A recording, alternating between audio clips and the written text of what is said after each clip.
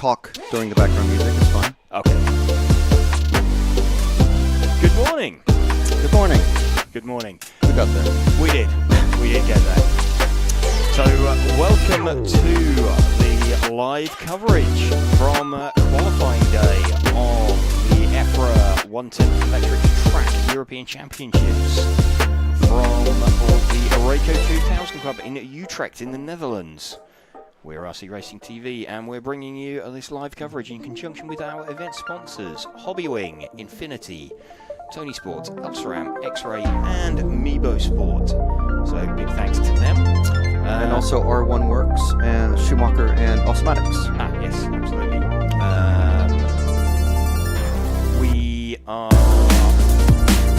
bringing you, or you're joining us partway through the coverage of practice. There's been a delay of 1 hour to the published time schedule. There was some overnight rain, so the track is was a little bit damp this morning. There's still a few patches out there where the driver's rostrum sort of casts a shadow over the track, not completely dry, but it's more a few damp patches rather than anything else. So going to bring you the end of practice, then we get into qualifying proper. So just about to see heat number 8 go out. So there's in the timetable there's 14 heats.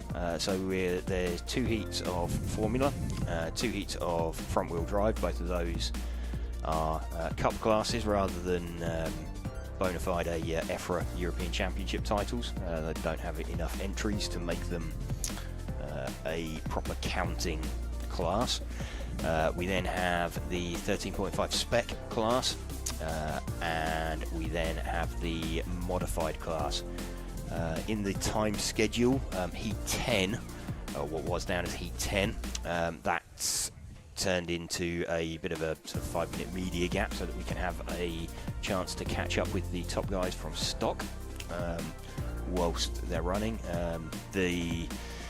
There's a few modified drivers not turned up, so it gave an opportunity for them to insert that in without interrupting the timetable. We are out there and running. These are 4-minute runs that these guys are doing in practice rather than 5, so this practice round ends up a little bit shorter, but it's just an opportunity for them all to see the track. See what is out there and getting clear. So results from yesterday. We had 1 round of qualifying yesterday. In the spec class, Max Mackler took the round 1 TQ from Ollie Boltink and Soren Sparbier. Adam Isay, who was the top seed, took the decision to sit out round number 1. There we go. That was the seeding.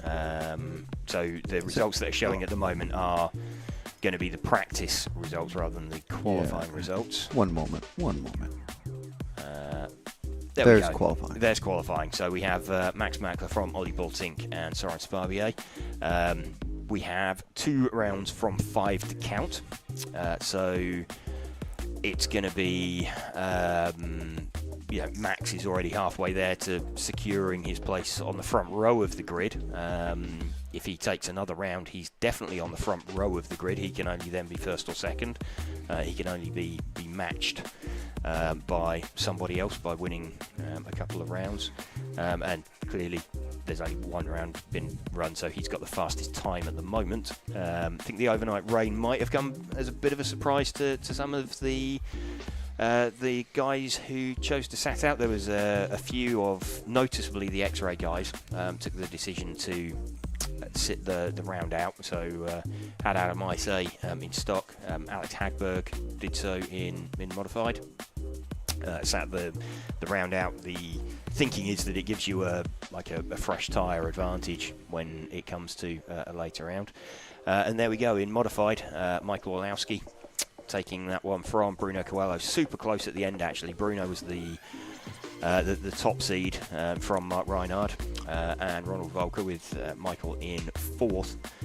And we had Michael managed to catch Ronald and get past him. We had an early mistake from Bruno, and he dropped behind Mark on the track. He did eventually make his way back past Mark and started to edge away from the field, but Michael was running in front on the split, so you can see super close between all of those.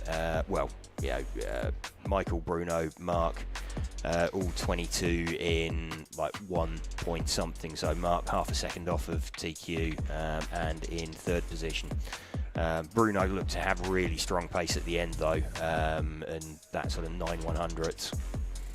And 4 different chassis manufacturers in the top 4 as well. Yes, absolutely, yes. And all 4 of them are broadcast partners with us this weekend. So there you go. Yeah. There's not much in between them at the minute. Well, Ronald's not, but... oh, yes, that's true.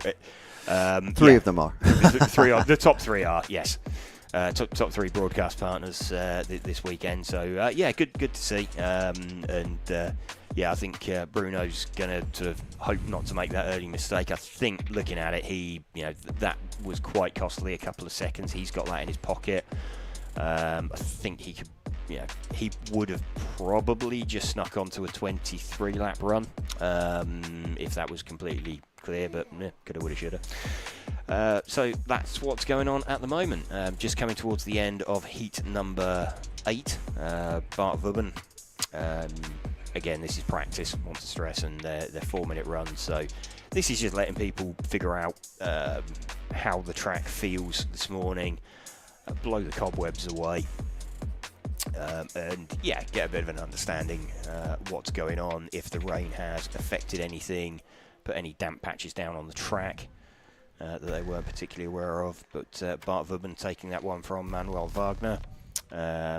The seeding on that obviously was in practice is done on your 3 fastest laps again that they're doing. So I think we're coming up on the fastest group of Spec. We are, yes. And then we're going to have a little bit of a break where we'll try to squeeze in the pit walk that we did yesterday. Well, you did, actually. Track walk, yes. We have a pit walk coming, but a track walk to play in after this next heat. Yes.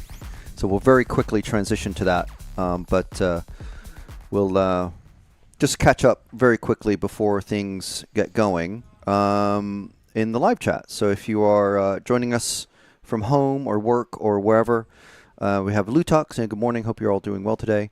Thank you very much. Model S Streco Racing TV, buenos dias, buenos dias. HNL RC crew, rain delay, yes, of course, Dutch weather and all. Phil Hoggart saying morning again, guys. Good luck to the Dutch racers. We like to say good luck to all of them. Let's see. I think Bas Ricken saying either is this in Utrecht or this is in Utrecht. Either way, you're correct. Yes. Dino DeMarco saying hello from Melbourne, Australia. Good day.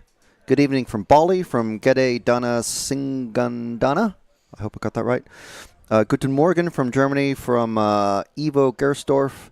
Any rain? Yes, we just explained that. HNL watching from Switzerland. And the background music has just gone off because we weren't really showing any racing. So Spec about to go out on track. Indeed, yep. So top heat of Spec. But just forming around on the line. Adam, I say, going to be first off from Max Mackler. So Adam running his sort of solid blue colour. That is his race paint. That's weird. That is his race paint, yes. He's never run anything else. No. And, that I've seen. Max running his choice for one colour, which is also very similar to Soren Sparbier. So you've got 3, they're kind of, Max and Soren are aqua turquoise, sort of. Yeah. They're more of a grey sort of colour. But let's run with Adam. Then, of course, Adam not doing the first round of qualifying yesterday. Yeah, interesting. He's still starting off at on the grass there. He's on the grass already. This is practice though, so it's not going to cost him anything. It is. So opens up, and Max in front of him now for the opening lap. So in fact, Ollie Boltink with the fastest opening lap. No, Lucas Albrock. So Adam now taking the opportunity to have a bit of a look at Max. We've got a few more sort of shadows being cast compared to yesterday. It's now, despite the overnight rain, it actually looks a little bit brighter out there. So we've got a few more shadows, certainly over the sort of right-hand side of the circuit. Max just opening up there for Adam and choosing to sit on his tail. Max knowing, obviously, that he's still in front of Adam on the split. With the clock starting differently. So let's see if we can find Ollie Bultink, the 5 car. He'll be an orange car, like a couple of cars back. So there we go. That is Ollie Bultink's car. He is currently leading from Max by about a tenth or 2/10, a quarter of a second, let's say.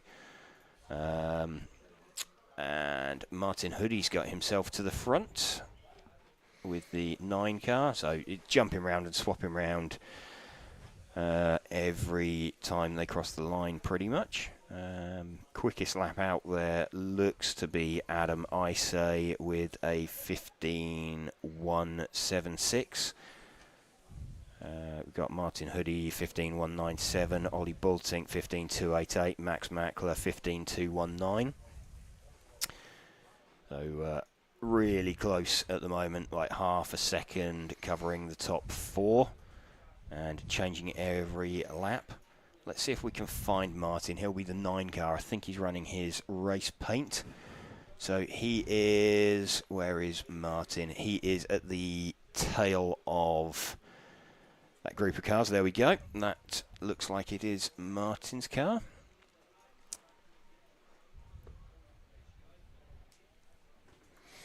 Martin running in second at the moment. So Ollie Bultink back to the front, Max down to third. You'll see Max jump up to the top of the order each time round, as he was the sort of second car off.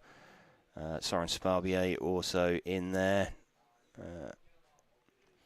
Martin now just sort of encountering a little bit of traffic, but still super, super close between a bunch of them. Let's see where Martin filters to. Martin is around a tenth off of Ollie Bultink at the moment. Max around half a second back. Of course, with in qualifying proper, the difference that you're going to see is Adam is going to have to start towards the back.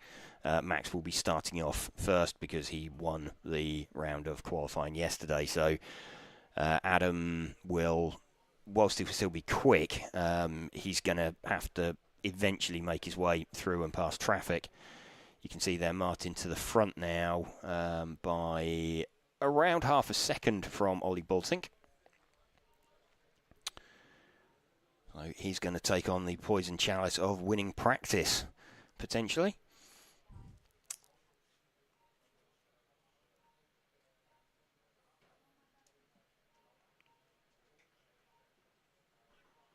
So Martin now to the top from Max by around 7/10.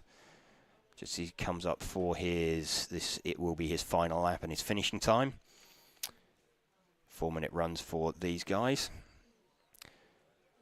So Martin Huddy taking the round of practice from Max Mackler and Ollie Bultink. By, about 6/10 in the end from Max.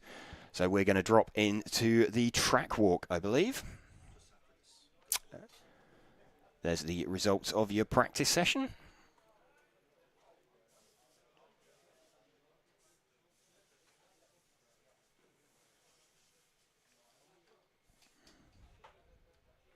Joining Gilles Groskamp, sort of local-ish driver, for a bit of a walk around the track here at the Roco 2000 track in Utrecht. So, done many laps around here? Well, actually, I did a lot of laps with the nitro car, but not so much with the electric car. Okay, but well, yeah. let's start off from the start line. The buzz is gone, so we've got some experience of this already. So heading down towards the... Well, it's not a straight, is it? No, it's a sweeping sweeping turn. So we're trying to keep a little bit away from the looks of it from the apex. Exactly. You don't want to be on the curb here, because if you hit you can see if you touch the grass or the curb, you will fly into the wall. So you kind of try to go quite safe here. So you're like a half a meter off the line, of the white line. But yeah, this corner is very strange because it's straight, but it's not straight. Yeah. And it's very difficult to get the right speedo set up here, because you want to have, of course, top speed, but you don't want to have to kick in the turbo too quickly, because it's very fast around here, and you still have to steer the car. So I guess you want the power quite consistent as you come through this corner. You don't want the car boosting in modified class exactly when you've got any lock applied. On the wrong moment in this corner. Yeah. Okay, so heading out of here then, looks like a bit of a sort of wider line that people have been taking down here, sort of drifting out a little bit wider than you would think, maybe to square off the exit a little bit. Because it looks like a tight corner, and it's a 90-degree corner, but it's actually quite fast. The cars are going pretty fast here. Of course, you brake a little bit, or you kind of let off the throttle, and you kind of with a with a drag brake you kind of steer and you go again. So it's quite a fast corner, and the bumps are here already. You can see the color of the asphalt is a bit different, so those are the bumps, and you can really feel that the car is bottoming out a lot here. So you have to be also careful. If you steer too much, the car will come like the rear of the chassis will touch, and yeah, the car can unsettle a bit. We have been seeing some pretty epic sparks from a few cars as well. Exactly, I don't know if you've noticed in the like Michael's car particularly. Yes. As it came around, we couldn't get it on the stream because it was right under the camera, but you could see massive sparks from his car. Yeah, because you want to have the maximum grip, so you want to go as low as possible. But on the other hand, you have to think about the bumps here. So so the next corner, and again left-hander, you don't want to touch the curb here also, and you can really try to get the corner speed up here. It's a tight corner, but it's big here, so it's still quite it's kind of fast. The car is going fast here. You also have to be careful for the bump also here. Okay, and then fairly straight line for the next corner. Yeah, it's a fairly straight line, but this is of course a very important corner to get the corner speed up and to get the right acceleration to all the way to the end of the track, because this is a quite a difficult corner, and I experienced already in the qualifying. The car in the beginning is kind of loose here. It's kind of difficult because it's it has a lot of steering. So you have to really make the correct line, and the exit is very, very important to go up there. Okay, and this is sort of relatively easy, straight line, but then the approach to the next one, I guess it's it looks easy. it looks easy. I think it's the straight part's easy. It's the judging the way to brake and turn in for the hairpin. If you see if you see the rostrum there, you are driving away from you. So the braking point here is quite difficult to judge. Here you have to drive a bit wider line, because the curbs are too high here, and you can't really go in too tight. But yeah, if you go too wide, you have a lot of dust here, so you still have to have the perfect line here. Okay, and the banking helps you turn. Yeah, that banking helps the car turn a lot, and honestly, you can see it also. A lot of cars are kind of not so stable here, because you have a lot of steering here, so the car wants to turn, and you kind of end up too much on the curb here, and it's also dusty here. Okay. So you really have to try like mid corner. You want to flow the car a bit out instead of keeping it too much inside. Yeah. The presentation of all countries. Okay, and I guess then this not quite a straight line. It's there's a little bit of a hook. It's again you're standing right there, so the car comes straight to you. It feels like you can go straight, but you actually can't. So you try to steer just a tiny little bit, and be as close to the curb here. You can't really touch the curb again. It's too rough, too high here. But yeah, and then of course the braking point is really important for the next corner. So you try to go as straight as possible, and again here also the right braking point is quite difficult to find. I guess because that's coming towards you again. Yes. You really struggle to get that. I've seen a few people running a little bit deep into here, and then that sort of you over tighten the exit, and it costs you speed. Yes. especially so in the stock classes. Then we're heading down towards the end of the lap. So this is, it's kind of looked more like a double apex left-hander with one continuous curve rather than two separate corners. Yeah, and it's a very hard corner because I don't know if you saw in Q1 I kind of rolled the car here because you have a lot of steering and it's very, very bumpy here. So if you steer at the wrong time, the car jumps and you steer and the car I guess flips. you land on a high bite part of the Exactly. tyre and So it just goes over. So it's really even the fast guys. Sometimes you just flip and you have no idea what happened because it's very bumpy. So you want to be very wide here, not too much close to the curb, but you have to steer minimum. You have to have a minimum steering lock here. Okay, and well, just as the opening ceremony's about to get going, Yes. We come around the last corner, and then this is really just carry as much speed as possible, I guess, out exactly. onto the straight. Yeah, you don't want to be too wide because of the dust, but yeah, you can be quite tight on the curb here or on the white line, but yeah, you wanna really try to keep as much speed as possible to use all your power you have. Okay, and then back round, cross the line, and that's a lap Yes. of Rayco 2000 here in Utrecht. Yes. Excellent, thank you. You're welcome.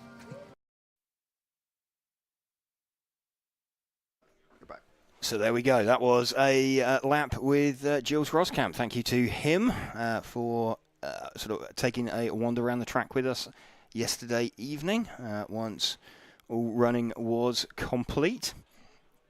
So heat number 11 has just been out. Looks like they sort of skipped heat 10 straight away because there are no cars in it. So they just sort of chopped that one straight out the timetable. Believe they're going to leave that one in. It's certainly in the time schedule for qualifying proper, and we'll be using that time to try and catch up with TQ driver from the stock class. We need to be keeping an eye on these guys out on track at the moment.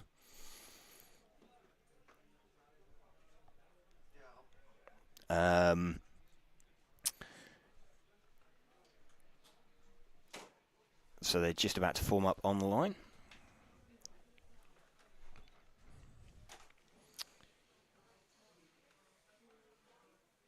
Going to have Martin Wouters leading away from Matti Knopp, Harley Eldridge, Oliver Havranak, Lorenzo Van Leeuwen, Dai Sakaguchi, Peter Ender, Robert Krenz, and Jose Pereira.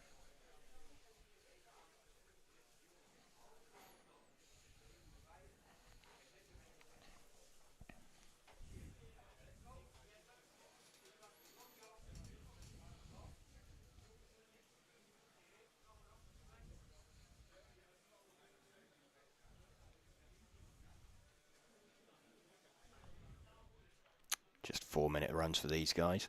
Again, welcome to you if you are just joining us here for qualifying day for the EFRA 1/10 Track European Championships for 2025 from the Rayco 2000 Club, Utrecht in the Netherlands.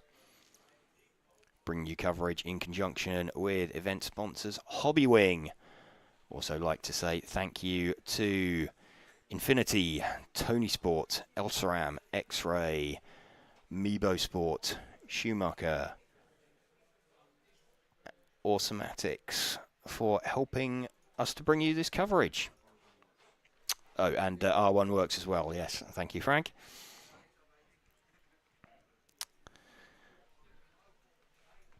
Practice underway. We are running with the car at the moment of let's just have a look as they come down the short chute.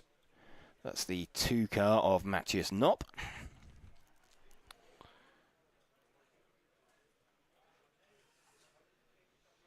Being followed by Harley Eldridge.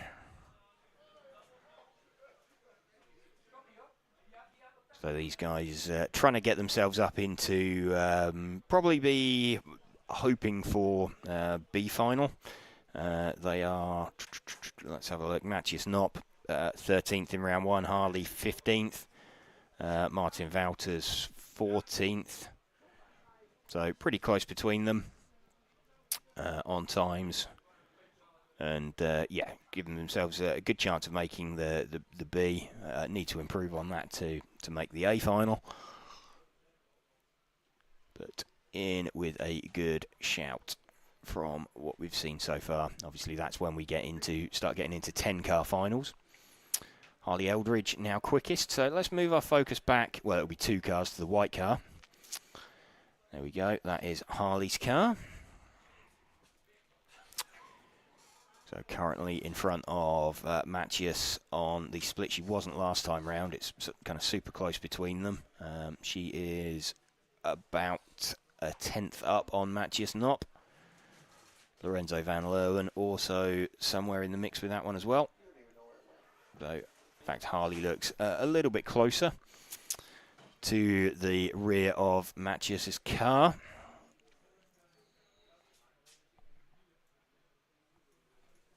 Making our way past the 8 car of Robert Krenz.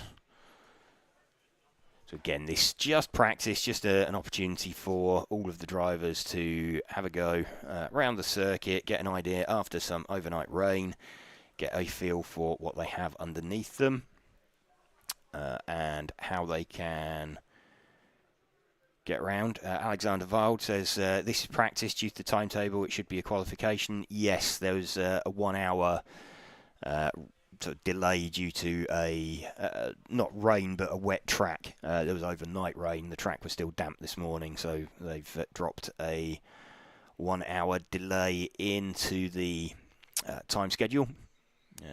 So yeah, offset everything. So qualifying practice, they're calling this one.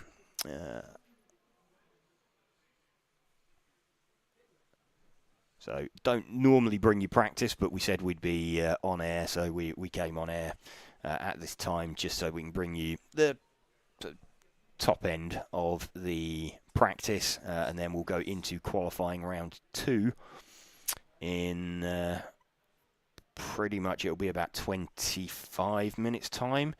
That one should be starting, maybe a bit less than that.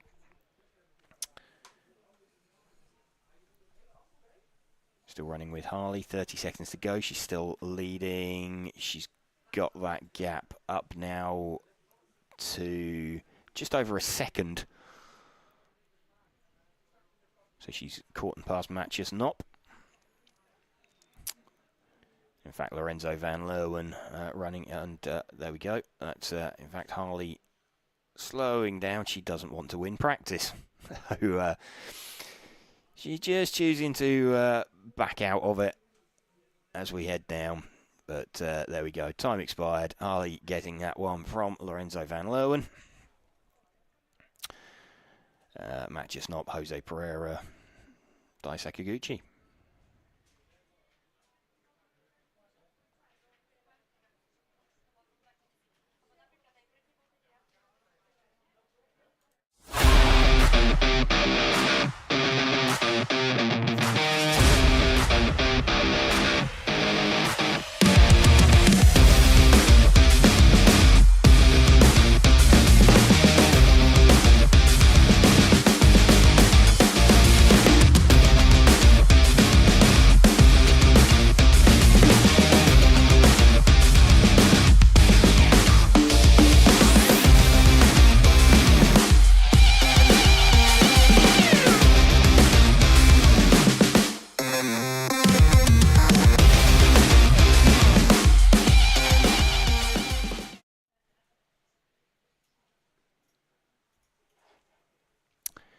Heat 13 of 14, getting set to run.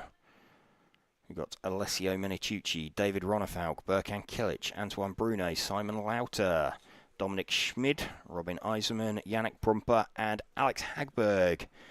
Just managing to sneak in to this heat.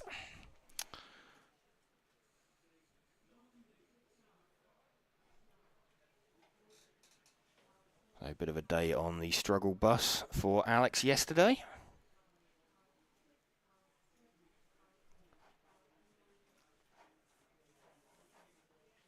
You also see Simon Lauter up there on the far right-hand side of the driver's rostrum.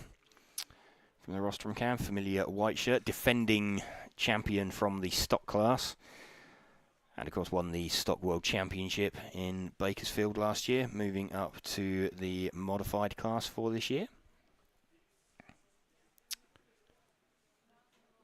Alessio Menacciucci going to lead away with his Infinity, a switch of chassis sponsor for him for this year.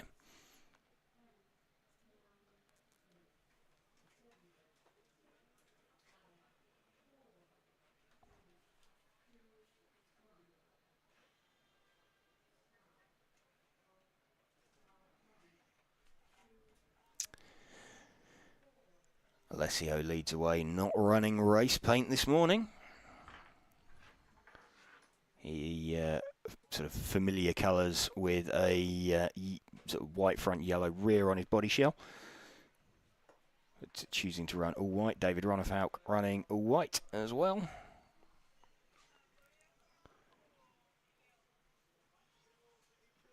And then we have got Berkan Kilic and Antoine Brunet.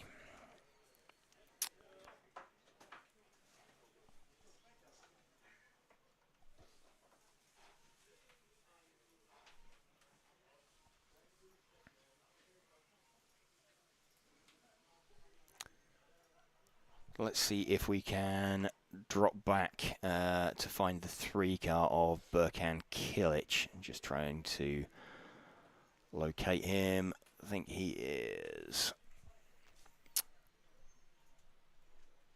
running. He's just about to come out onto the main straight now. The predominantly white car with, there we go, that's Berkan's car. So running in second position currently, about 6/10 off of the lead.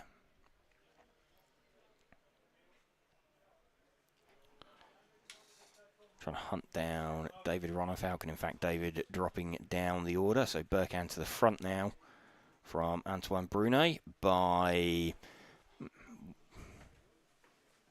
about half a tenth. Pretty close out there. Again, want to stress that this is practice. We've got one more heat of the modified class, top heat, and then we go into the Formula class.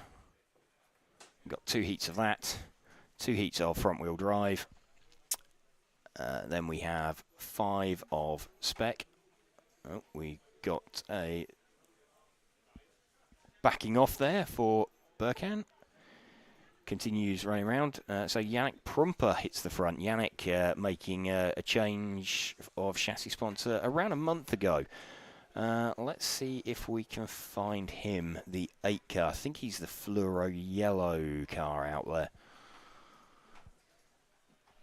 We'll try and confirm that. That is the 8 car indeed. So let's see, as Yannick comes round, crosses the line, he is, what's he, just behind David by about a tenth. Got just over a minute remaining.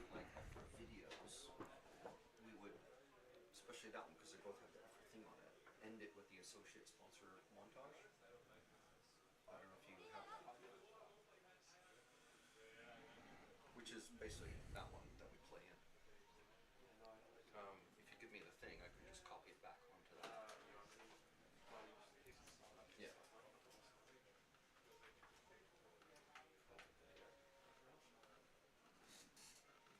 Antoine Brunet back to the front. Let's have a look. Yannick now back to the front again by about 1.7 seconds. We've got 30 seconds left.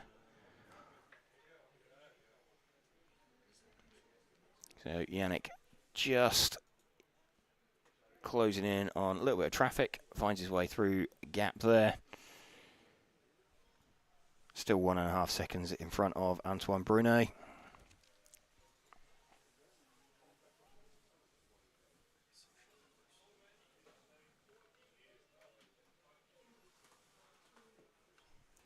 Coming into finishing times now, hearing people being called as having finished.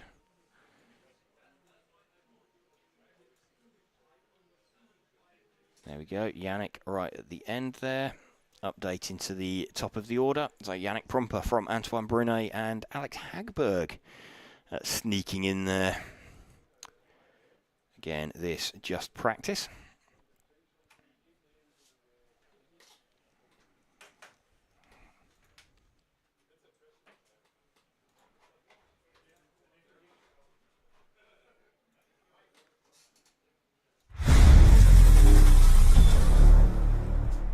If you're looking for tools, setup tools and other interesting things to keep your pit table organized, check out the MR33 range of products, the world champion RC equipment.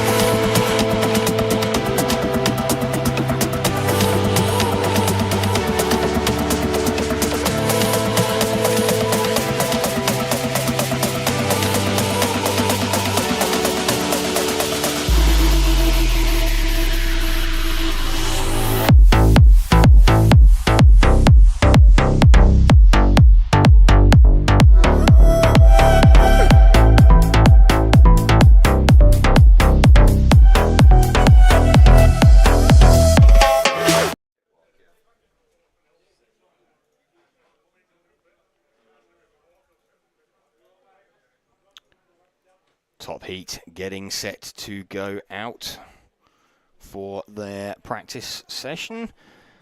Last practice session of the day. After this we go into the remainder of qualifying. So we had one round of qualifying yesterday. Michael Olowski taking that one in the modified class from Bruno Coelho and Mark Reinhard, with Ronald Volker in fourth.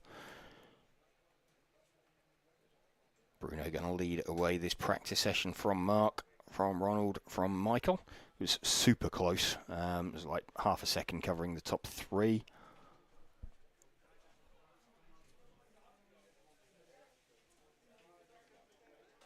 Just getting set. First opportunity for the drivers, just to get a feel for what they've got underneath them for the rest of the day. Track should be nice and clean now. There goes Bruno. Mark running race paint. Bruno running a plain white body shell with red decal, so we'll run with him at the start of this one. Just spotted out the corner of my eye, a bit of an over rotation from Mark on lap one, so that's going to have opened up the gap a little bit. Michael Olowski with the quickest opening lap.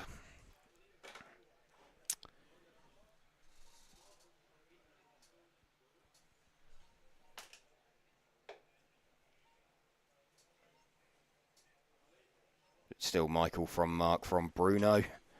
Let's see if we can move back and find Michael then. He is the all blue coloured car, so he is currently following Ronald. There we go. So operating in front of him on the split. Still super close between everybody at the moment.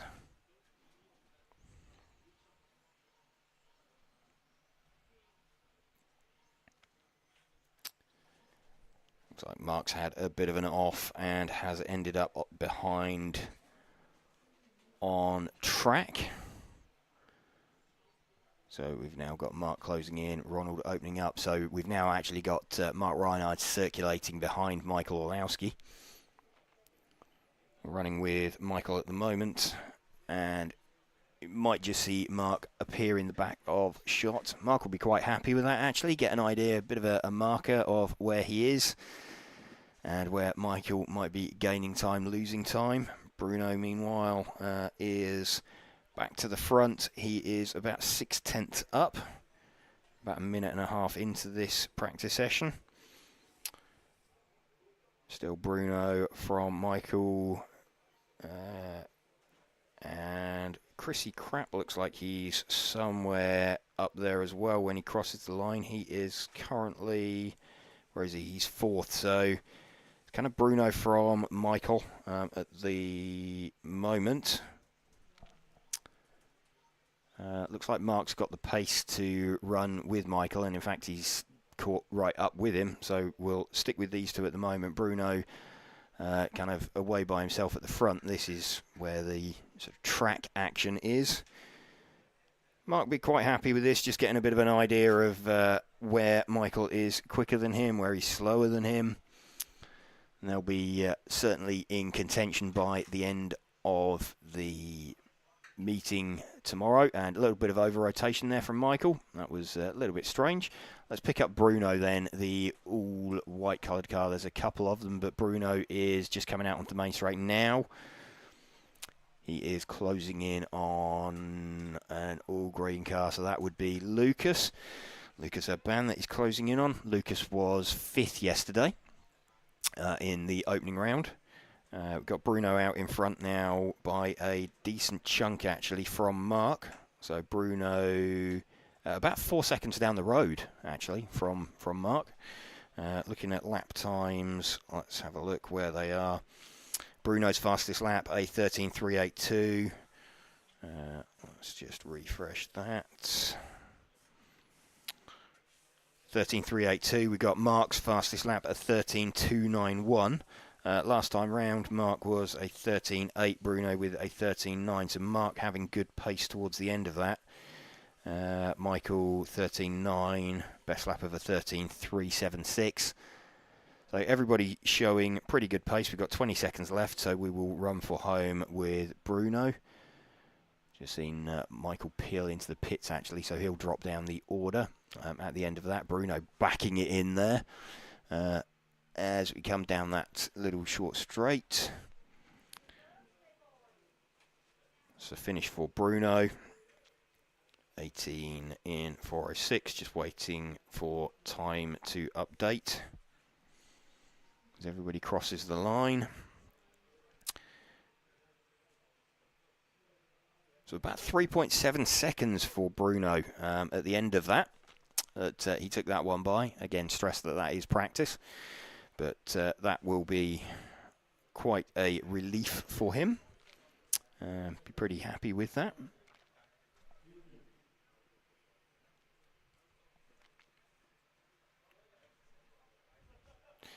There we go, Bruno taking that round of practice from Mark.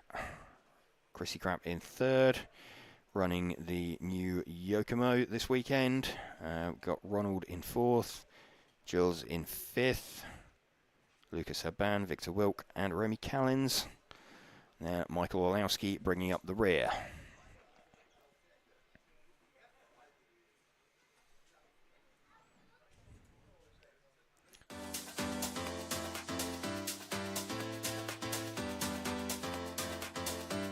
Makes an error. Marcus Carrup is through. No, it's a four-way battle. Evans on the inside. He's got him. I love RCTV News. There's RC in the background. We're here. Hi, everybody.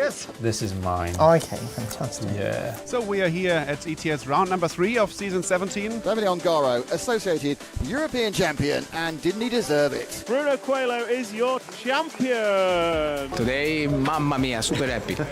It's like a real now. It's like a real.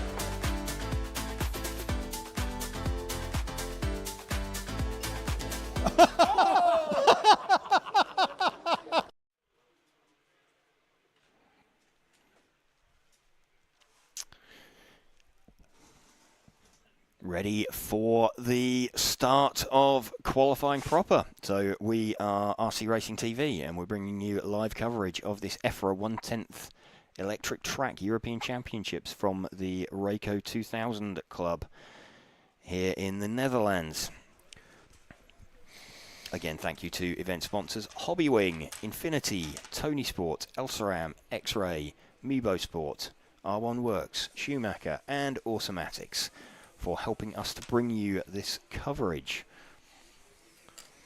So we are now here all day. We're going to be on till about 7 p.m. Central European time when qualifying will commence. If you're just joining us thinking that qualifying should be well underway by now, you are correct. There was a 1 hour delay put in due to some overnight rain. So that wasn't raining when we got here this morning. The track was still damp.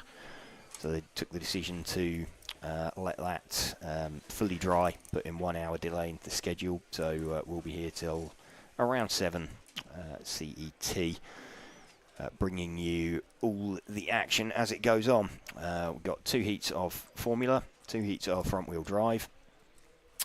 Both those classes running as sort of European Cups rather than bona fide EFRA European Championships. Then we've got 5 heats of Spec, and we've got 4 heats of Modified. Would be expecting to see guys forming up out on the track at the moment. I think they've changed the schedule again, very slightly. It's not published if it is. Yeah. They've not updated the timetable on... No. So there was going to be a 5-minute break before 4 heats of mod, but maybe they run the practice and then they're doing the full schedule change or whatever, because there was a team manager meeting this morning. Yes. So that had to be all approved then. I did speak... Or at least told to the team managers. I wasn't made aware of any... I did speak to a couple of guys in the pits, right. and there wasn't any sort of so, changes. We're just clarifying that we're as confused presently as you are, dear viewers. So we're trying to figure... There's no one out on track. There's no one on the rostrum. There's no one in the pits. So we would expect, even if we weren't showing it on moving camera, we would expect right now for there to be the first round... or the second round of qualifying for the first heat, the first group of Formula One, but they're not out there. Yes. So we'll find out eventually. Maybe now's a good time to play the track walk again. We can have the track walk again. Possibly, yeah. Well, we worst case if it starts now, we'll miss the first heat of Formula, yeah. but there's still plenty of time to catch up with that action later on in the day. We can. I mean. Well, maybe like scuttlebutt in the pits. Maybe we can get some pit scuttlebutt from James Stewart. What's the word in the pits? Well, a lot of people finding the conditions quite difficult out there. It's the layout of the track is quite strange because it's kind of where the rostrum is, it's triangular. Yeah.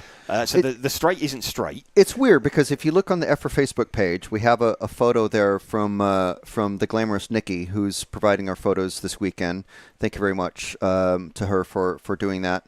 But the cover image on the EFRA Facebook page shows what looks like it's like one of those fisheye lenses where, or panoramic, where it's a straight that goes in front of the rostrum, but it's all curved away from you. But that's almost what it looks like from the rostrum. Yes. Like as at normal view. Because the straight is not straight. There's an apex or two on the straight. There's curbs on the straight. There's a wall on the straight. So it's the not straight. But I think that's kind of a neat thing. It's some drivers don't like it because they're like, well, it's not square and it's not a straight. But it's it makes the track unique at least. Yeah. Like Halifax where we were last week. For the EFRA Euros, that's got a big bank corner at one end of it. Well, this has a bank corner at the far end, and it's different. Speaking to a few guys that have raced at Halifax, and they're saying the sort of short chute that goes away from you up towards the Infinity banner, where we have where we have sort of one of the fixed cameras up in that location. It's almost the reverse of the end of the straight at Halifax. It's a left rather than a right. Exactly. But it's still a bank corner, and it still actually feels quite similar to drive. But you can't go too low on it because then you come up on the curbing, which is cambered the opposite direction. Yes. And, you have to be Gilles very said careful. That when you actually walk round there, there's quite a pronounced divot in between the curbing and the track. Yeah. The other difficulty is you're driving away from you there, so this isn't in your peripheral vision. So sort of left to right, you're driving dead away from you. So you're trying to post your car through a letterbox, basically. Is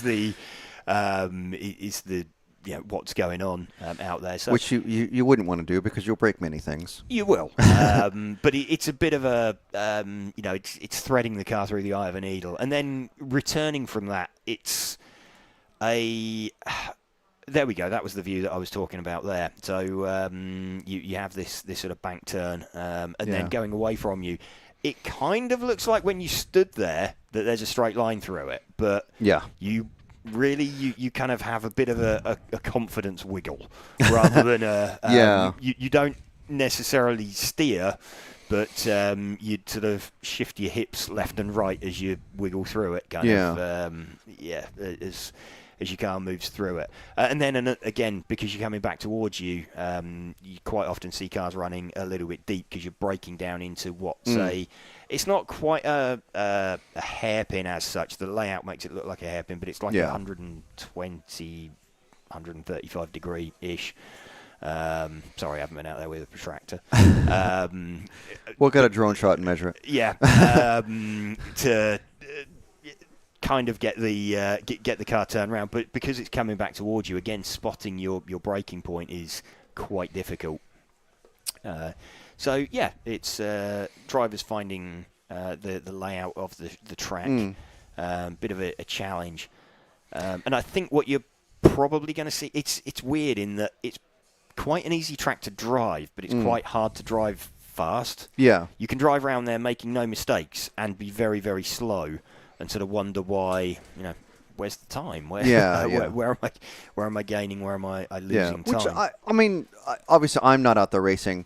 I don't race at the top, 1%, 0.5% level that the our favorite drivers do. But if it's difficult, it's difficult for everybody. That's just it's a racetrack. It's not just a wide open course. So it's a challenge, which is good, and we should promote hopefully good racing.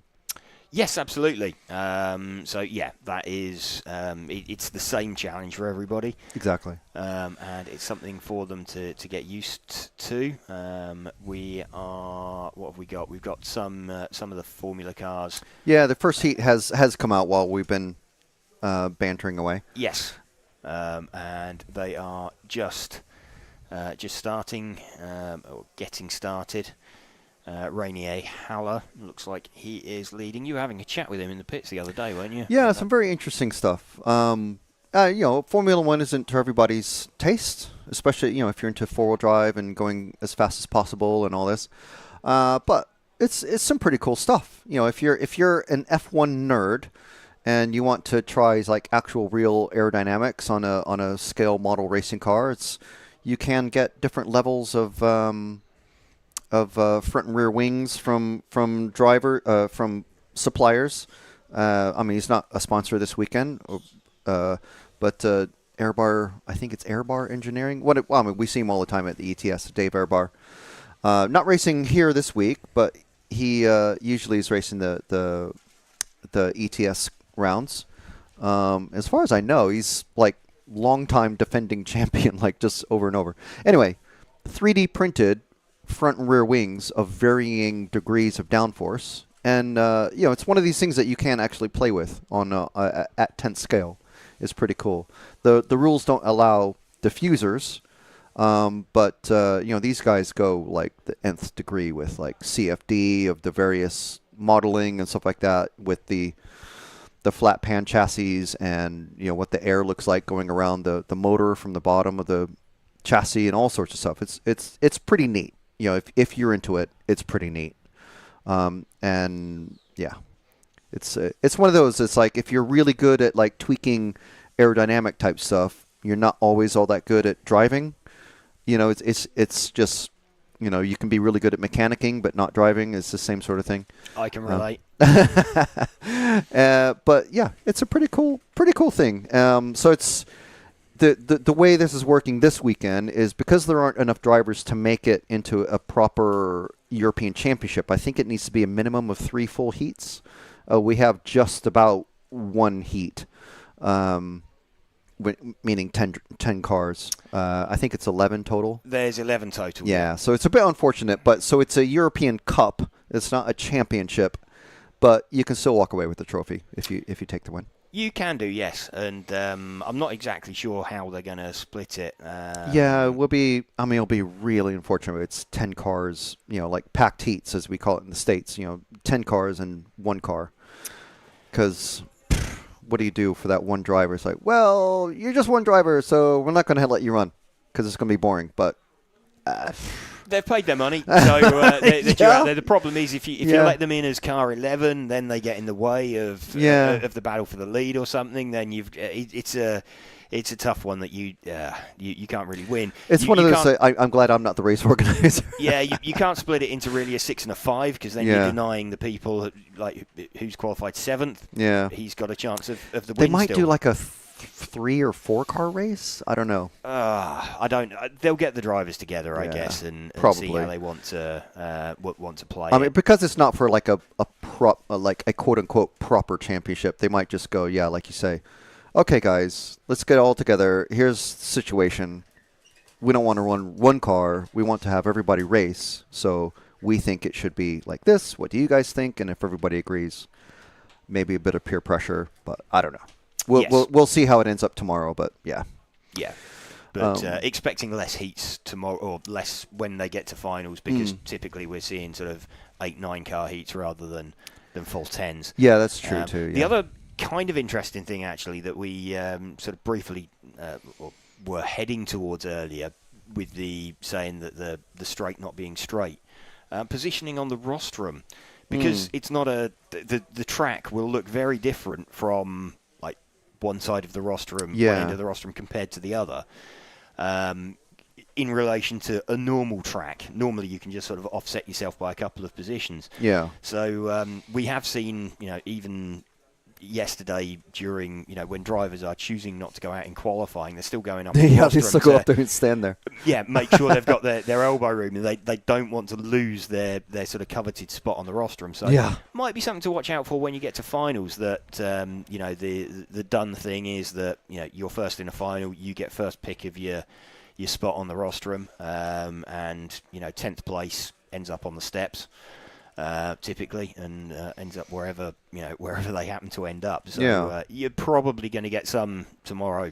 Some people saying, "It feels like I've not driven on this track all weekend." Yeah. When they go up there, it can make a big difference. Like what you get up to. Absolutely. Rainier Haller getting that one out there from Paul Sane and Giano de Svart. I'm sure you'll practice out those names a bit more. Yes, over the course of the weekend. Yes, apologies for anybody whose name I'm managing to mangle. The only one I can think of at the moment is Sparbier. Soren, it's just Sparbier because he's German. Sparbier. Yeah. Sparbier. So beer, not beer. Yeah. Okay. There'll be plenty. Yeah. So, there will be plenty over the course of the weekend. No doubt on that one. That we'll manage to make a huge mess of that. No problem. So let's hear from one of our broadcast partners this weekend. There's the running order or runners and riders for the next group about to go out, but we'll hear. There's still plenty of time for them to do their warm-up lap. So we'll just hear from one of our sponsors.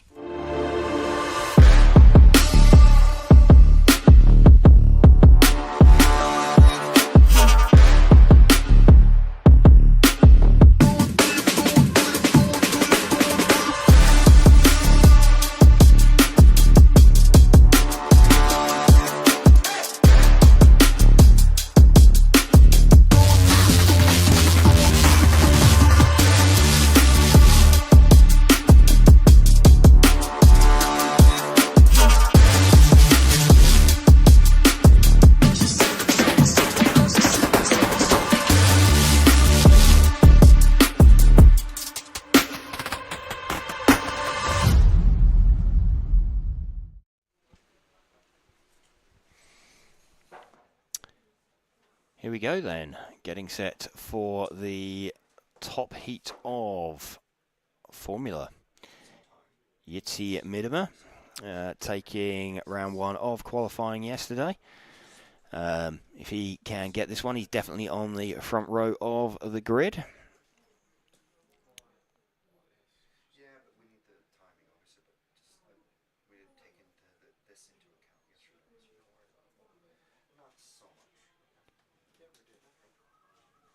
Cars being called off of the start. So Jitsi Miedema leading away from Jacques Lieber.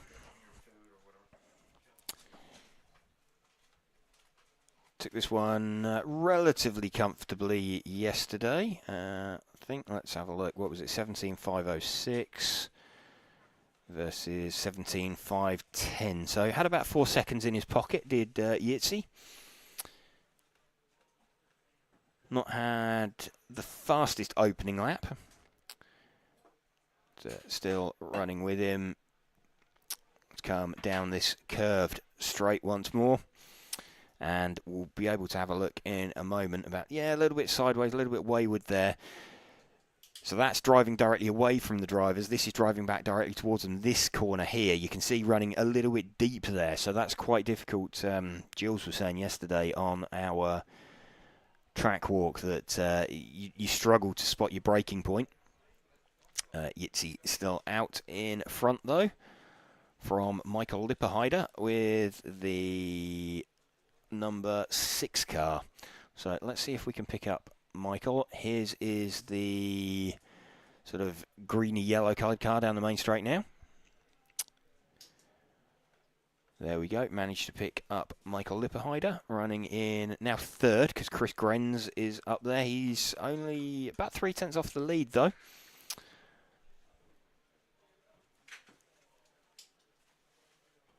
So Michael, as he crosses the line, is dropping back very slightly. Yitzi now starting to pull away at the front of the field a little bit. Chris Grenz kind of going with him. In fact, Chris Grenz back to, or is up to the front now. So let's see if we can find Chris. He is the number 2 car. He's going down the short chute towards the Infinity banner now. Around the banking. There we go, the green coloured car. That's him. So Yitzi moves to the front, and then as Chris Grenz comes across the line,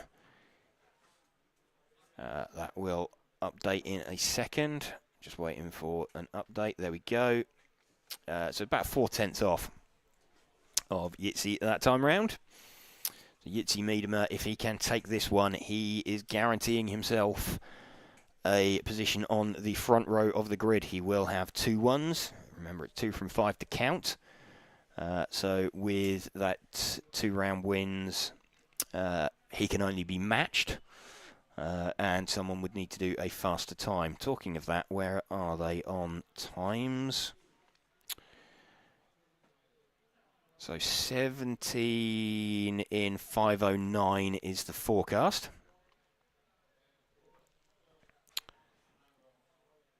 And times from yesterday, what did we say? 17.506.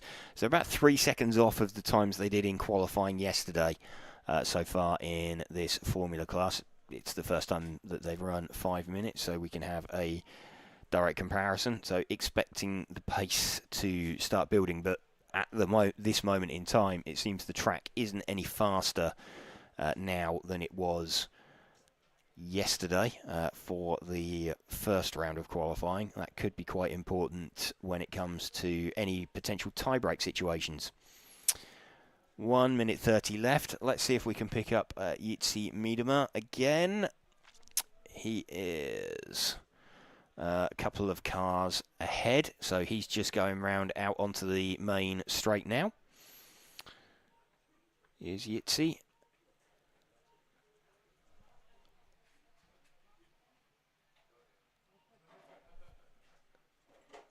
Still running with Chris Grenz at the moment. Let's see, Yitzi just comes round out onto the main straight one more time.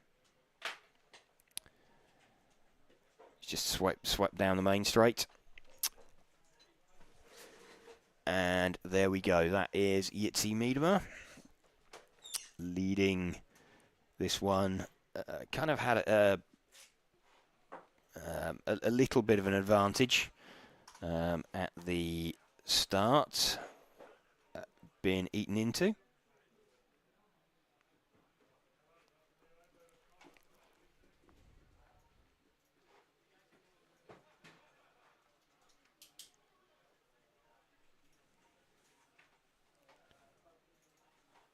Yitzi now closing in on Michael Lipperheider to put a lap into him.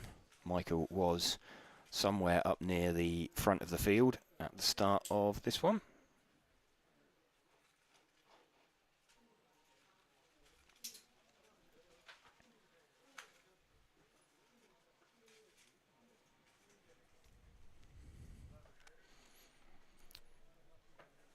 Time's expired, so Jitsi Miedema taking that one. So he has locked himself into the A main.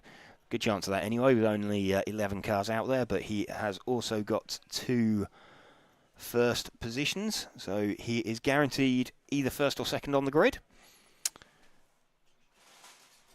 Front wheel drive set to come next. Jitsi Miedema taking that one from Chris Grenz. I'm going to have a look at front wheel drive next. Stefan Schultz taking it overall from Robin van Gogh. Robin was the top seed, but seemed to lose a little bit of pace yesterday over the course of a 5-minute run. So it'd be interesting to see if he's feeling like he's got that sorted.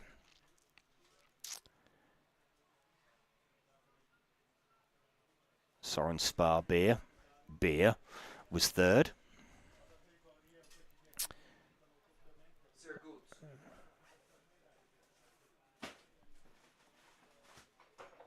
Got a couple of drivers from this that made it into the top 10 yesterday. So Winston Sneggio and Robert van der Wolf managed to put themselves into the top 10. We've got 18 drivers in this class running out there, so they will be looking to get themselves into the A final. Again, welcome to you if you are just joining us. Just some chat about the timetable. Yes, there was a 1-hour delay into it, so we're just starting out qualifying round 2.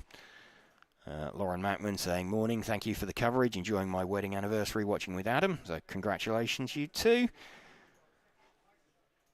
Good to see you joining us. Winston Sneggio going to lead this one away.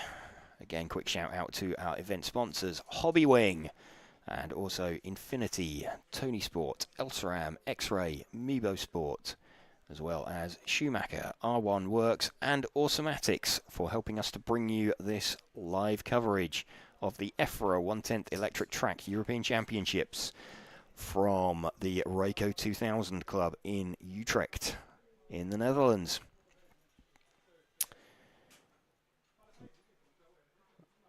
Winston Sneggio going to lead away.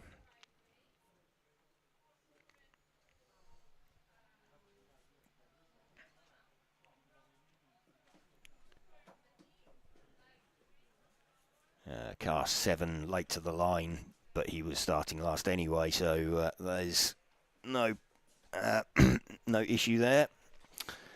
Like asking car 10 to start at the back.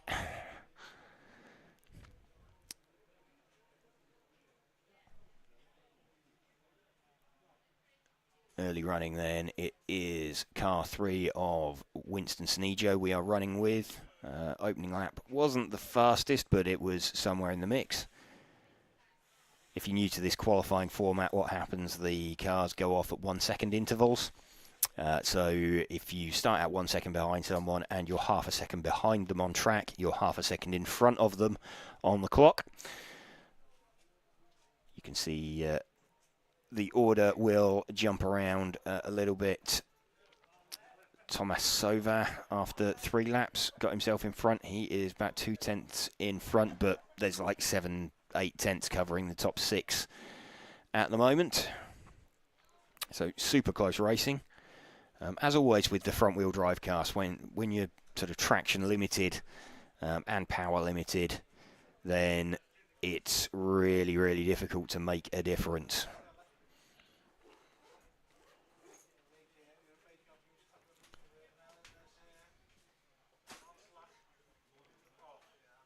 Edwin Kvarnstrom leading this one with the 2 car.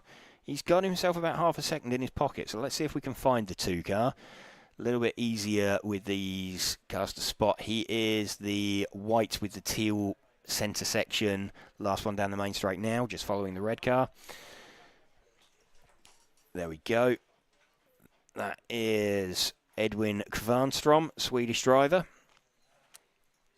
Fastest lap, 18.6. He's the only driver. No, tell a lie. Oliver Heiser has also done an 18.6 as well. Edwin is the fastest lap out there, though. And his last lap round in 18.7 as well. So he is making some good progress up and past people. Edwin was, let's have a look, he was 10th in round yesterday. So he'll be looking to, every place is going to count here. So if he can, a 10th is going to be a little bit dodgy with, a couple of 10th places. It's okay. It's a decent opener, but to make the A main, he'll be looking for some sort of 6s and 7s, I think, in order to do that. So there we go. Winston Sanijo does the nice thing, opens up for Edwin and gives him some space. You'll kind of be looking for 6s and 7s really in round to make it. Ideally, 10th is a good start. It's a good opener, and you can build from that. So if he gets somewhere in the top 10 in this round, then he can look to drop. He can work with that. He can, then bank the 7th or 8th, whatever he ends up with, and seek to try and drop the 10 then in the remaining 3 rounds. So good to get a couple of bankers in your pocket. 1.5 minutes left.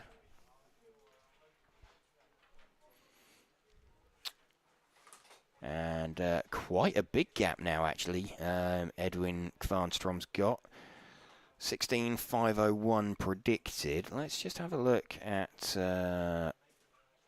where we were.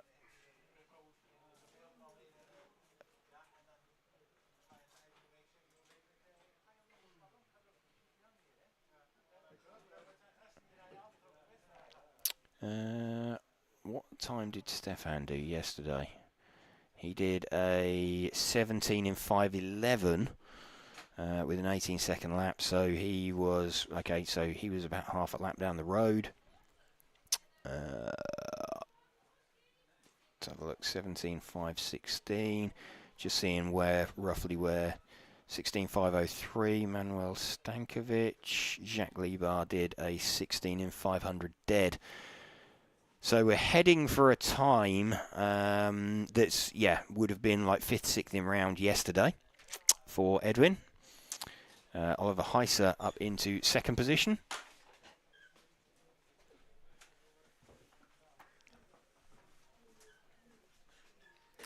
Edwin Kvarnstrom taking that one.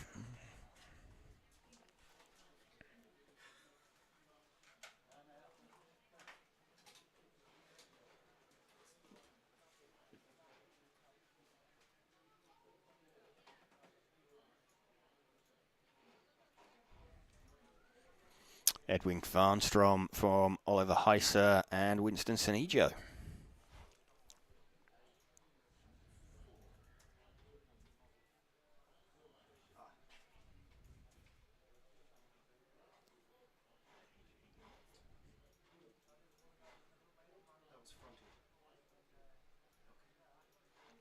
Top heat of front-wheel drive coming next.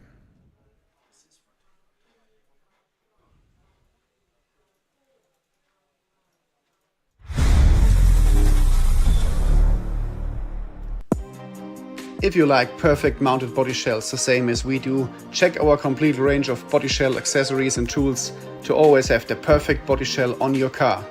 Choose MR33 and use the world champion RC equipment.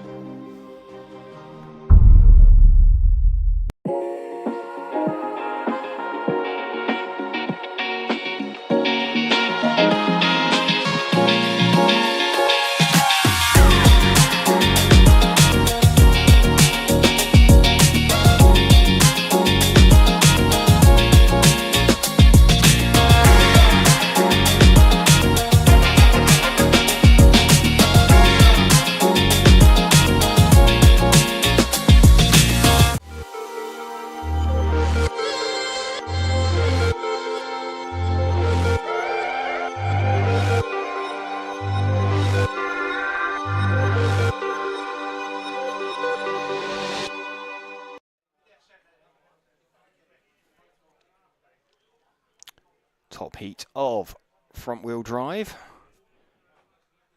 just heading out to the start line. Going to see what we can manage out here. Stefan Schultz and Robin van Gogh looking like the class of the field. Robin was the top seed yesterday, but Stefan appearing quicker over a 5-minute run. Defending champion Frederick Hovgaard struggling a little bit. Ending up just making the top heat, actually. Stefan Schultz leading away. No.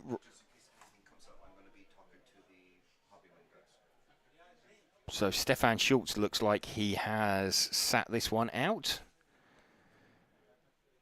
Robin van Gogh we are running with at the moment. So Stefan choosing to sit this one out. Interesting. Okay, so again trying to give himself a bit of a tyre offset. Robin van Gogh then from Jacques Liebach. It's going to be a brave move from Stefan, and you know, potentially handing Robin a round win on a plate. Let's have a look and see as it updates. Timing updates, where are we?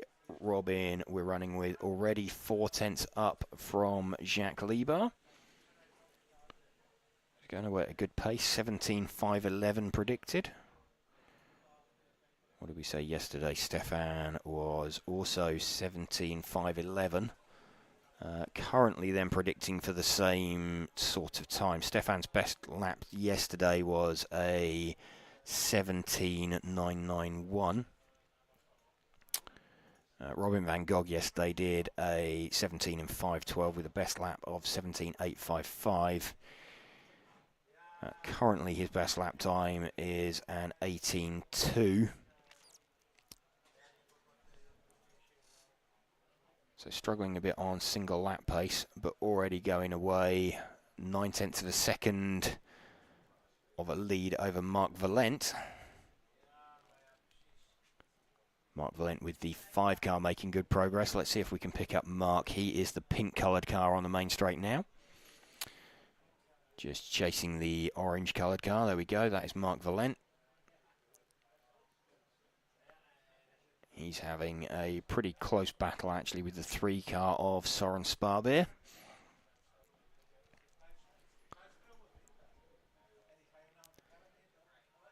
So we'll keep an eye on where Robin is out in front. He is going away quite nicely at the moment. His predicted time 17.513. So looking a little bit slower than the times they managed yesterday.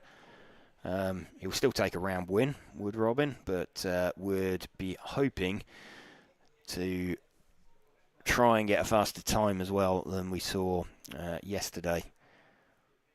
So times potentially going to be important as we get into any kind of tie breaks. Just seen Soren actually on his roof.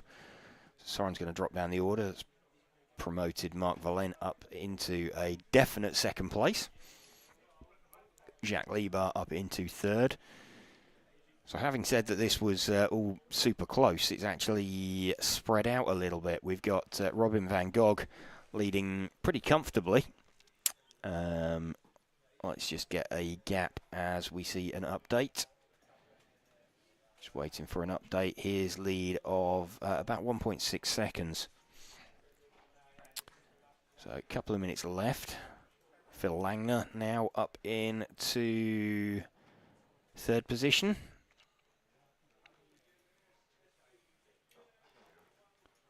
Robin van Gogh, though, going away nicely at the front. Let's see if we can pick him up again. He's down the main straight now. There we go. That is Robin van Gogh. So led from pretty much the start. I think he lost position on the opening lap, but not the track position.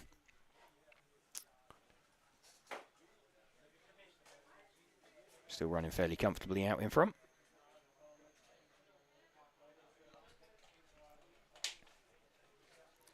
Just just 1 minute now to bring it home. Predicted time 17:5:14.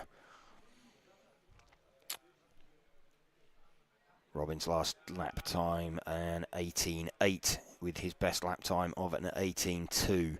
So not getting down into the 17s like they were yesterday. So slightly cleaner run with less drop-off that he's seeing in pace, but not the absolute pace that they had. And he's going to go a couple of seconds slower, I think, than he managed yesterday. Just keeping an eye as well on what is likely to happen with Edwin Kvarnstrom and his heat time from the previous heat. I think he's heading for something like a 6th in round, I think, quite possibly. So that would be some good points to bank. Robin van Gogh, though, just finishing. And there we go, 17 in 5:14, so around 3 seconds slower than he managed yesterday. But he has taken the round win from Mark Valent, Phil Langner, Jacques Liebar, Frederik Hovgaard. And then you can see the other guys not finishing the run. So let's see what that's done to the overall.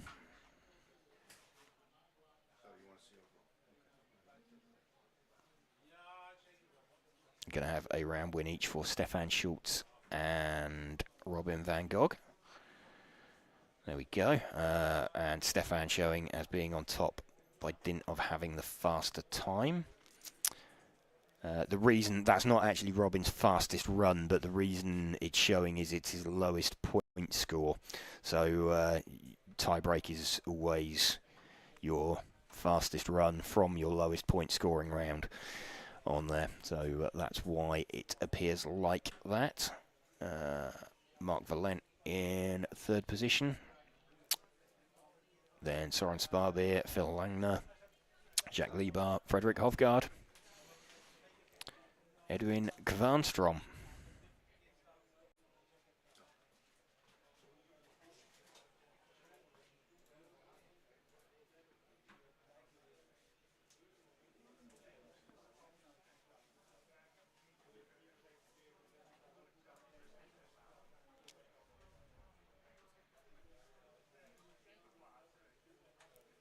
First heat of Spec now out there on track.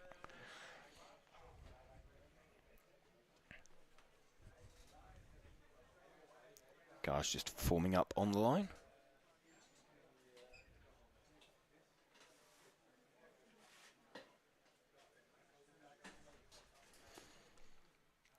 Davy Van Gil's going to lead this one away then from Philip Lischke, Johan Bukowski, Leo Dupex, Kent Bertilsson, Ron Van Bergen. I think Lucas Jager not out on track, or his transponder hasn't registered. So he seems to have not started. Jager has bombed out early.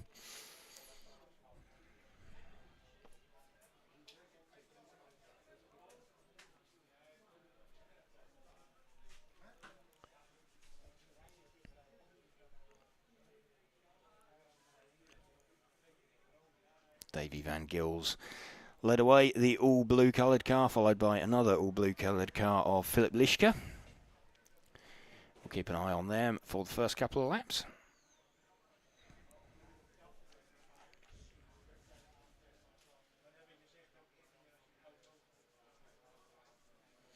A little bit deep again into that sort of 135-degree corner.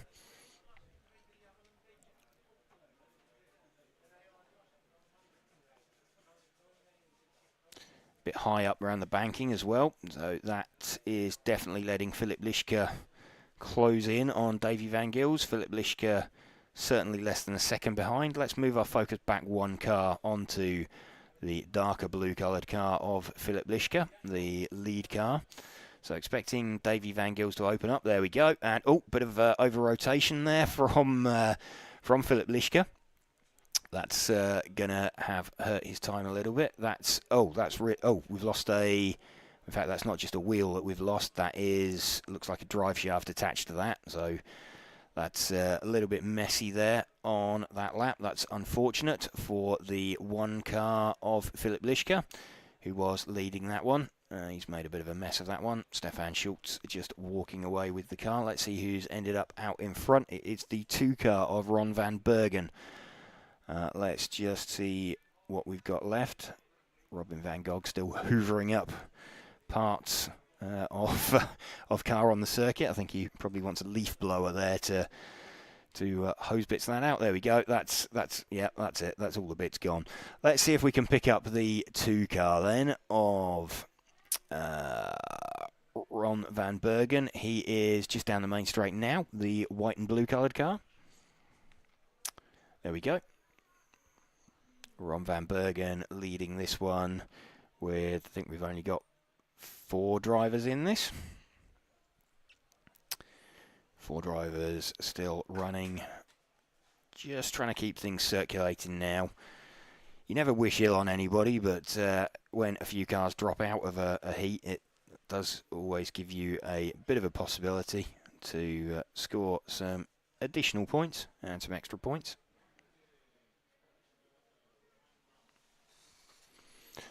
Ron van Bergen leading this one by, what is it, about 2.6 seconds from Leo Dupex.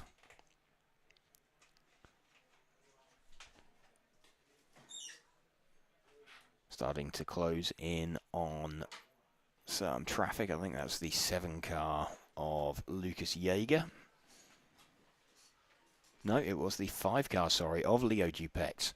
So Ron van Bergen going away quite nicely, catching and passing traffic out there. He's got a fairly big gap in front of him now with 2 minutes left. A little bit scrappy this lap. Let's have a look. Last time round he was a 16.9. Leo also with a 16.9. Best lap for Ron is a 16.1. Philipp Lischka had the overall fastest lap of the run with a 15.899. I don't think we're going to see anybody going much faster over a single lap at this stage in the run. Certainly in the stock class, once you get to this stage in the run, you're lacking a little bit in voltage. You're always running a little bit slower than you could potentially do at the beginning of the run. But Ron van Bergen looking to bring this one home. So it's a difficult thing when you're like this far in front as well, because he's what now, 5.2 seconds in front. But he's not just racing the guys in this heat. If he was, you'd just be able to cruise it to the end. But he is on the clock against everybody running in this class. So he's going to be trying to maximise his advantage. And that orange car out there, very, very generous in getting out of the way. And costing himself, you know, a couple of seconds really. So in the overall classification, that could be quite costly. Of course, you need to be courteous, but you don't have to dive out of the way a couple of corners before they arrive with you. Just coming up towards finishing times for Ron van Bergen. He is now some sort of 6.3 seconds in the lead. He's made the extra lap as well, so he is on his 19th lap. Everybody else stuck on an 18. Now this is the time not to crash. He makes it round, sweeps across the line, and that is Ron van Bergen complete. Looks like they're still looking for parts of car at the bottom of the rostrum there. Ron van Bergen taking that one from Leo Dupex, Kent Bertelsen and Lucas Jager. Retirements for Johan Bukowski, Davy van Gils and the unfortunate Philipp Lischka, who got caught up with some traffic. Robin still patrolling the track down there, looking for parts. Looks like that might have been quite an epic accident.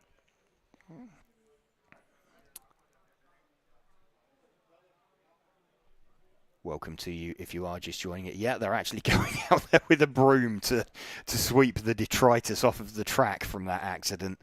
There's a that must have been pretty pretty heavy. Not sure exactly what was down there, but the first time I've seen that, I think, actually going out there to sweep the track after an accident.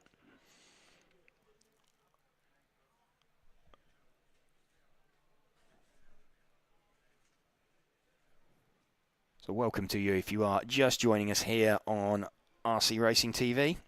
We are with you all day, bringing you the live coverage of the EFRA 1/10 Electric Track European Championships for 2025 from the Rayco 2000 Club in Utrecht in the Netherlands. I'd like to say thank you to Hobbywing, also Infinity, Tony Sport, Elsram, X-Ray, Meebo Sport, Schumacher, R1 Works and Automatics for helping us to bring you this coverage. Who are we going to see out on track now? Victor Litvinenko, Joshua Winkler, Bert Aerden, Alexandra Perrin-Topan, Mike Martinez, Sam Nichols and Phil Langner. Going to be out on track this time. Cars just forming up on the grid. Now that they have gone out there with a broom and literally swept Philip Lischke's car off of the circuit.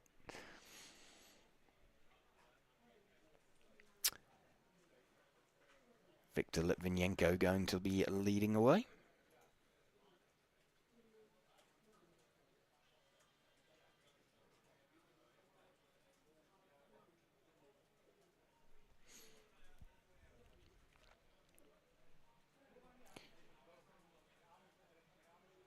Victor leading from Joshua Winkler and Bert Aerden.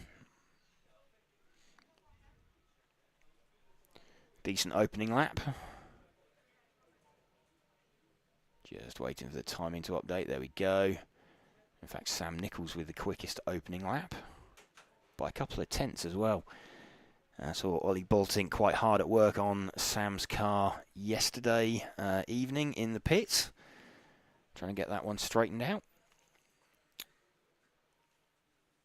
So give it one more lap and then we will see who is leading and we'll try and pick up their car. So obviously see Victor Litvinenko filter to the top just as he crosses the line. Bit of a scruffy lap from Sam, and in fact Sam Nichols just peeling into the pits to retire. So I think we're going to be looking for the 5 car of Phil Langner. Let's see if we can spot the 5. He is, I think, by process of elimination, he's the all-white coloured car just coming out onto the main straight now. Phil Langner to the front of this one by around 0.7 of a second.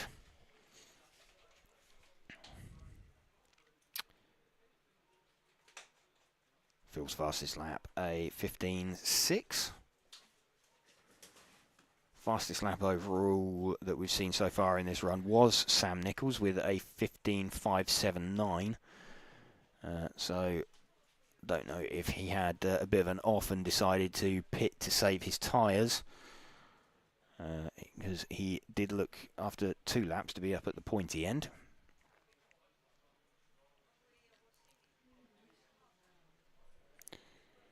Still 3 minutes remaining. Phil Langner, who we are running with at the moment, leading this one by about 1.3 seconds from Bert Aerden. Let's see if we can spot Bert's car. I think he's 1 car back. No, that's the 7 car. I think he's 1 car further back from that.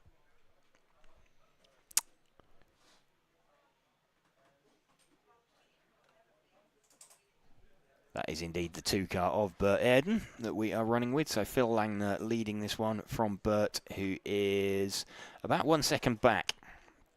So not completely without chance of catching and ending up back in front.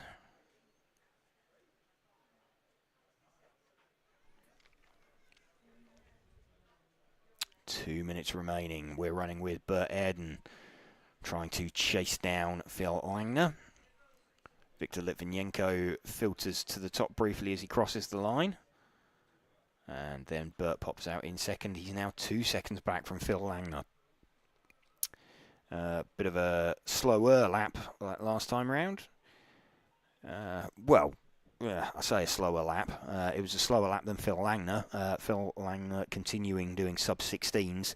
Everybody else back in the mid-16s. Let's see if we can move back to Phil then. The all-white coloured car just coming down the main straight now. Phil Langner leading, and he's trying to close in on the rear of the 3 car, which is Joshua Winkler. So Phil starting a little bit further down the field, but managing to make his way forward. He's heading for a 19 in 5:03.8 as his overall time.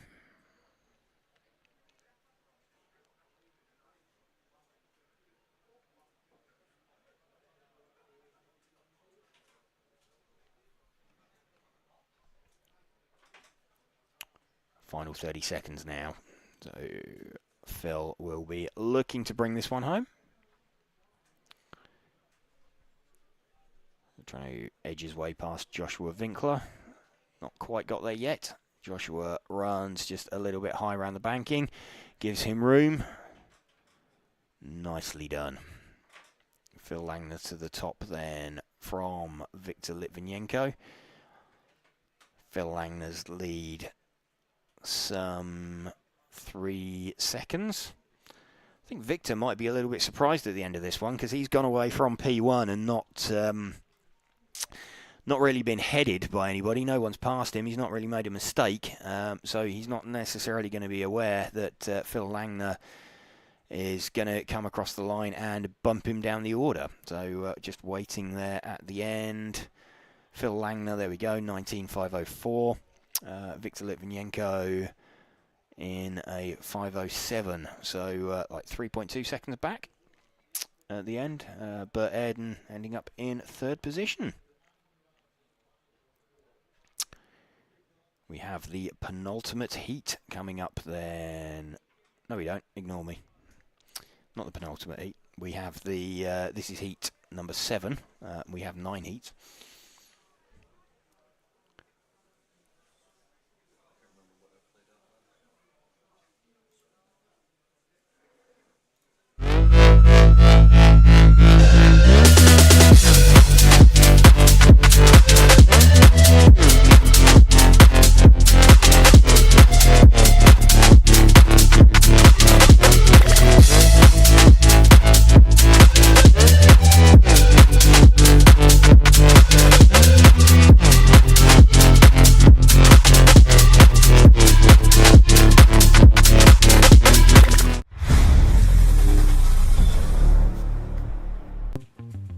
MR33 offers all the chemicals you need to keep your RC car going smooth on track. No matter if you're looking for diff and shock oil, CA glue, grease, thread locker or bearing oil, MR33 offers all the products in premium quality, as MR33 is the world champion RC equipment.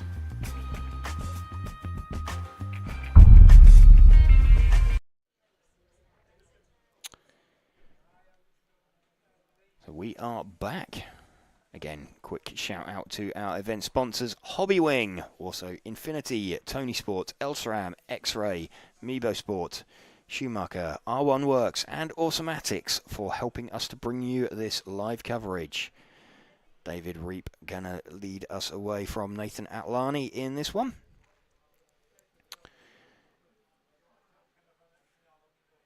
We are running around an hour behind time schedule. There was a delay for a wet track. No rain as such this morning, but there was some overnight, so delay put in to give us the opportunity to bring you stuff, action from a consistent track.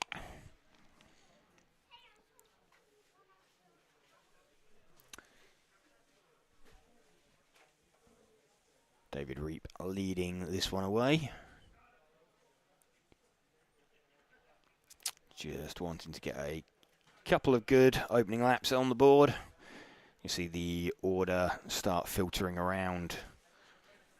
David actually with the quickest opening lap. No, Daniel Heisch managing to pip him there, going sub 16 on his opening lap.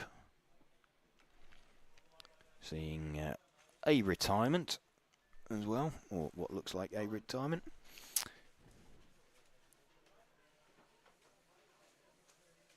David Reap still leading this one. He crosses the line. Christian Jensen running in second position at the moment. It's pretty... Oh, mistake up there for David. And that looks like the car's sat a bit low, potentially a breakage on his car. So Niels de Gruyter has hit the front with the 3 car. Nathan Atlani also stopping. So let's see if we can find Niels, the number 3 car. Would have expected Niels to be a little bit further up the order. I think he's the all-white coloured car. I say the all-white coloured car. There's 6 cars circulating, and 3 of them are all white coloured. That is, where is he? He's just in front of the blue coloured car, I think. So he's down the short chute towards the Infinity banner now. Let's just confirm that is the 3. That is indeed Niels. So Niels de Gruyter leading this one, and very nearly spearing it into the end of the pit lane. Just about keeping it on track. Bit of a scruffy weekend so far for Niels. He was right up there in the mix in the A final last year, and now this heat is well, if you qualify according to seeding, this would be the C final. So he'll be definitely looking to pump himself up out the order. Niels de Gruyter still leading this one, still trying to make his way past this blue car just in front of him. Let's have a look. Yeah, thought he was going to get out of the way there, but hasn't. And Niels just trying to find his way past. Who is that? That's the 8 car of Jelle Klaassen, and eventually has to sort of not force his way through, but he made it quite plain that he wasn't turning out of that. Of course, it's his right as the leader, so I'd say that's Jelle Klaassen not really yielding when he should have done. Would have expected a call from the referee there to get Jelle to open up. I think Niels had to show his intent in forcing his way into that gap. 2 minutes to drive. Niels de Gruyter still leading this one. You'll see him drop down the order because he started out down towards the tail end of the field.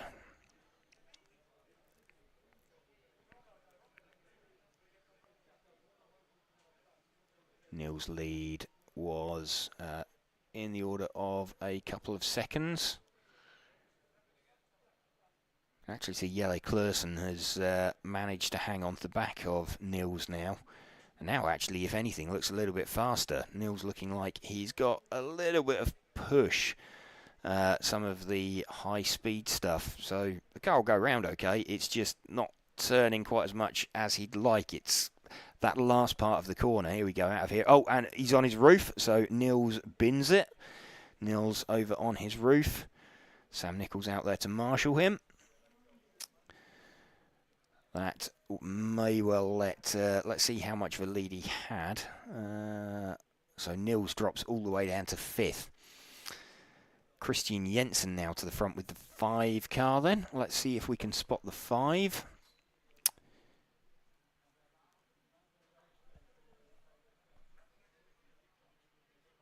Five car is... I think he's the all blue coloured car.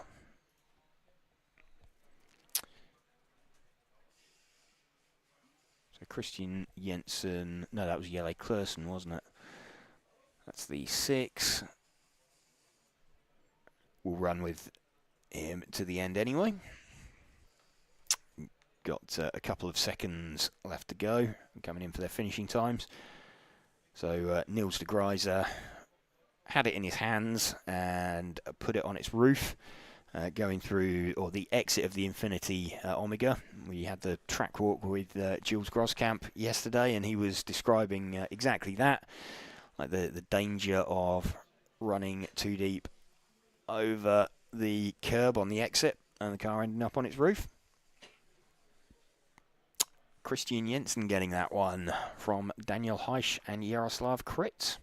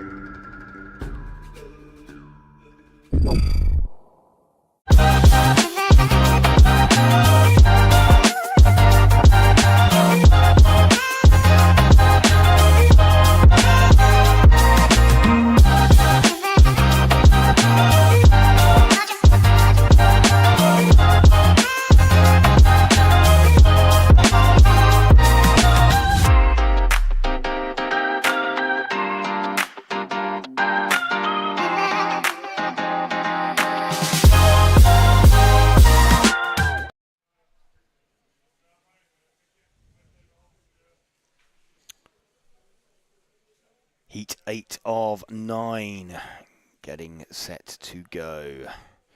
Who have we got out there? Bart Wubben, Stefan Schultz, Enzo Ruslan, Manuel Wagner, Ro Jong-Nellis, Rick van der Acker, Timon Konen, Tim Benson, Frederick Hovgaard, and Gergo Valent will be the drivers taking part in this one.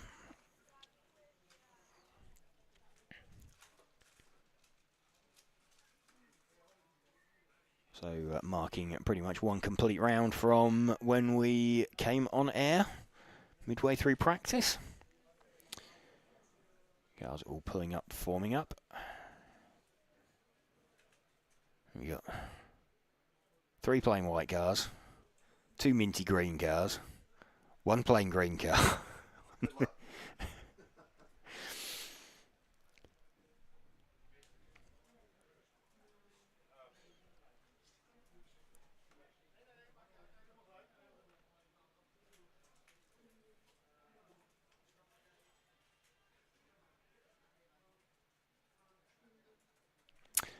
Bart Wubben leads away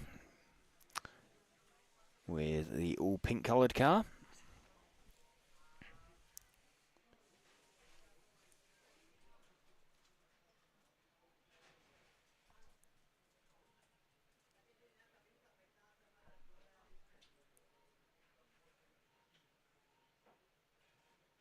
So Stefan Schultz looks like he's sitting this one out. So definitely seems a bit of a theme that the X-Ray boys are all wanting to sit out one of the early rounds. So Stefan did do a time yesterday, but wanting to sit that out. So if they think they're struggling on tyre wear, potentially, for them. But definitely does seem to be a theme amongst those guys in the pits. Bart Wubben leading this one from, let's have a look, Tim Benson in second position. So we are with the lead car at the moment, the 2 car. Let's just see what his lead is. It's fairly comprehensive, actually. It's about half a second that he's got from Rick van der Acker, who has about half a second again from Enzo Ruslan.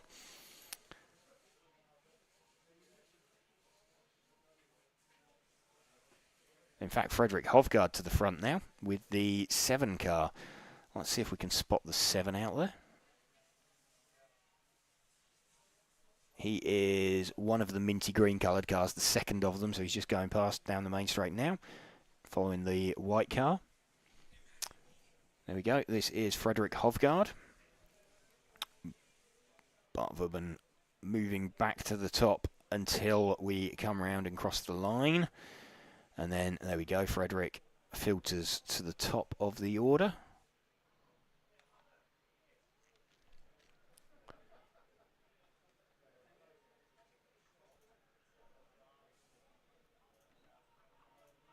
So chasing down, or trying to chase down traffic in front of him, having started out towards the tail end of the field.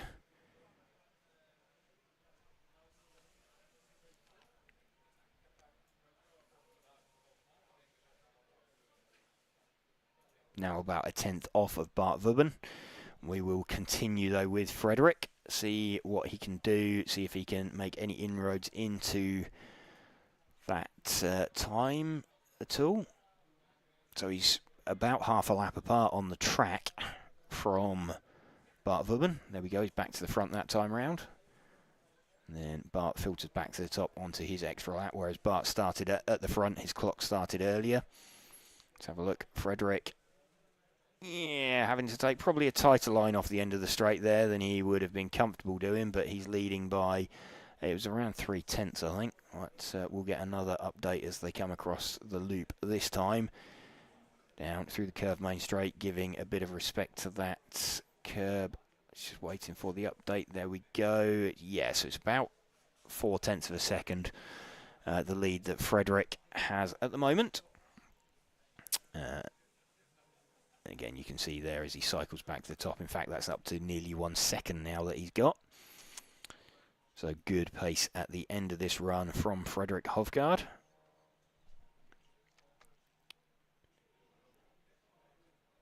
Taking a few liberties with that curb coming out onto the main straight. He'll probably want to give that a bit more of a wide berth.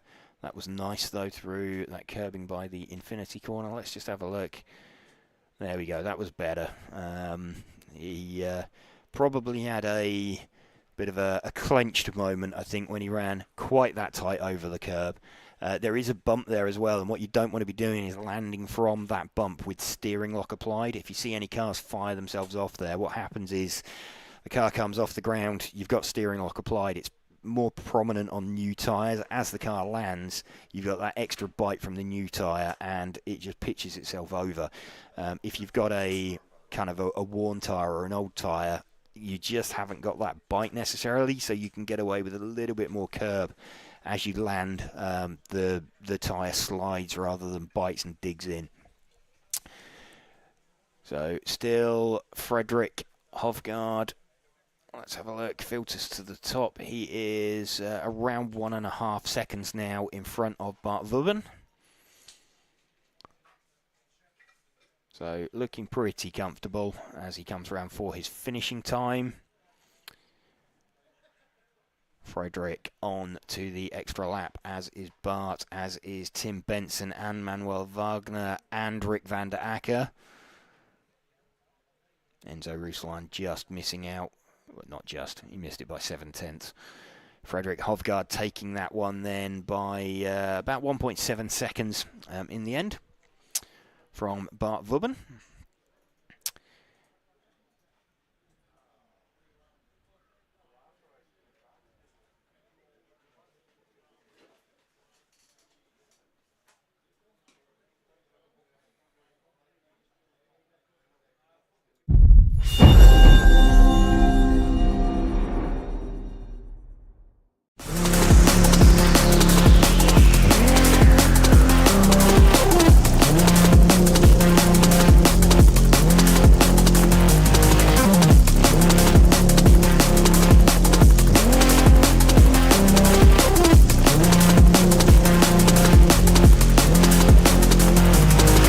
One going to Arlowski!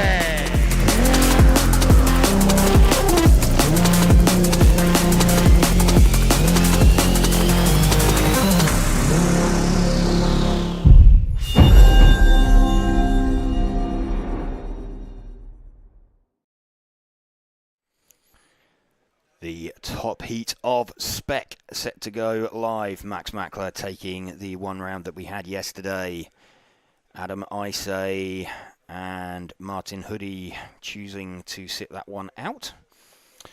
So actually, that means that, yeah, Adam has got to kind of go at the from P9 rather than P10 on that one, so doesn't have the opportunity to give himself a bit of a gap.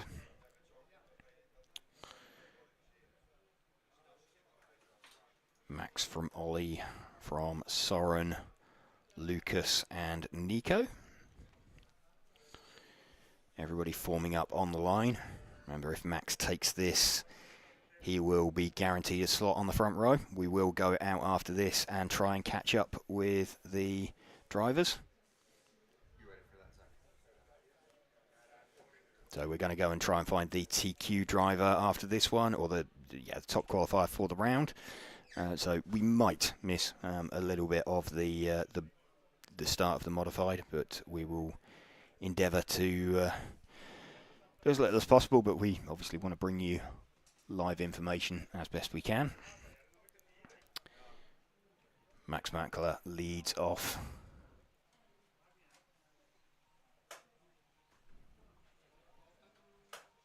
From Ollie Bultink. Adam Isay looked pretty rapid in practice this morning, but he has got to pick his way through some traffic. So Max with the quickest opening lap. Just going to keep an eye on where Adam Isay goes. In fact, Adam has the quickest opening lap. Adam giving himself a tyre offset. We'll stick with Max for a couple of laps, and then we might try and pick up Adam and try and watch his progress through some traffic. Ollie Bultink to the front by a couple of tenths from Max. There's nothing in this at the moment. Let's have a look at lap times. As they're coming across, it's Ollie Bultink, Adam Isay to the front after 3 laps, followed by Martin Hoodie. Then Max filters to the top, then Ollie. Right, let's try and find Adam. He is the 1 car, and he is, where is he? He's the sort of teal green coloured car. He's under the Infinity banner now, down this little short chute. There we go. So we'll see filtering to the top as he crosses the line.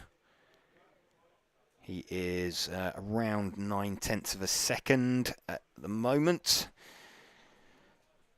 ahead of Max, who he's really interested in.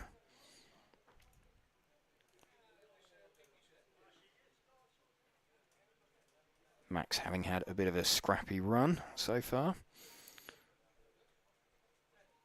Dropping down the order.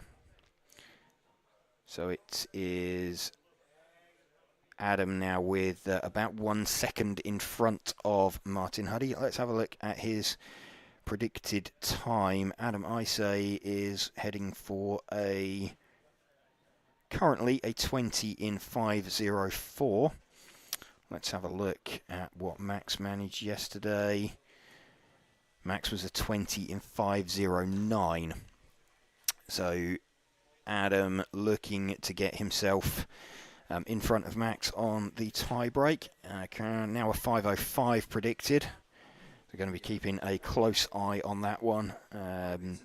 Pace tends to drop off during the run here, so I would expect Adam's predicted time to continue dropping, and indeed he's now on a 5:06. So remember, the critical time that we're looking for Max was a 5:09.356. We're watching Adam Isay 5:07.738 with 2 minutes left to go. So time dropping off all the time for Adam. It looks like the gamble on tyres is paying off. Max is, in fact, Max has retired from this one. So made an early mistake and then choosing to save his tyres and get himself back on a bit more of a level playing field with Adam. Martin Huddy also somewhere up there. In fact, Ollie Bultink in third, I think he's going to shake out. So that will put him kind of in the pound seats. That will put him with a second and a third.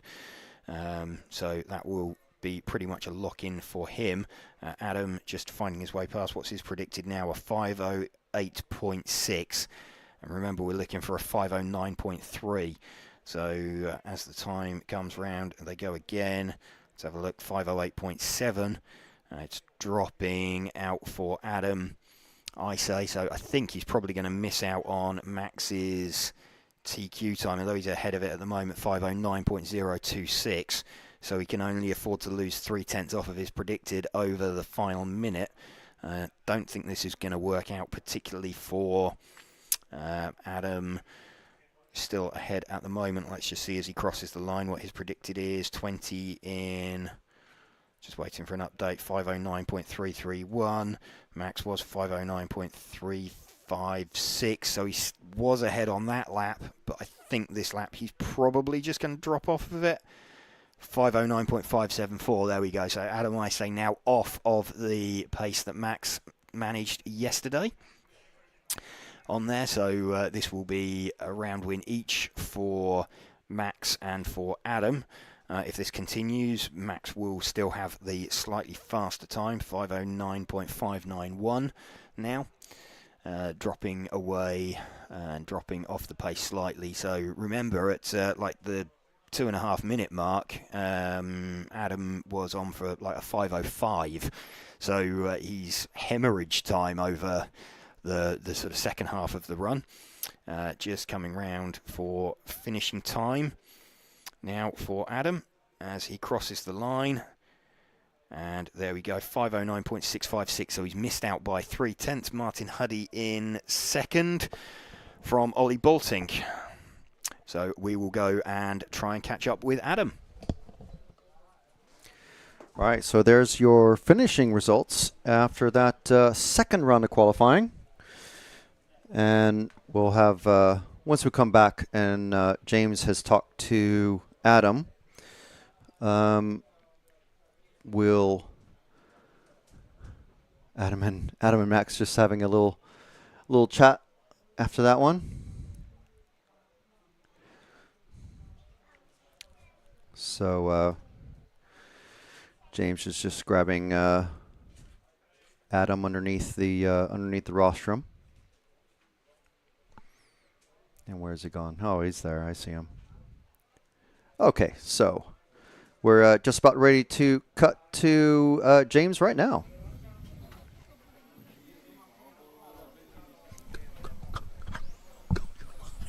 Okay, just joining in, Adam, I say. So just got that one in the end. You chose to sit out yesterday and saved new tyres for today? Yeah, that's correct. Okay, and do you know you just missed Max's time from yesterday by about 0.3? Yeah, I mean, I was not thinking about this during the run. First, I wanted to make sure to score a 0, but we'll have 3 more rounds today, so I think the track will get faster towards afternoon. We'll see. Okay, so Max stopped after, I think, 6 laps, so you're fairly similar on tyre time? Yeah, I think we have pretty similar tire-wise. We have 1 more new set, both of us, and 3 qualies to go, so everything is still wide open, I think, between all of us. Okay, well, we need to let you go out there and marshal, but well done. Thank you very much. Okay, so that was Adam Izate, second round TQ. So we'll have a quick look after this run. This is the first round of mod about to come out, and we'll get the James back in and the moving camera operational. So there's our drivers about to head out on track.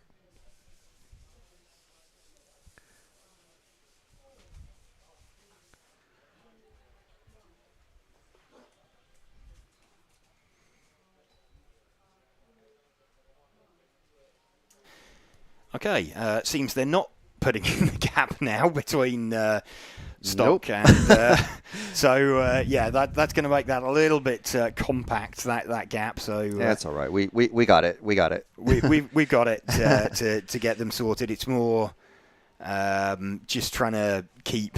It's the logistics of moving James to underneath the rostrum with the new whatever system that they've got now underneath. Just to organize things, but yeah, anyway. we can. I'm more also conscious of Adam's got to get out and marshal. Yeah, hey, congratulations for TQ. Oh, you've lost your time for not marshalling. That's so. Yeah, we don't want to delay them too much on that one. But yes, so there we go. Adam deciding to sit out round 1 yesterday to give himself a bit of a tyre offset. Like you said, they've got 1 more set of new tyres. So it's now down to sort of when they choose to use that. Both him and Max then with a round win each. Max with the faster time currently. potentially Adam might have had a chance. The problem is he had to come through like a bunch of traffic, effectively. So if you can call the top heat traffic, but he had to make his way past, so missed out by a couple of tenths. He said he wasn't really aware of that. I'm not completely sure I believe that. He would be more comfortable having a faster time, I think, but we are watching now what are we watching? Heat number 11, so heat 10 is still in the timetable. It just got run in about 1 minute. Or got put through in about 1 minute rather than 5. So we're going to have a slightly weird looking time schedule for the rest of the day. Where are we then? Modified.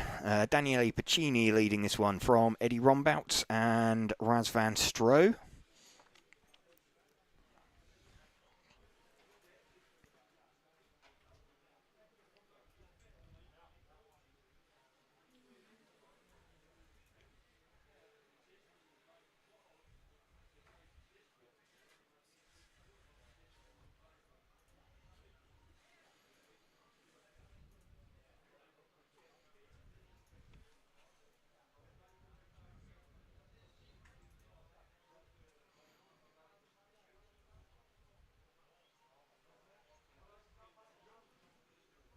Shout out as well, actually, to Frederick Hovgaard managed a second in round in stock there from the earlier heat. So that's a really good effort from him.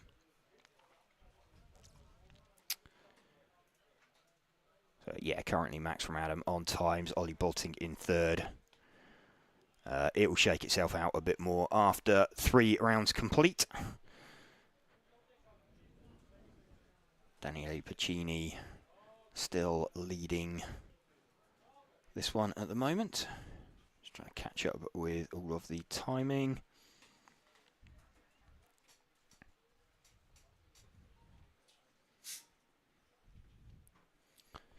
Daniele Piccini from Eddie Rombout. A little bit quicker, these modified class cars, coming towards the end of round number 2 of qualifying.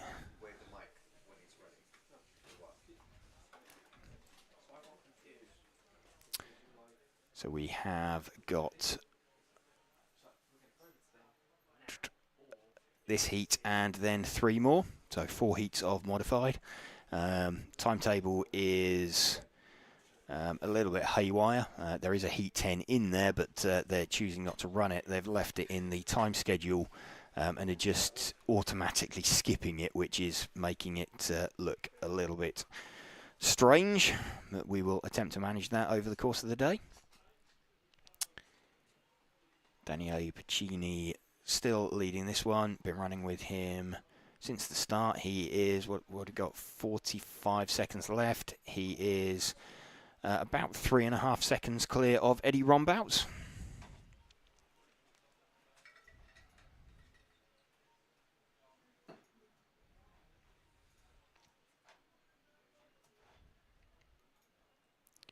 .30 seconds left to drive.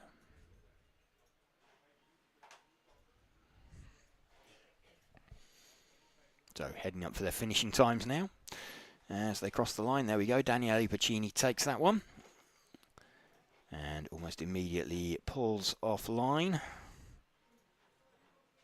Not wanting to take any more out of tyres than is absolutely necessary.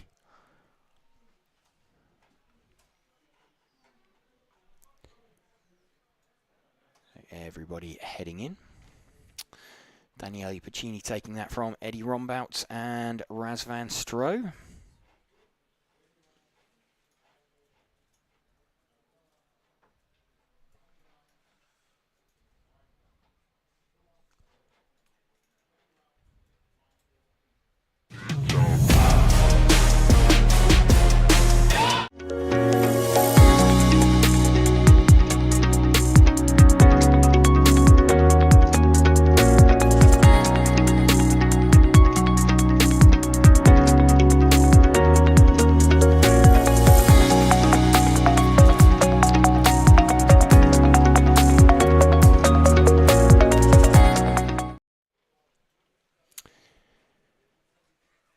Here we go then. Matthias Knopp, Martin Wouters, Harley Eldridge, Oliver Havranak, Dai Sakaguchi, Jose Pereira, Peter Ender, Robert Krenz, and Lorenzo van Leeuwen. Going to be the drivers taking the start of this one.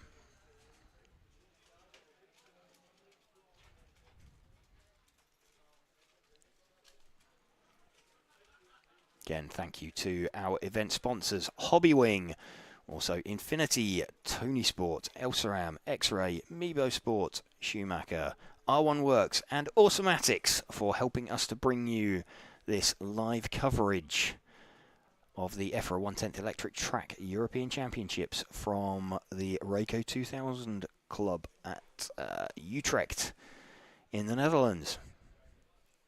Here we go then. Qualifying heat number 12.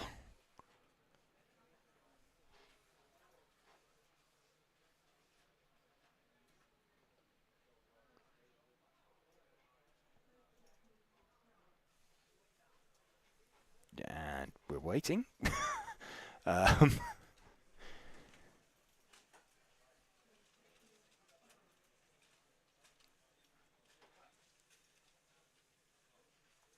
Okay. Not sure why the hold on the line. Here we go.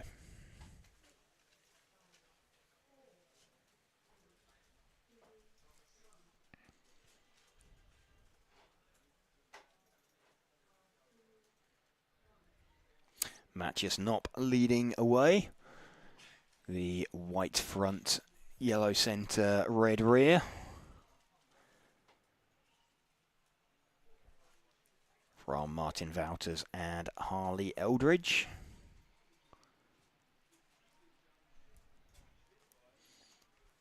See how opening couple of laps shake out. Harley to the front actually.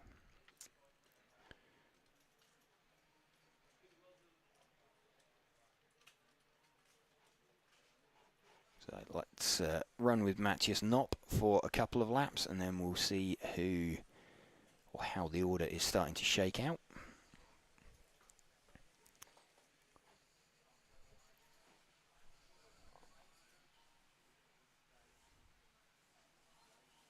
I think we can probably drop back one car actually, the white coloured car, that is Harley, so she has passed Martin Wouters. And is leading this one by about 0.8 of a second at the moment from Oliver Havranak.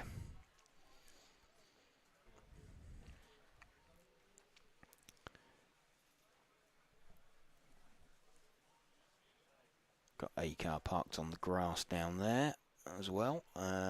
Still 0.8 between Harley, who we are running with, and Oliver Havranak.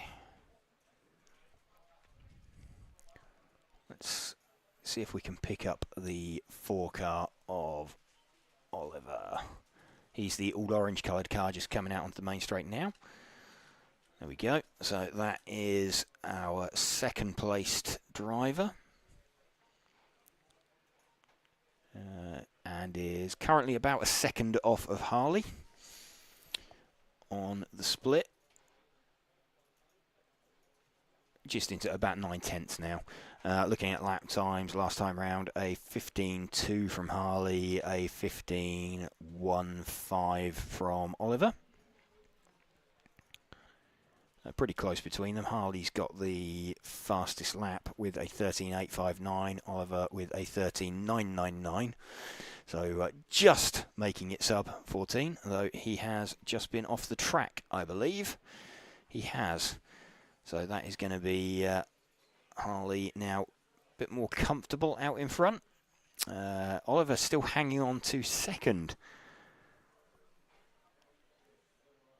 Remarkably, despite that mistake, which cost him about 3 seconds. And he is indeed like 3.2 seconds back. Still running in second position and off again under the driver's rostrum. And yeah, that one's not coming back. The oh no, just was that body tucked inside out? No, that's That's a pretty glum-faced looking Marshall. I think he's making the... no, that's it. So Oliver Havranek doing the step back of shame on the rostrum. Let's see if we can find Harley's car again, the all-white coloured car. Where is she? Car number 3. She's just about to come out around onto the main straight. There we go. She's leading this one now from Matthias Knopp by about 4.2 seconds. So she caught and passed Matthias. Could be a good time coming together for Harley.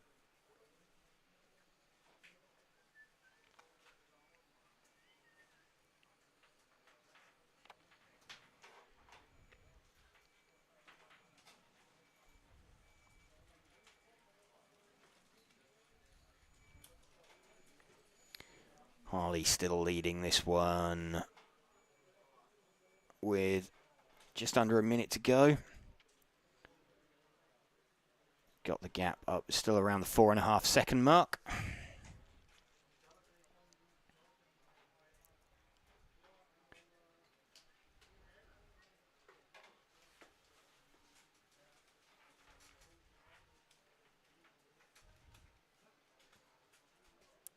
Harley looking to bring this one home.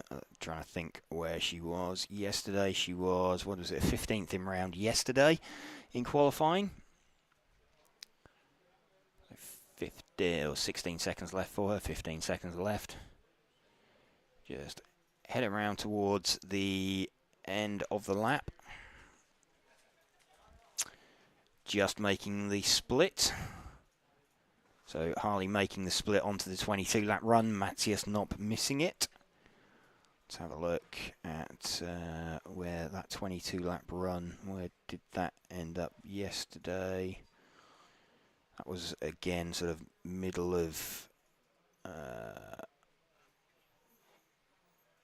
22.510. So what did Harley do yesterday? She did a 22.510, 22.513. So a little bit slower today.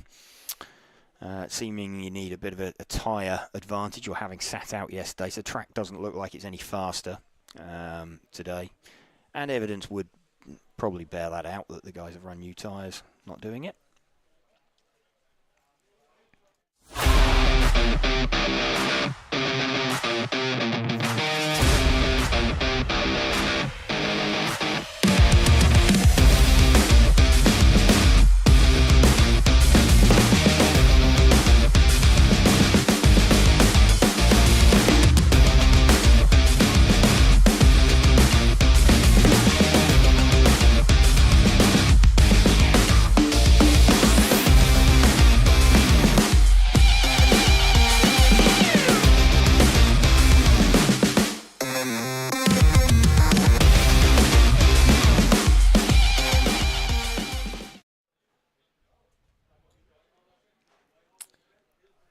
Penultimate heat of modified getting set to go. It's going to have David Ronafalk, Berkan Kilic, Yannick Prumper, Alessio Menicucci,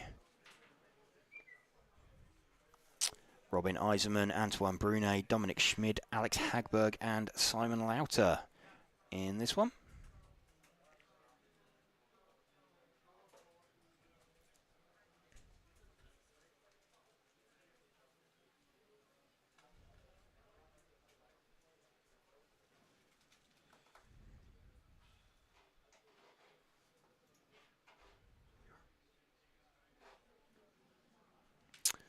There's all the drivers getting themselves sorted, getting themselves set.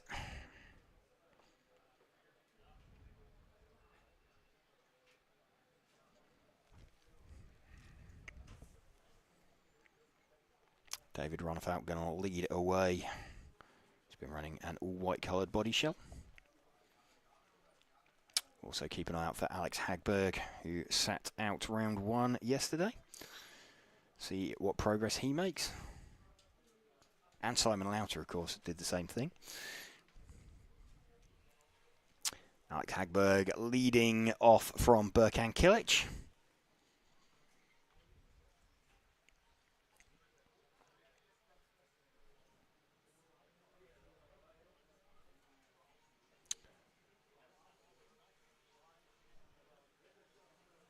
David with the quickest opening lap, a 14.2. No, Simon with the quickest opening lap, sorry, a 14.208.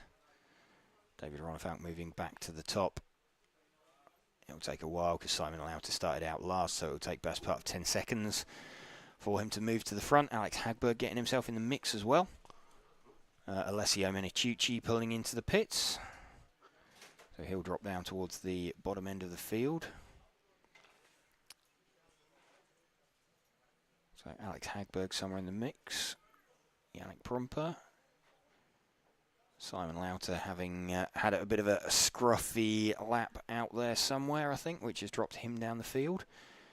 So Alex Hagberg is currently running about 2/10 off of the back of David Ronefalk, who we are running with. So David running on his second run on this set of tyres. Alex running on a new set of tyres.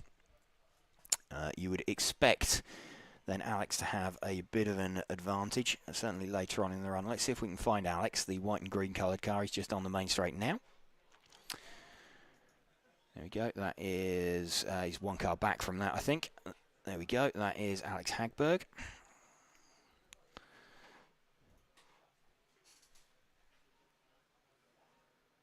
I think, yeah, Antoine Brunet and Alex Hagberg running at a glance similar paint schemes. They are different when you get up close, but yeah, we're running with Alex Hagberg now, who is now leading and about 4/10 up on David Ronefalk on overall. So we suspected that this was Alex's plan, and feeling like he struggled a bit yesterday, and feeling like he needed to do something to get himself up in the mix.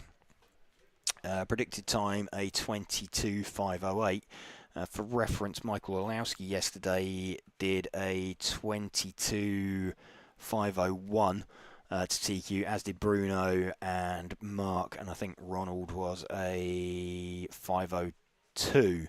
So super close between like the top three, certainly. Alex heading for, he's now showing a 506. So he's still finding time out there, and on new tyres. So that is, it's coming together for him. The plan is kind of working. A little bit of an over rotation there. Got a bit eager, got a bit greedy on the throttle. But Alex, consummate professional, knows exactly what he's doing, what he needs to do. And he needs to make his new tyre runs count. So remember, giving himself a bit of an offset by choosing to sit out qualifying yesterday.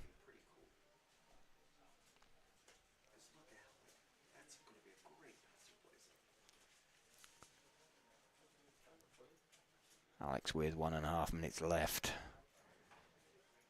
He's now got about 1.4 seconds over David Ronefalk. There we go as they filter across the line. Antoine Brunet in third position in the heat.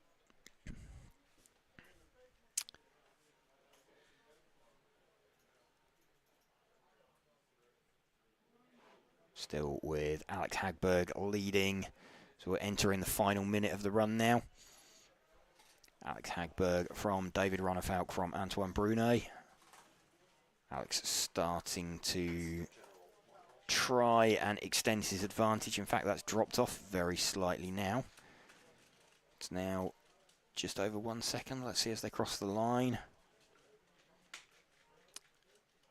No, advantage is still pretty similar. It's like 1.3 seconds. It's just ebbing and flowing, I think, as they catch him past traffic. He's got past Antoine Brunet.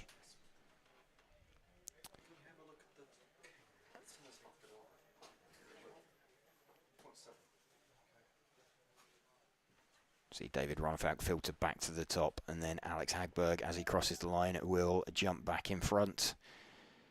Gap has come down. It's now less than 1 second. Alex's lead. Ronefalk has finished, just waiting for Alex to cross the line. So Alex does take that one in the end, but only by half a second. His last lap, a 14.459 against a 14.1 for David.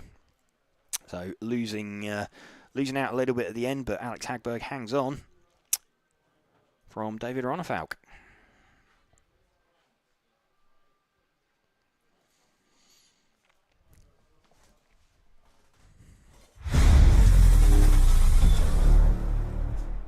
If you're looking for tools, setup tools and other interesting things to keep your pit table organized, check out the MR33 range of products, the world champion RC equipment.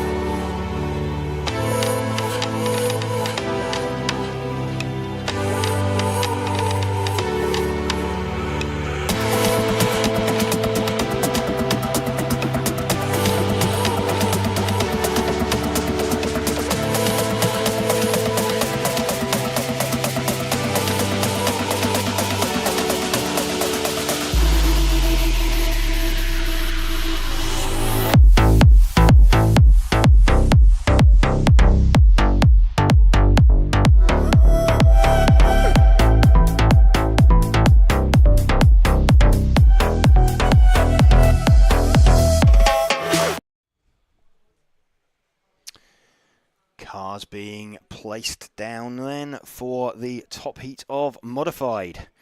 Welcome to you if you are just joining us for this.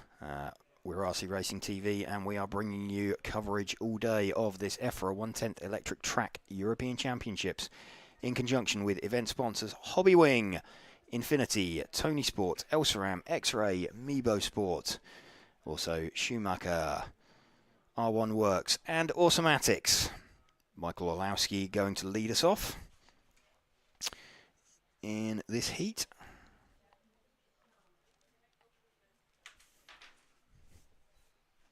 It's Michael Olowski from Bruno Coelho from Mark Reinhard.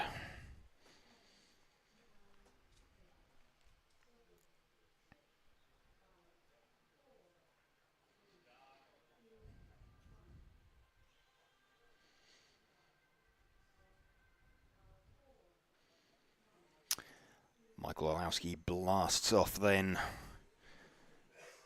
for lap one. Super close. Couple of tenths of a second between the top three yesterday. Bruno having had an early mistake and costing himself some time. Mark looking very quick as well. We'll stick with Bruno, but very, very fast opening lap from Mark. And I think Bruno's already opened up and let him go. So let's move our focus back one car. And we'll pick up Mark. Mark also running race paint. So Mark seeking to seize the initiative back if he can. Started out third. And already making some good progress forward. Mark Reinhard from Michael Olowski. In fact, Chrissy Crapp up into second position. He is some 6/10 off the back of Mark Reinhard. Let's stick with Mark at the moment as he tries to catch and pass Michael Olowski. Mark's early pace, Mark very sideways then, approached that with quite a surplus of speed. That will have slowed him up a little bit, and it did. It wasn't a fantastic lap that last time round from Mark. 13.8, but he's back on it now. 13.6 from Mark. So, small bit of a mistake from Mark. That's dropped him back behind Bruno.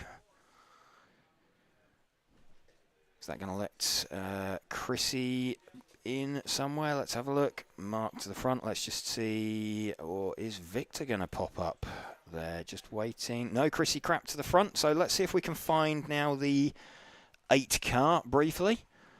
Chrissy is where he's just coming out onto the main straight now. The white, yellow and blue, or whitey, orangey coloured car. There we go. That's Chrissy's car.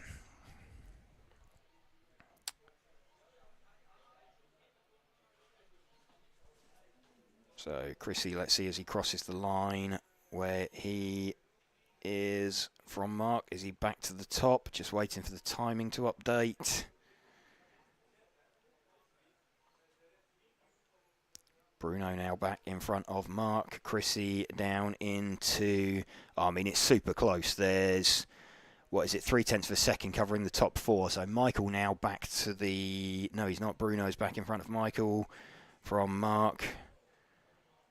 From Chrissy. So let's see if we can spot Bruno, the 1 car.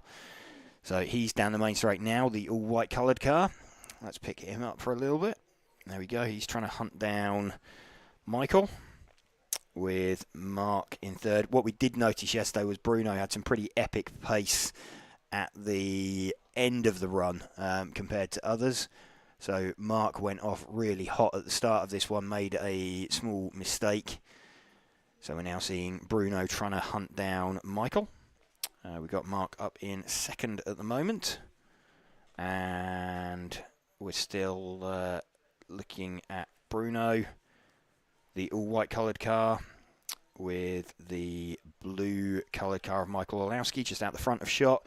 What do we got? 1 minute 40 left to go. So we'll stick with this. This looks like it is the sort of battle at the front. Mark Reinhard, a 1/10 of a second further back. Bruno, though, is currently about 0.6 up.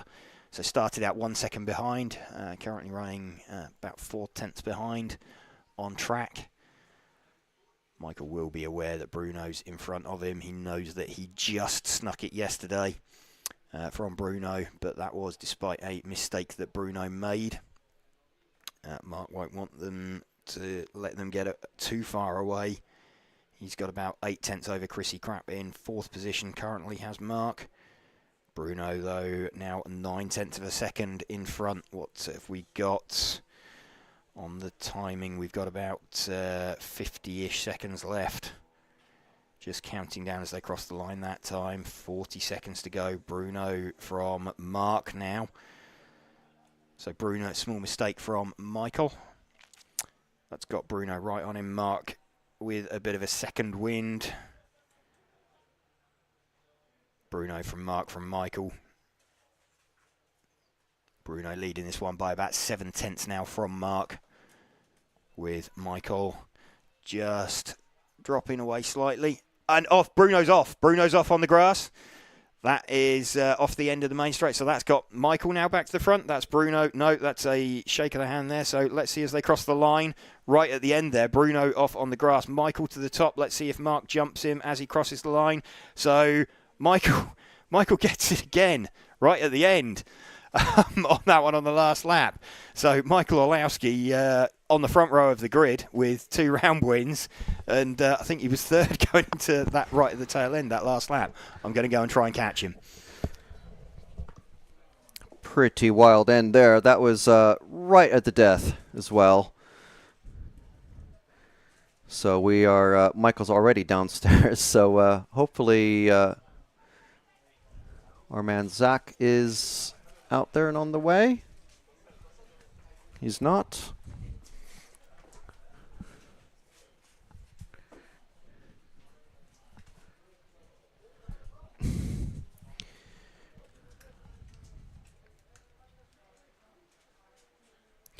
Sorry, we're just getting things set up for our interview. Just give us a moment.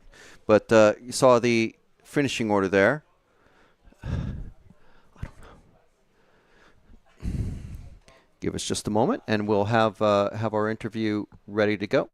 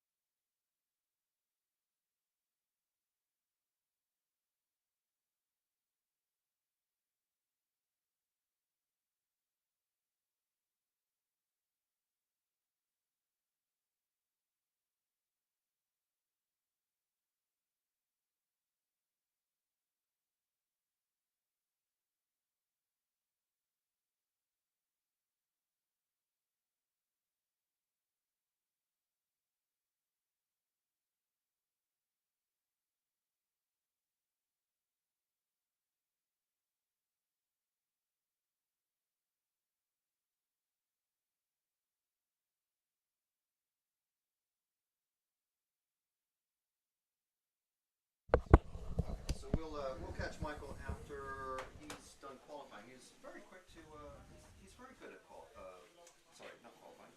Well, he's good at qualifying, but he's good at marshalling as well. Yeah, he's already up on the track. Yes, so yeah, just missed him there. It's trying to get out there and through whilst the way they've set up the thing is very difficult now. Yes, to try and get through, and you're getting people leaving the track and trying to block it. Yeah. And yes, it's. Well, we'll have a quick look at the qualification as it stands now, after a couple rounds. Yeah, so we've got Michael now definitely starting on the front row of the grid. He can only be matched now with that. Yeah, that was super close. Bruno and Mark look like they're in a bit of a battle for second. Ronald, can't count him out. So I think, though, those top three have looked a little bit of a step ahead, but be not sure exactly what happened to Bruno. Right at the end of that one. I mean, he was still quick enough that despite not doing the last lap, he still ended up 12th in round. It's interesting that it's literally the best drivers in the world. Bruno's like literally the current world champion in this category. I'm not sure that wasn't a mechanical failure. That was or some kind of failure. It just looked like the car went straight, and it's not the kind. I wasn't watching it as it happened. It looked like it didn't stop turning. I'm wondering if it's like a servo or something. Could be. The car Who knows? just continued. It looked like an odd. It didn't look like a mistake. It looked like the car just didn't exit. Yeah. The sweeping turn. But and, pushed to the outside. I mean, it could be something like a drive shaft or who knows, something failing, but it looked like a failure of something rather than a driving error. But in the spec category, we'll bring that up now. Spec category, yeah, we've got Max from Adam, from Ollie Bultink, Frederick Hovgaard doing himself a bit of a favour with the second in round Very as well. much, yeah. So good job from him. And Soren. Soren's up there as Spar Beer. Yes. As is Martin Huddy. Martin doing a new tyre run, so offsetting himself and sort of giving himself an opportunity and kind of playing a bit of a rear gunner there for Adam, I say. So I kind of get now what they were trying to do there. I think what Martin was trying to do was let Adam win the round, and Martin, by being second, he stops the opportunity for other people to be second. So he was giving himself very much a strategy, team tactic sort of thing. Yes, so he's kind of running shotgun and using the extra pace of a new tyre to deny everybody else. Max, I think, made an early mistake, stopped after a couple of laps. But it's good to see Max up there. I mean, he's 12th spec world champion. Yes, I mean he's won this class before. He won this in 2018 in Wiener Neustadt in Austria. Right. Okay. He won. Remember that one? That him winning that one back then. So Max has won this one before. Adam hasn't. Ollie Bultink's won it several times. Frederick Hovgaard won Fronty last year. Just looking through the field. Yeah. So those two, the only guys who have won this spec class before, I want to say, but they're all there and through. So what do we got at the moment running? We've got F1, got a couple of minutes of that left, so we will make sure that we're out there to catch up with Michael Olowski as he comes back in, so I may well head out there in a moment and get a little bit. We need that setup ready to go in 2 minutes.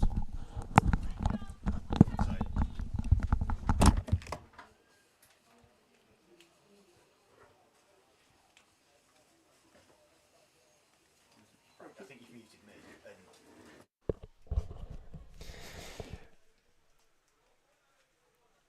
We have at the moment out there Jarno de Swart leading. Jarno de Swart leading this one, so just over 1 minute left. So I think I'm going to go and make sure that I catch Michael as he comes back in from marshalling, and we'll make sure that we've got the latest information for you. driver wrangling is an art in itself. And then, as we were saying, the logistics of the route that they have people now going out onto the track is a lot more indirect than it was yesterday. So these things, day by day, the things always change. But so let's get back to, at the moment, just wrap up the last bit of this one. This is the qualifying round 3 for the F1 groups. There's 2 groups of them, as we've been saying. This is the first group, and there's one more group after this. But we'll be talking to Mikhail Orlovsky to get his feelings and insights onto about the shall we say a surprise second top qualifying run.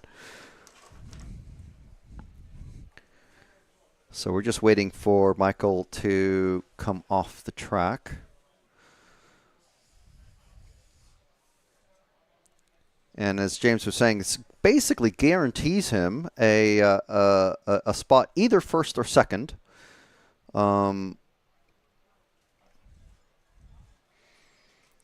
Mikhail getting the congratulations from Mark, his good friend, Mark Reinhardt.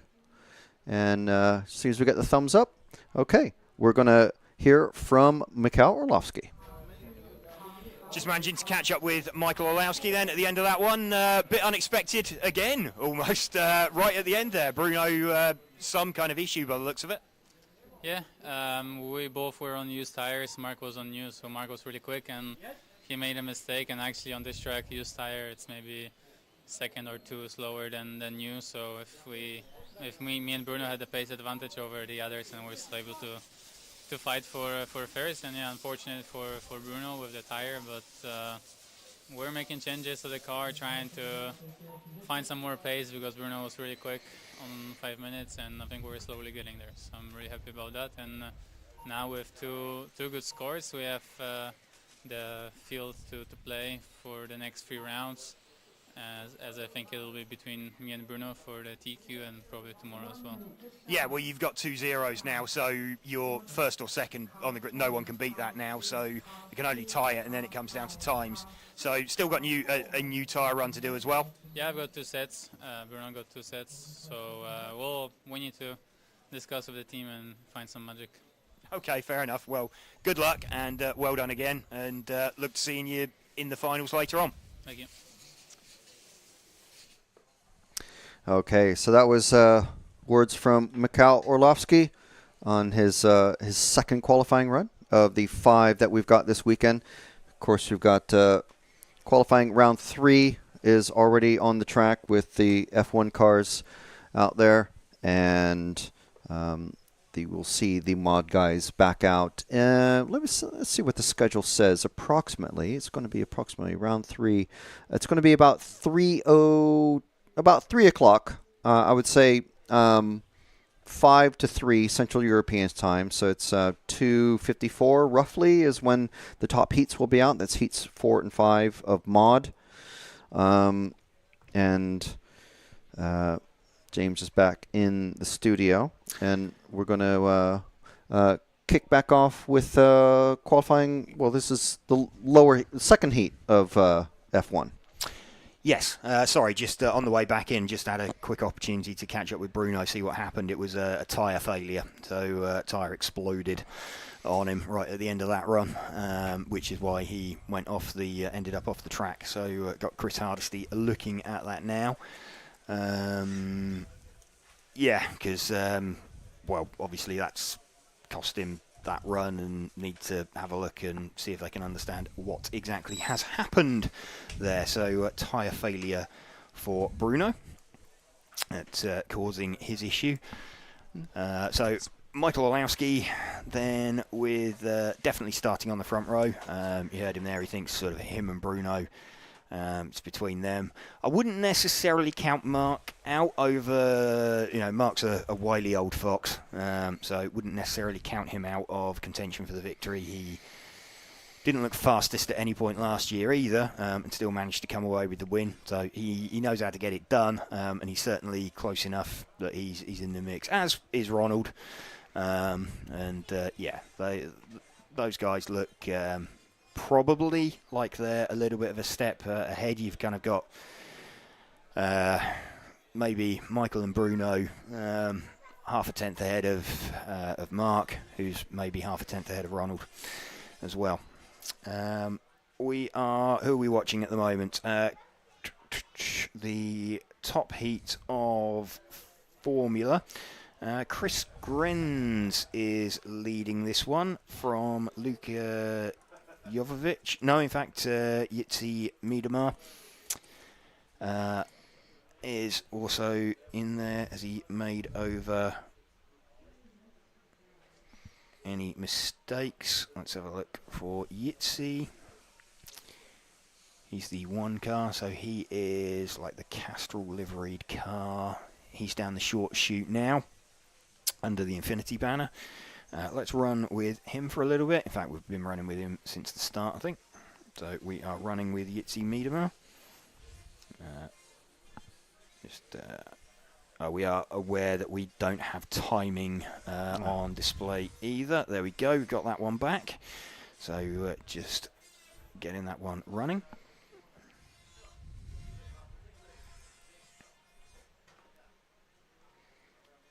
Jitsi Miedema back to the front then from Chris Grenz. So I think we had a bit of a mistake out there somewhere from Jitsi, which dropped him down the field. But Jitsi with a couple of round wins already.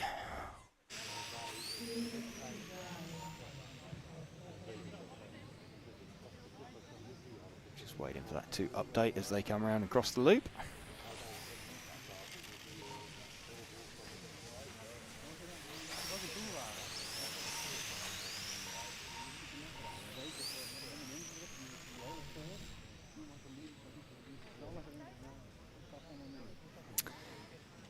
Jitsi Miedema still leading this one from Chris Grenz. Jitsi puts the car on the grass with less than a minute left.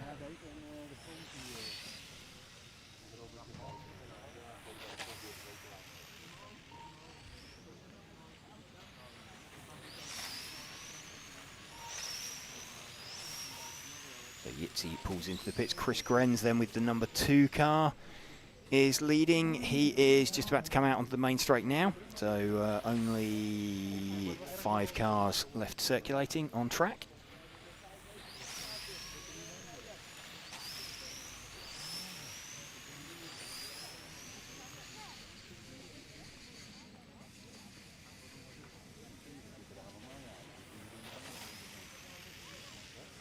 Just under 40 seconds remaining for all of these drivers.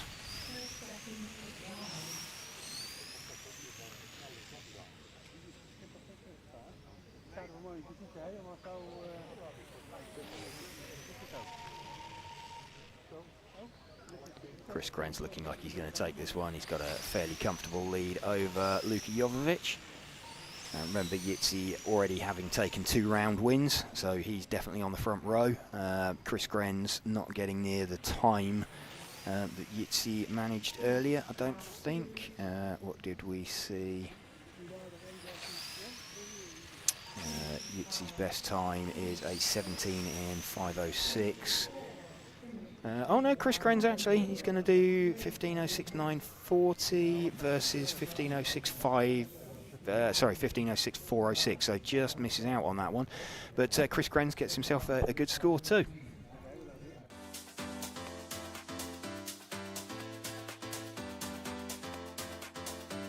Makes an error. Marcus Currup is through. No, it's a four-way battle. And Finn's on the inside. He's got him.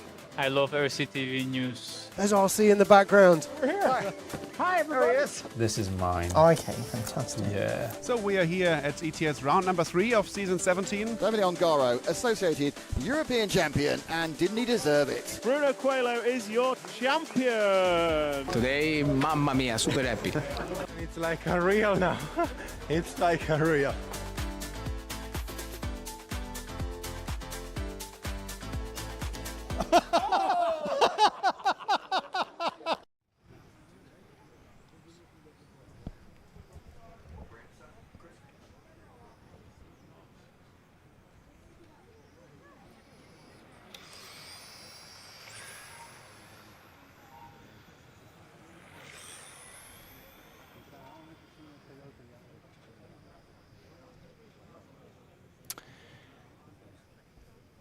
We have got, what have we got now? The first heat of the front wheel drive class just about to take place. So we've got Edwin Kvarnstrom out there. In fact, Edwin had he had a pretty good score last time out, didn't he? He had a 6th in round, did Edwin.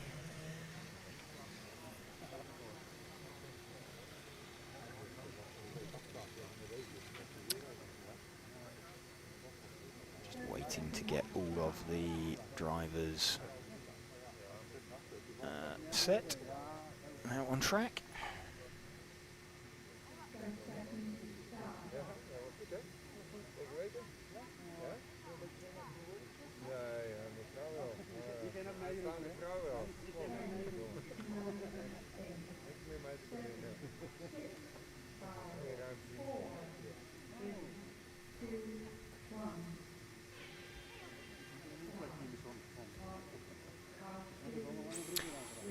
Edwin Kvarnstrom leads away then from, I think that's Winston Sinijo in second.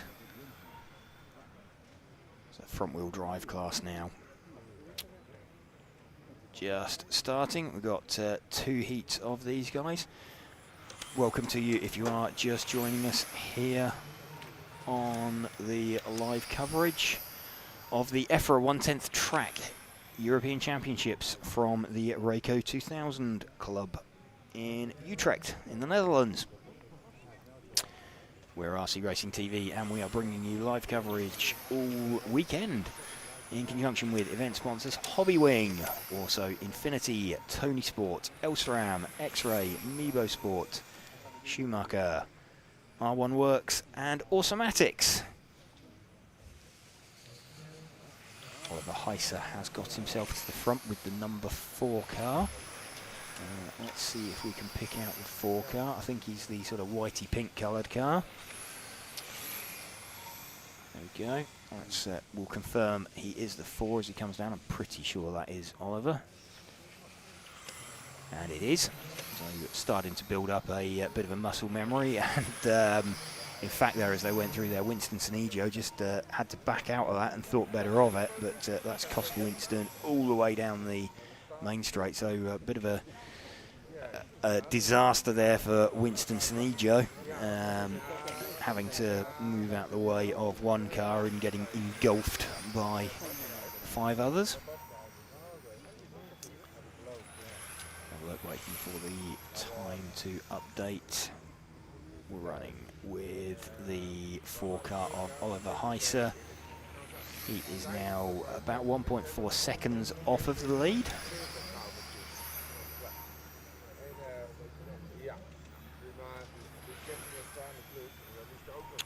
Robert van der Wolf up into second position with the number 1 car, which I think is the red and white coloured car, down the just off of the main straight now.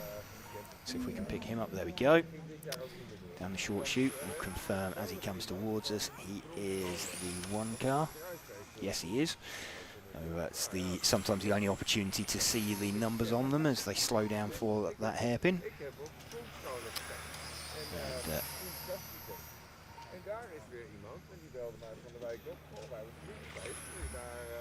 just trying to close in on the back of Edwin Kvarnstrom. He's actually leading now because he is less than 1 second behind.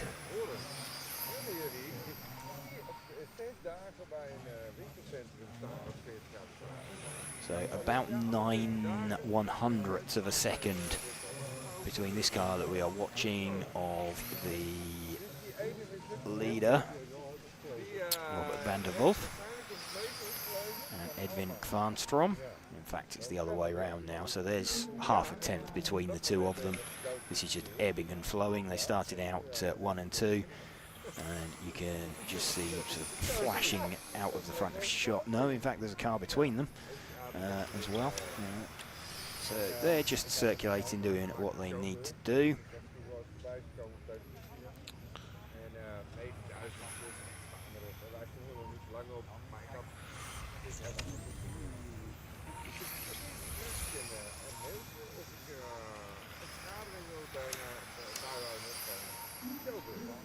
Robert van der Wolf dropping down to second now. Edwin has now got the gap up to all of about 0.2 of a second. So it looks closer this time round. So I think that's been a bit of a small mistake. I'm expecting to see a change for the lead. No. Let's just have a look. No, there has been a change for the lead. So yeah, there's a mistake there for Edwin Kvarnstrom, who is like 1 car in front of Robert van der Wolf, who we are following. You can just see him out the front of shot sometimes on some of the wider angles. They started out 1 second apart. Looks like Edwin trying to increase that gap again. Let's have a look. What's the gap between them? It's now about 0.4. So Edwin is lapping about 0.5 tenth faster. I think he's probably going to run out of time if they continue at this pace, though that gap between them looks a little bit bigger. I think Edwin might be in front now as they cross the line, and he is. So on the last lap, then Edwin Kvarnstrom with an 18.849 to a 19.4 for Robert van der Wolf. So Robert just losing out on the last lap there. Edwin taking that one again. So Edwin with a 6th in round last time around. Also sort of taking the heat as well. So he'll be looking, I think we said earlier, he had a 10th position in round. So he'll be looking to drop that. I think that's probably done enough to drop that, if I'm honest. That 10th in round.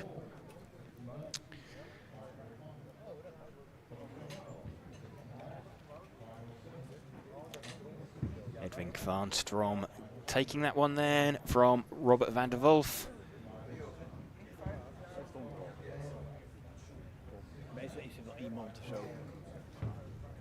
Edwin Kvarnstrom taking that one.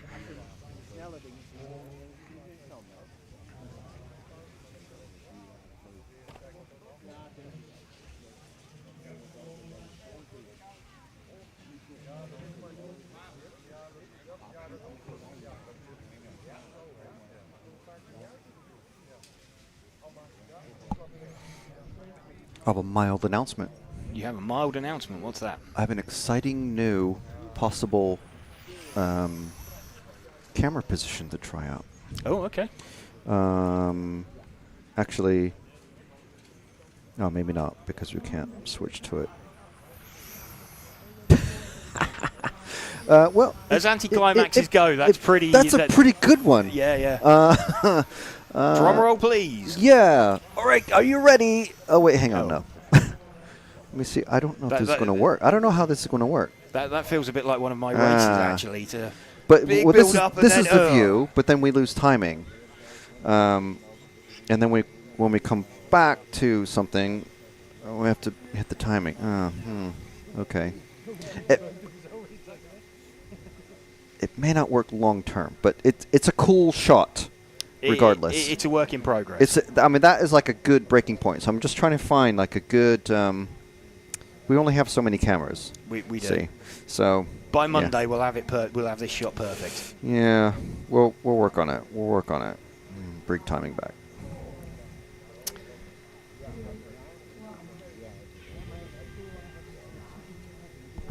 Stefan Schultz going to lead away from Robin van Gogh.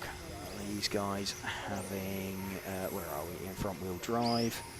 They have 1 round each. Yeah, so Stefan Schultz with a round win, Robin van Gogh with a round win. Stefan with the faster time of the though. Robin's out in front again, and Stefan's not running. Has Stefan given up on Fronty? He's not running again. So Robin van Gogh, Stefan ran yesterday, and he is just even seeing if he stood on the rostrum. He was set to be away number 1. I can't even see him up on the driver's rostrum. So it doesn't look like he's made an attempt to make a start on that one. Robin van Gogh leading this one then from Mark Valent by... in fact, Gergo Valent moves to the front with the 7 car. Let's see if we can pick up the 7 then. Let's try and identify him. The 7 car is what he's the white coloured car just entering the main straight now.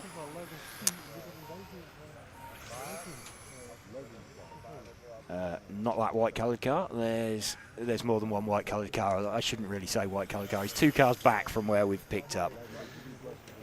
There we go, that white coloured car. If I can Mr. Will actually, white is the presence of all colors. Well, it is. It's not technically a color. Yes. So you would say, maybe properly, correctly, that this is the white. These are the white pigmented cars. We could.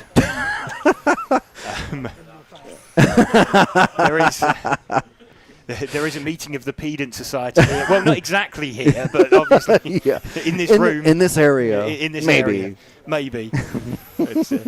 So we are looking for There's the so white many white cars. The white pigmented car down the... he's following the yellow coloured car out there, so he's just going down the short straight towards the Infinity Banner now. There we go. We have the white pigmented car in the centre of our shot. Thank you very much. In fact, this is slightly off white as well, because there's certainly some kind of I think the term would be competition white, if you're of a fan of Japanese vehicles. But yes. Anyway, he's currently circulating and he's currently leading Gergo Valent with the number 7 car. He is about quarter of a second down the road from Robin van Gogh. Robin might be a little bit surprised because Gergo is about a third of a lap behind him and not going to be aware that he is out there. I'm just going to wait for this one to update as they cross the line. Robin's already crossed the line for his 11th lap. Just see what Gergo does. In fact, he is now about 4/10 off the back of Robin. We'll stick here with Gergo for a little bit and see what we can, or see if we can find out where he ends up. Gergo now dropping away from Robin. Its gap's about 6/10 now. Last time round it was an 18.4 from Robin van Gogh. It was an 18.7 from Gergo Valent. Gergo Valent parks it on the grass. So, and rescued by, oh no, that looks dead. Rescued by a marshal wearing a shorts and sports socks combo. RC races the height of fashion. Let's pick up Robin van Gogh then. His car is white, pink and blue. He's just coming around out of the main straight now. At least that's quite easy to pick up. So he should just be appearing through shot. There you go. That is Robin's car. Robin van Gogh leading this one now quite comfortably from Mark Valent. 2.2 seconds.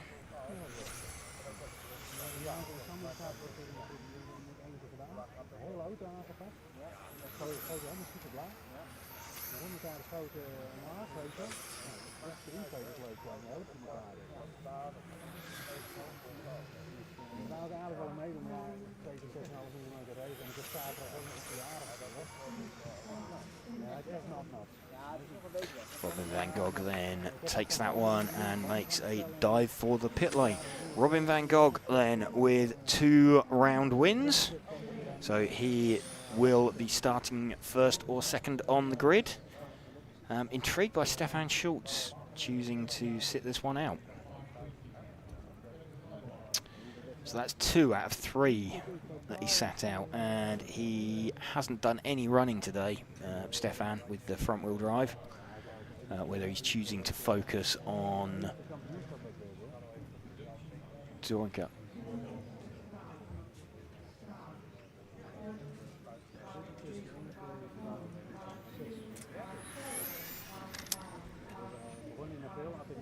So just joining us now for qualifying round 3. Qualifying round 3 out of 5. This is the beginning of the spec class. Again, thank you to sponsors R1 Works, Schumacher, Automatics, Infinity, Tony Sport, Elseram, X-Ray, Mebo Sport, and Hobbywing as well for helping us to bring you this live coverage.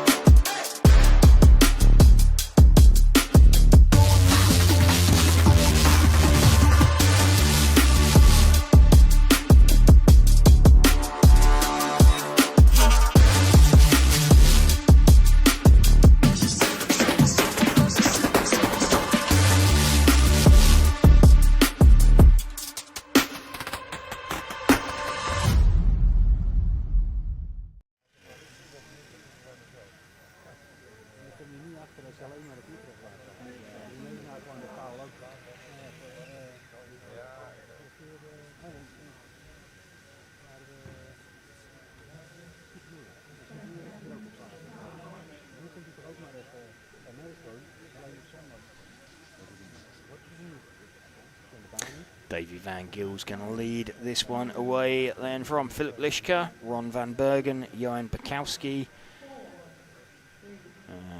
Leo Dupex. His transponder hasn't checked in yet. We have only got 6 cars out there.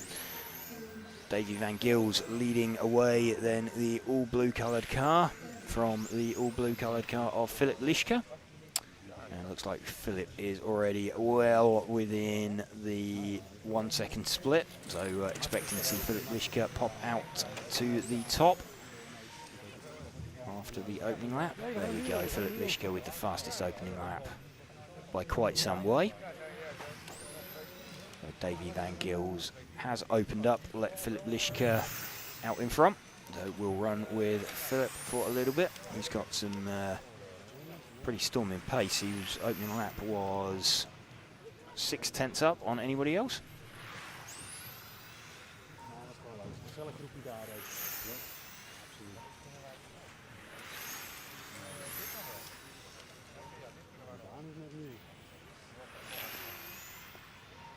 Philip Lischka still leading this one.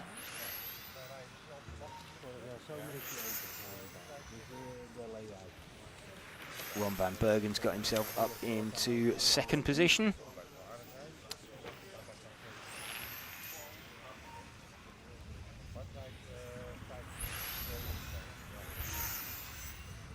.2 seconds, Philip Lischka leading this one by. Pretty comfortably at the moment. Let's see if we can find Ron Van Bergen in 2nd position, the number 2 car. Let's just try and pick him out on track. The 2 car is the white front, blue centre, black rear down the main straight now. So this is Ron Van Bergen in 2nd position.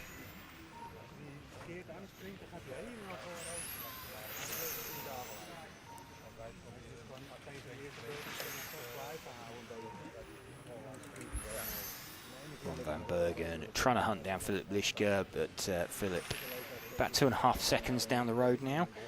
Philip having an early retirement last time out, so he will have got a bit of a tyre advantage.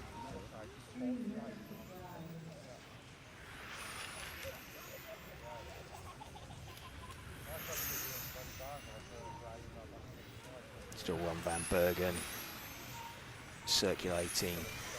Not really action-packed this race. There's not a close battle going on out there between any cars particularly. They're all fairly equidistantly spaced.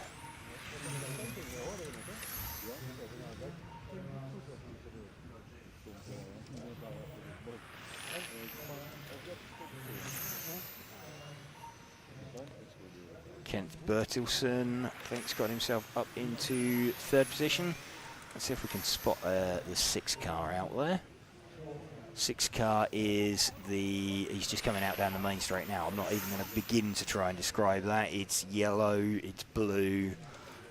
I suppose it fits with Kent being Swedish.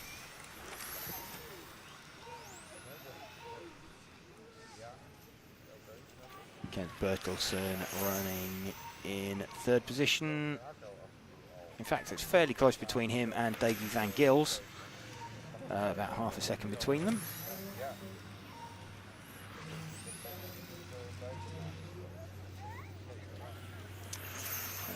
Johan Bukowski seems to have had a retirement with a wheel missing from his car.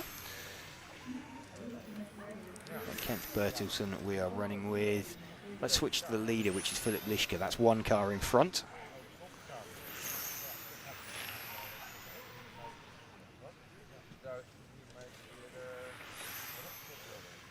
Philip Lischke, the number 1 car, making best use of the retirement from an earlier run. So he's got maybe slightly fresher tyres.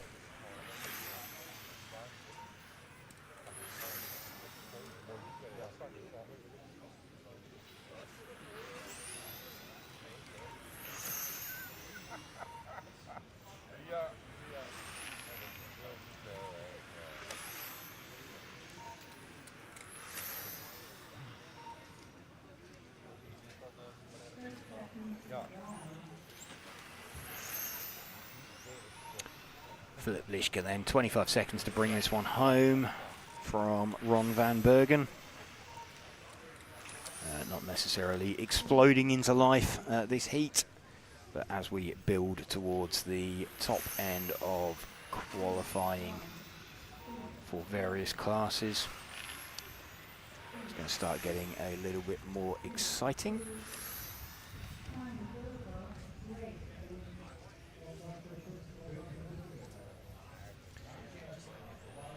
There we go, Philip Lischke taking that from Ron van Bergen and Davy van Gils.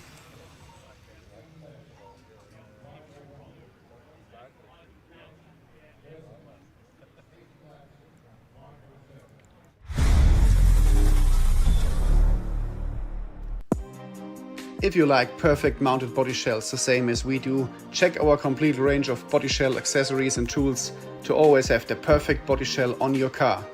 Choose MR33 and use the World Champion RC equipment.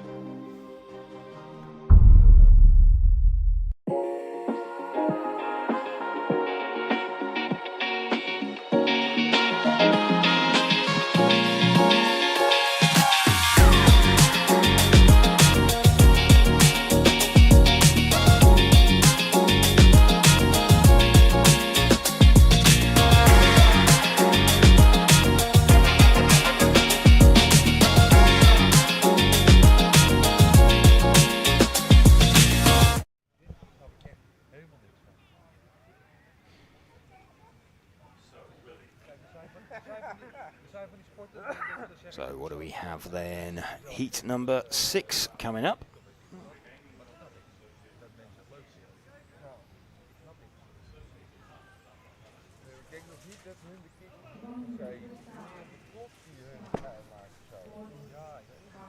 We're going to have Phil Langner from Victor Litvinenko, Bert Aerden, Alexander Perrin-Topan, Josh Winkler, Mike Martinez and Sam Nichols will be the drivers taking part in this heat. Sam Nichols probably hoping for a bit of a cleaner run.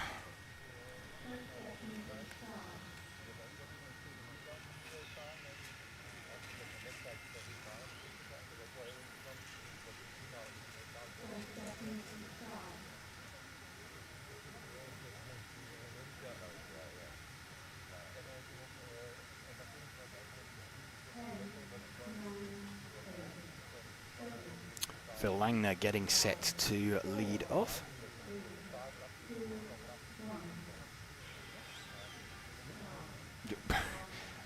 Phil going on the B of the B of the bang. Slightly premature, but managed to haul it up before he crossed the line. So went on the buzzer rather than his number being called. Technically a jump start, but he hadn't triggered the loop. Sam Nichols with a hot opening lap.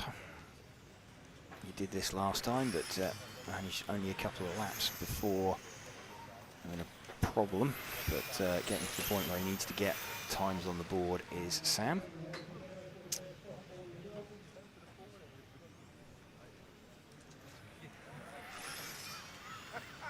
Sam still leading this one. Let's wait and see if that's the case after 3 laps. If it is, we'll see if we can pick him up. Yeah, Sam Nichols still leading this one by about 7/10. Let's see if we can find him. He's the last of the... He's the car number 4. The last of the cars just coming onto the main straight now. There we go. So that is Sam Nichols leading this one after 4 laps. Just waiting for the timing to update. In fact, he just dropped off very well. He was the lead. There we go. Leading by about 8/10 now from Phil Langner. So Sam, having had not a huge amount of luck earlier on and having had a few issues, has now got the car a little bit more to his liking. Ollie Bolting working quite hard on that on Sam's behalf yesterday.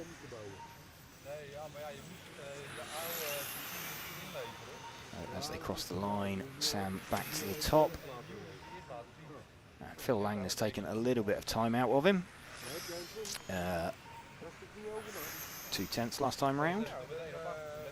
Another 15.9 for Phil. Let's just see what Sam does as he crosses the line. It was a 16.1 previously. 16.1. So Phil Langner starting to make a little bit of an inroad. It's 1 car back from that we want to be following. There we go. Of Sam Nichols. He's now only 2/10 in front of Phil Langner.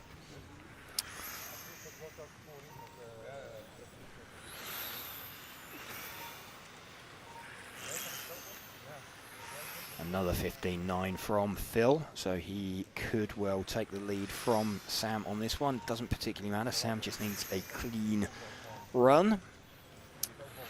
Let's just see as he comes around and crosses the line where he filters to. It's still at the top, but it's less than 1/10 now.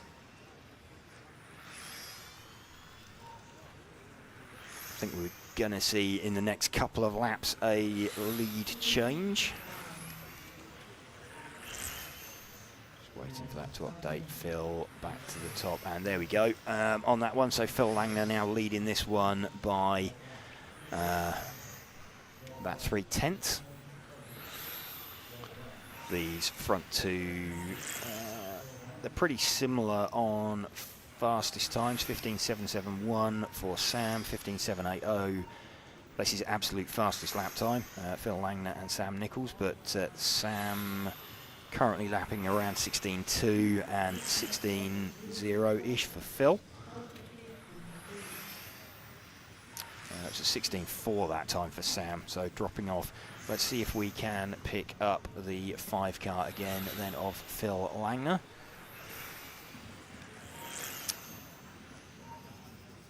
Five car is the all-white pigmented car just down the main straight now.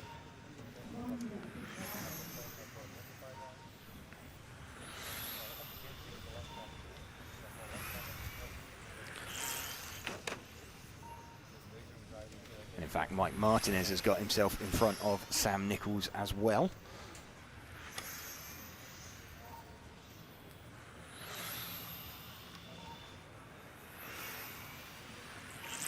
Mike Martinez up into second.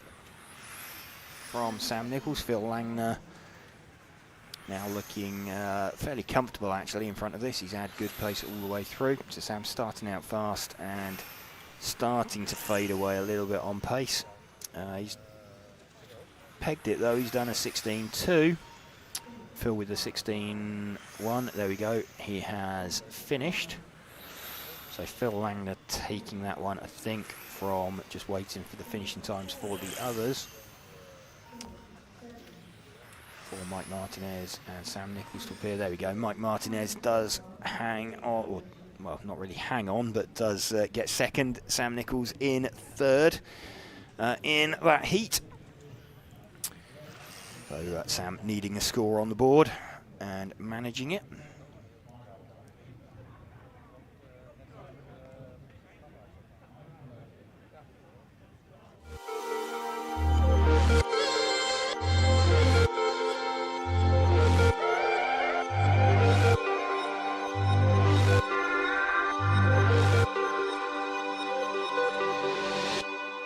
I love RCTV News.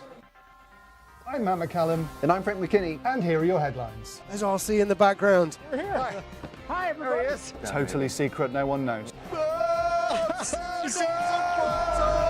You got any thoughts on it? No, don't have a clue what you're talking about. That leads us nicely to the 12th Euros. And this week's hot topic. This is a hot topic. Okay, these are rookie numbers. These are rookie numbers. Right where we're sitting now is where that crash happened. We did what you expect of us. We tried to stir up some drama. Another good one. Yeah, yeah.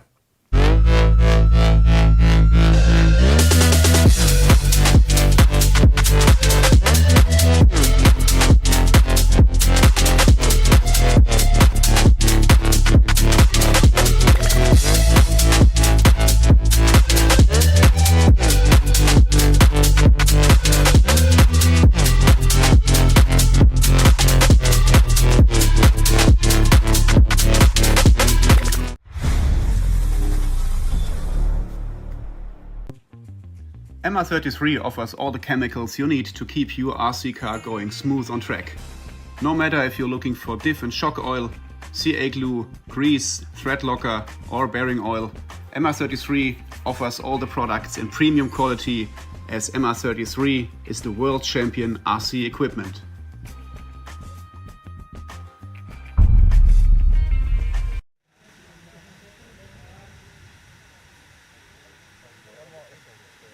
Here we go then. Heat number 7. Heat 9 is the top heat of Spec, if any of you are waiting for that.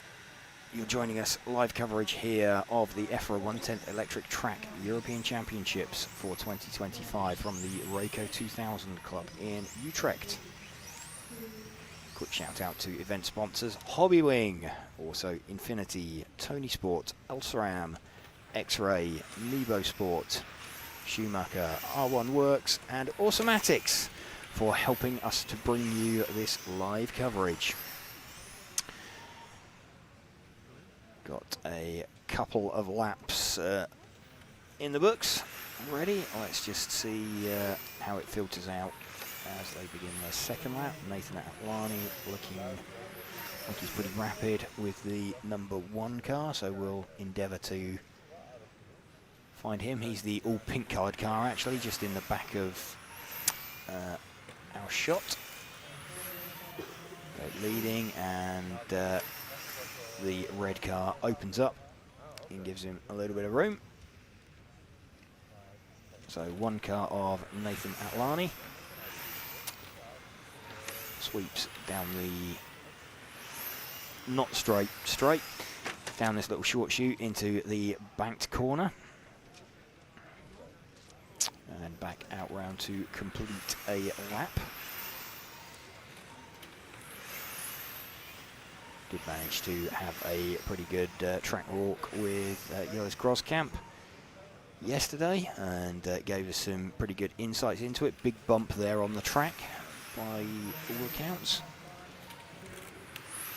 Going to unsettle the car, particularly on brand new tyres. Nathan running quite nicely out in front though, doing what he needs to. In fact, Mark Valent has managed to pop up somewhere in front. Let's just have a look when this lap completes. Mark Valent is the 2 car. Let's see if we can spot him. Whereabouts he might be. Number 2 car is, I think he's the pink coloured car. Just coming down the main straight now. There we go, Mark Valent. Running out the front of this one from Nathan Atlani. Nathan will filter back to the top because he started out the run earlier.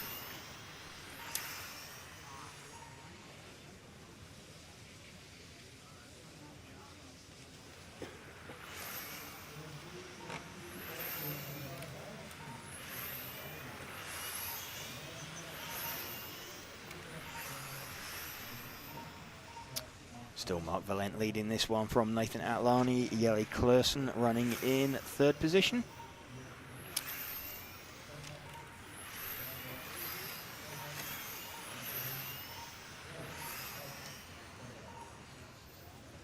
Mark Valent's lead up to around 1.8 seconds. He is lapping, last lap was a 15.8, Nathan Atlani was a 15.7. Fastest lap for Mark Valent, a 15.455, 15.554 for Nathan Atlani. They're pretty similar on single lap pace.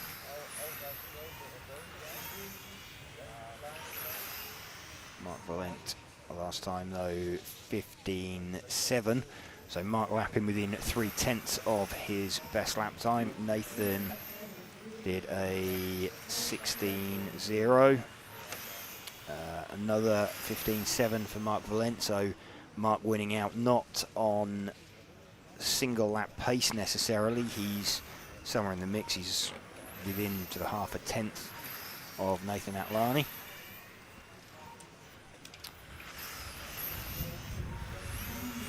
But he's just got consistent pace all the way through. Slightly slower that time for Mark Valent, but it was still sub 16, a 15.978.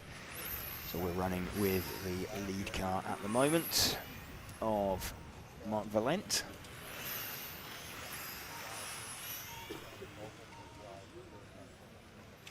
Got a nice clear track in front of him as well. See Nathan filter back to the top of the times then as Mark crosses the line. He is about 3.5 seconds to the good.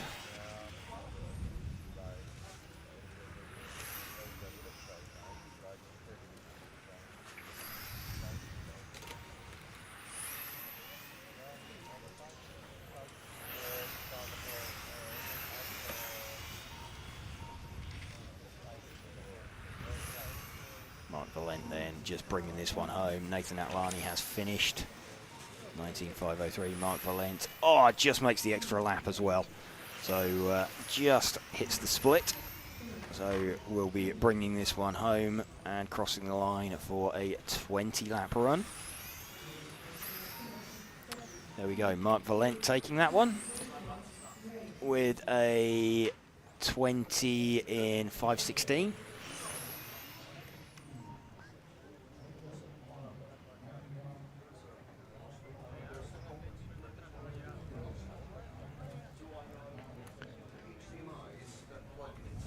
Mark Valent taking that one from Nathan Atlani, Jelle Klursen. He ate the penultimate heat of stock. And Frederick Hofgaard with a 2nd in round as well, last time out.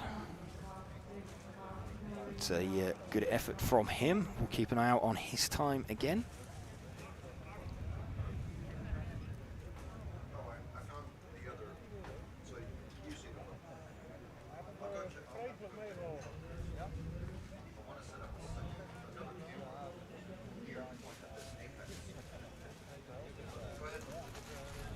Just getting ready, get everybody out on circuit. Marshall's making their way out.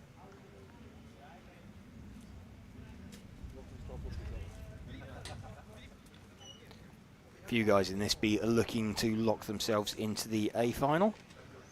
We've got Stefan Schultz, who's gone missing from front-wheel drive.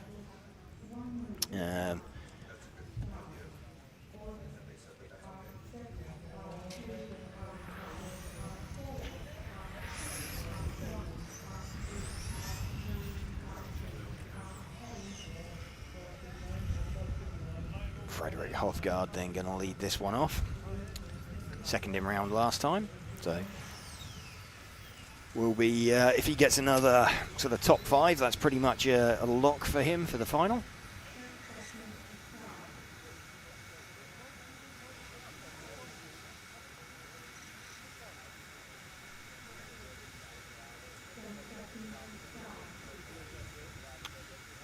Getting set for the start. Frederick Hofgaard going to lead us away from Bart Vubben, Tim Benson and Manuel Wagner.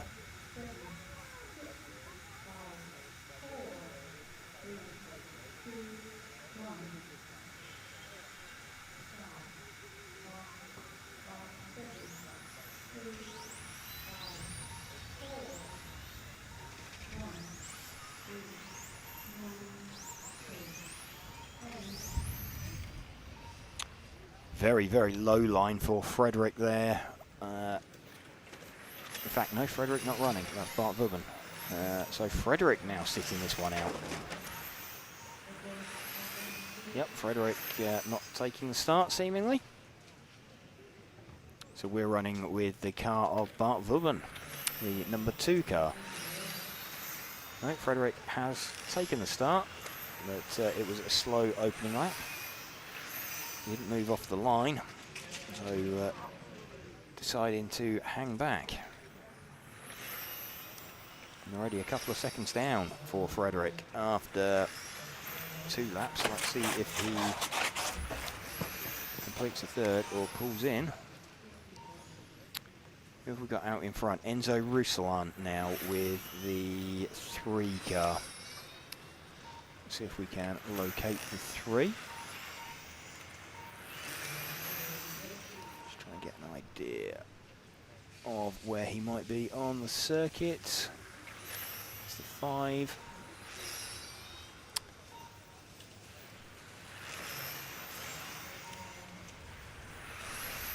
I think the 3 car is the car just going down under the infinity banner now. We'll confirm that as he comes towards us. That is indeed the 3 car. So just sweeping around out of the main straight now. Enzo Rousselan, really wide line as he came out onto the main straight. Enzo Rousselan, and nearly sort of disappearing into the end of the pit wall.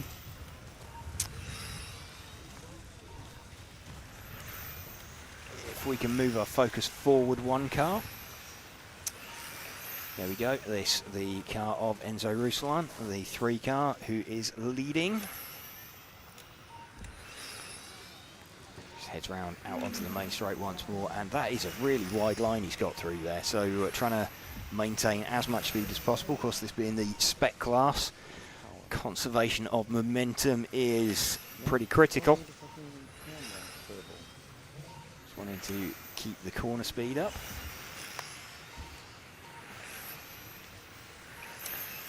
Doing well, doing nicely. Enzo Rousselan leading this one by about 9/10 of a second from Bart Vubben.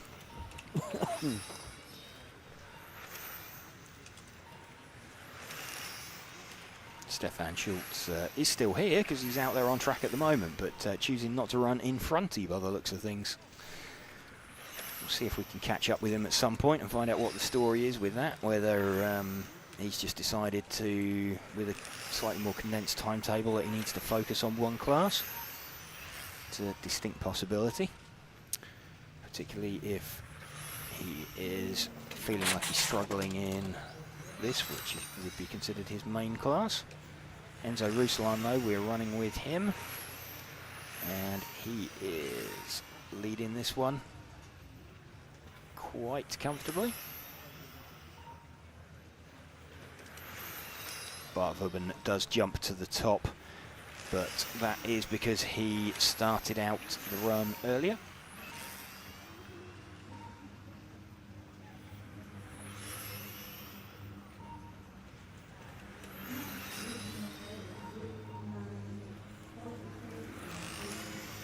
Enzo Ruslan leading this one by pretty much 2 seconds now from Bart Vubben.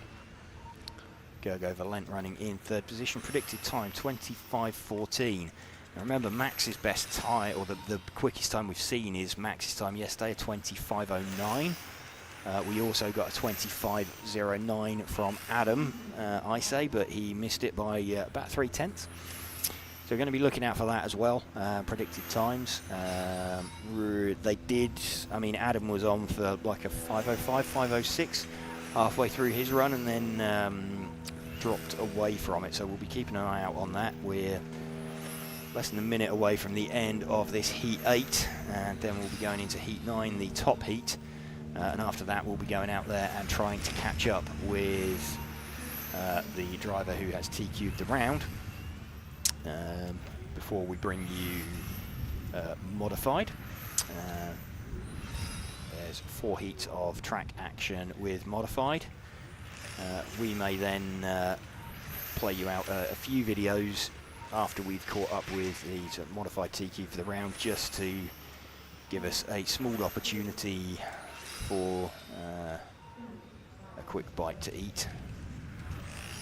So we might be leaving you with a few VTs for 20 minutes or so, just while we set ourselves up for the remainder of qualifying. Enzo Ruslan taking that one.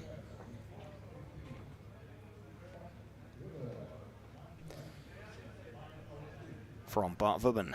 Enzo Ruslan doing, yeah, good job there to get that through, 25:15. So remember, we are looking for, at the moment, 5:09.356 is the split time that we're looking for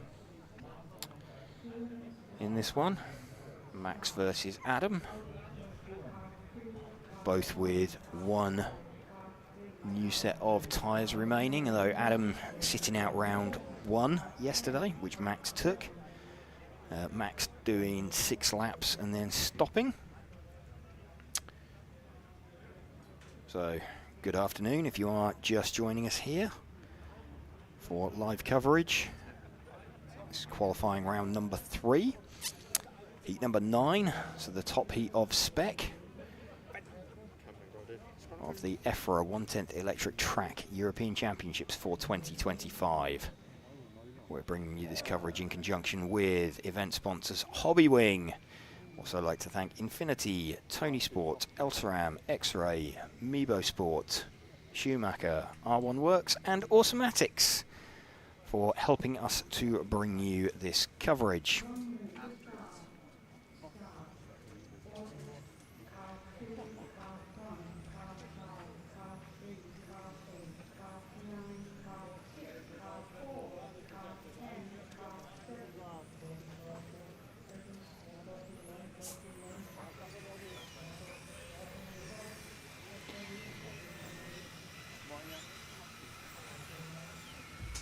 I've just seen that. Who was that? Who's binned it on the warm-up lap? Let's see if we can. Was that the 4 car, or I think that was Nico Catalani? Stuck the car on the grass on the warm-up lap. Max Mackler going to lead this one away from Adam Isay. Ollie Boltink will go off 3rd. Ollie actually in the pound seats because he's got a 2nd and a 3rd at the moment. So he's got his 2 good scores. Max and Adam with 1 good score each, so they just need another one to back it up. Max leading away from Adam. Running with Max at the moment. Max having won this title in 2018. Ollie Boltink also taking it in, I think it was 21 and 22. We didn't run it in 2020. That being oh, he won it in 2019 as well, actually. So yes, Ollie winning it multiple times. Simon Router, defending champion in this class, but not racing in it this weekend. Max leading it from Adam Isay. I think Nico Catalani is somewhere up there as well after 3 laps. He was, no, he's dropped a little bit down the field. So Max leading this one at the moment by about half a second from Adam Isay. So trying to go away. This a used tyre run, I believe, for the pair of them. Max's tyres going to be 6 laps older than Adam's. Max doing a complete run in round number 1, 6 laps in round number 2. Adam sitting out round number 1 and doing the second run. So let's see if that comes into play later on. Predicting at the moment a 5:05 for Max, a 20 and 5:08 for Adam. Martin Hoody somewhere up near there as well, so trying to get himself in the mix. Let's move our focus back 1 car briefly onto Adam Isay. He's also a sort of bluey coloured car. There we go. Let's run with him for a little bit. So 40 Max now about 1 second down the road from Adam. Starting to edge away. Predicted time for Max now a 20 in 5:08, a 20 in 5:10. So I think you can definitely tell her on used tyres. So currently Max already got the fastest time in his pocket. I think they're going to possibly wait till the track cools off a little bit later. If we can get this one with Max taking it. Max starting to stretch a bit of an advantage now. I think out in front he is, what is he, 1.4 seconds in front of Adam Isay. So maybe a bit of a surprise for Adam how much pace Max has got. Let's see if we can pick Max back up again. He's 2 cars in front. There we go. So we've got Max Mackler.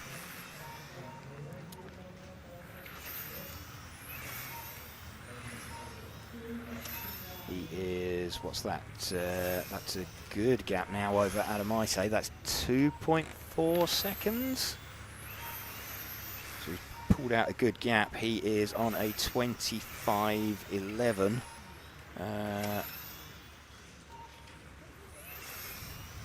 Let's just double check.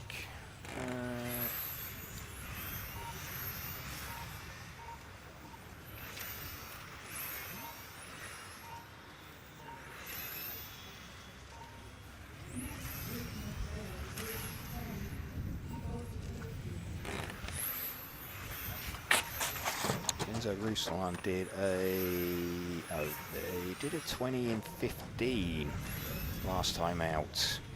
So Enzo Ruslan looks like he's going to be somewhere up there. What have we got? Just over a minute left. Max heading for a 25.12. I think Enzo Ruslan could well be somewhere up at the pointy end of this round as well from the previous heat. So earlier heat looking quite quick. Max Mackler we are running with, still leading this one. Still heading for a 25.12. Going to be the quickest time. More keeping an eye on Martin Huddy, Ollie Boltink, Adam Isay. Dropping a little bit down the order, but if Max can hang on to this one, he will take the round and guarantee himself a place on the front row with 2 round wins. So this should be the beginning of the final lap now for Max. Just needs to bring this one home. Martin Huddy running in second. He is, what's he, 1.7 seconds back. So Max has finished. 20 in 5.12. Ollie Boltink second. No, Martin Huddy just gets second at the end. So Max Mackler taking that one by around 1.6 seconds. Let's go and see if we can find him. Yep, as James heads off, there's the finishing order. You can see what that hole looks like. And we'll bring up the the finishing results as well, the round results in a bit when James returns. But yeah, it's an interesting set of qualifications, isn't it? With drivers sitting out and trying to have fresh tire runs and saving the tires and going out and use tires and everything. So okay, so we're got Max and we're going to throw over to him right now. Max Mackler, TQ on that one. Track looks a little bit slower now at that point, or is that just used tyres? It was super windy out there. Like in the chicane, I went a few times over the curb, and I steered away, but it still went over the curb. Yeah, crazy conditions out there. Okay, but saw you were pulling away from Adam, and I think Martin just got second there at the end of that one. Yeah, likely. I didn't check the results so far, so yeah. But 2 in the books and 3 more to come. Yeah, so definitely on the 2 more to come. So definitely on the front row at least. Okay.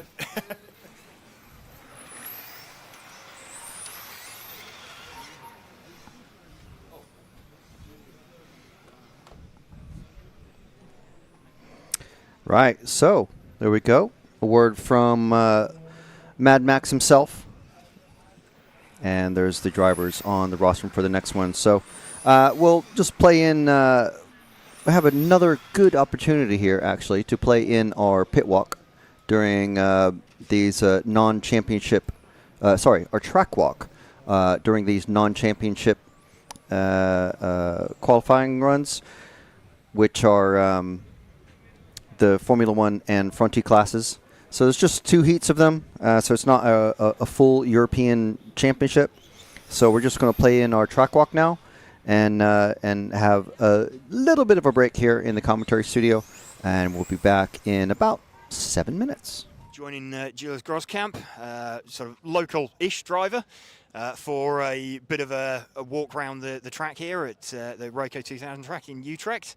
So done many laps around here? Rayco 2000 here in Utrecht. Yes. Excellent, thank you. You're welcome. You know what? It's actually our first round of modified, so we'll do the track walk after modified. Sorry, not during modified. So do apologize for that. So we'll be back. You can pop off if it's fine. It's live. It's fine.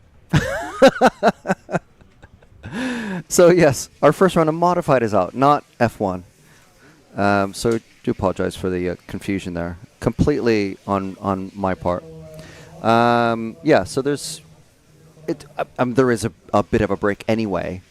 So we'll play in some messages from our broadcast sponsors, partners, and such, and we'll be back in a couple of minutes because there is genuinely a break on the track.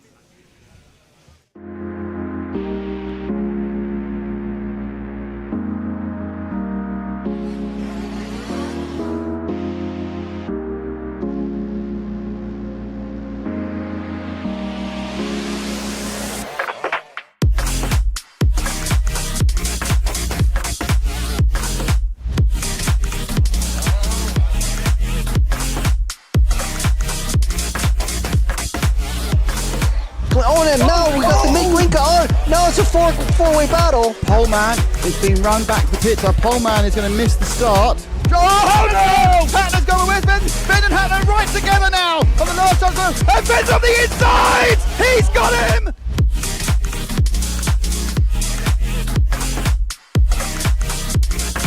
Fantastic display of driving from these 2 drivers who have pretty much carved up the touring car world between them this year. Kobovic made an error, so Kobovic makes an error. Marcus Currup is through.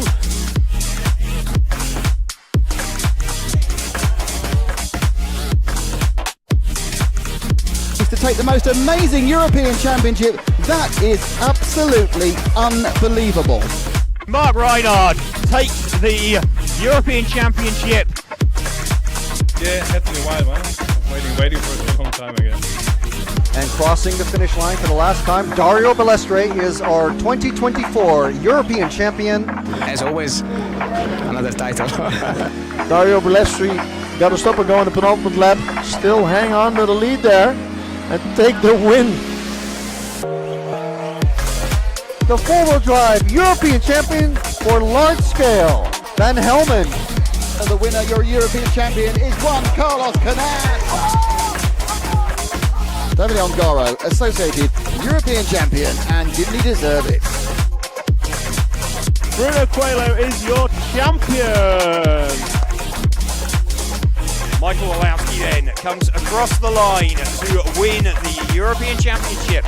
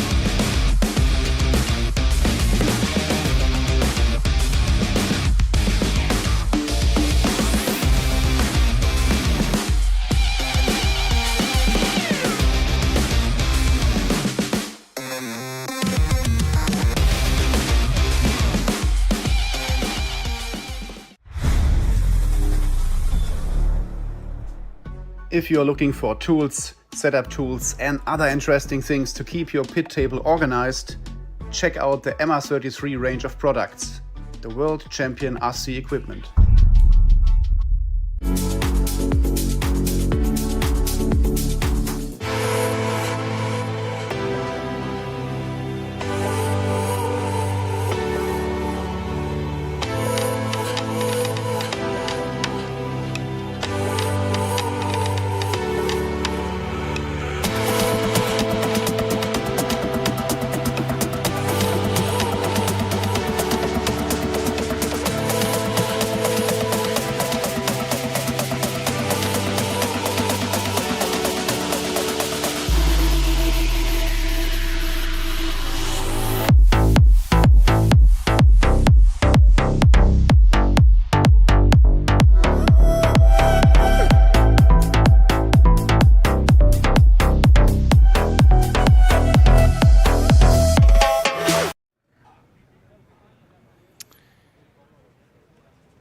Okay, we are back and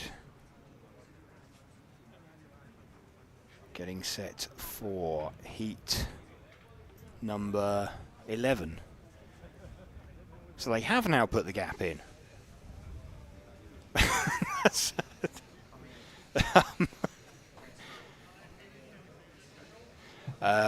Okay, so there was a okay, so there's a little bit of inconsistency here. So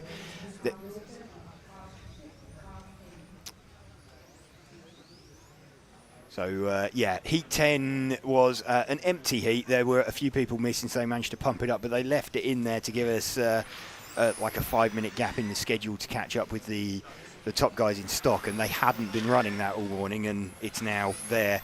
So yeah, it does seem like we did have time after all to catch up with what was going on. So little bit of a discrepancy there, but we're trying our best to keep up with what is going on for you.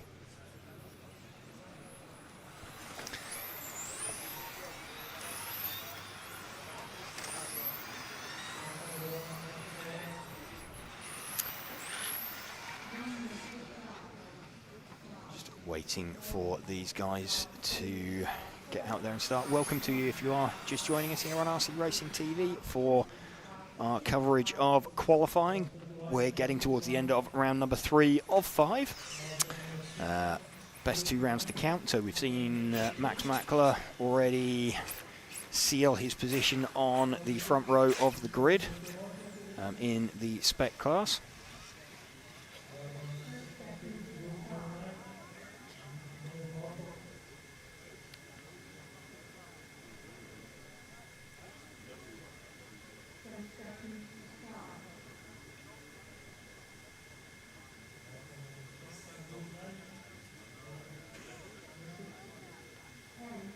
Daniele Piccini going to lead away this heat. Welcome to you if you are just joining us here then.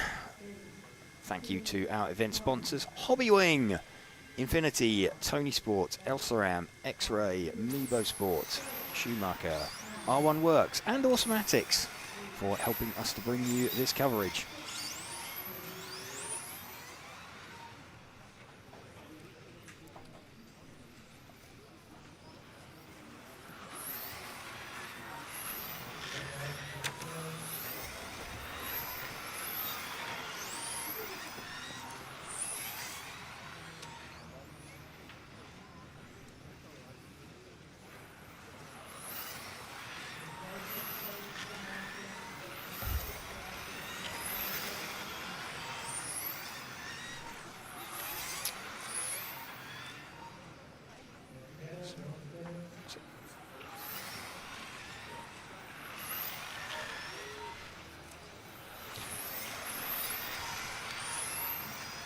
Daniele Piccini leading this one at the moment with the number 2 car.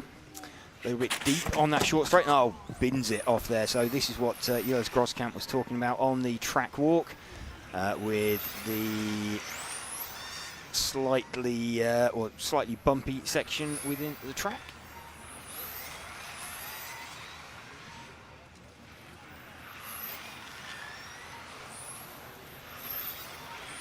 Daniele Piccini bringing that one in.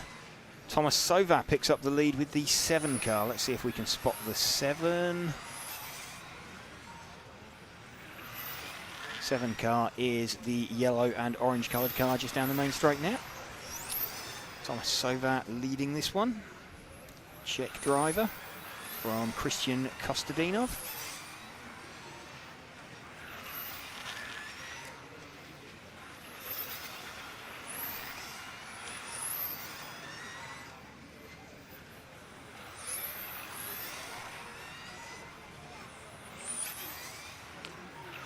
Thomas got a bit of a gap between him and anybody else on circuit. Let's have a look. He is a couple of seconds down the road from Christian Kostadinov.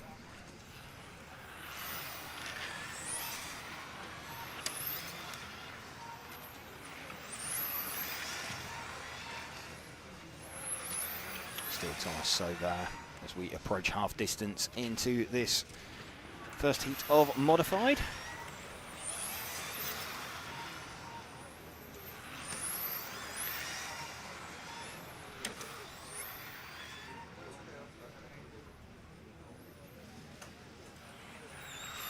Still Thomas Sova. Now starting to close in on some traffic. Gets out of his way pretty nicely. See another retirement for the 5 car of Razvan Stroh.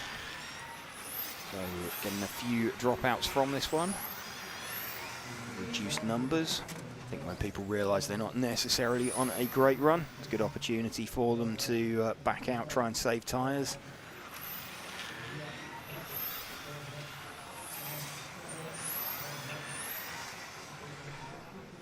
Looking to get the 3rd run in the books. So we've already had a couple of double round wins. We've got Michael Orlowski, 2 round wins in the in the modified class. We've got Max Mackler with 2 round wins in the spec class. Adam Isay with a round win as well in the spec class. Looks like Bruno Coelho has had a pretty massive tyre failure at the end of the modified class. He was leading, so 1 lap from the end of that one, he had a tyre let go as he went through the fast sweep on the main straight,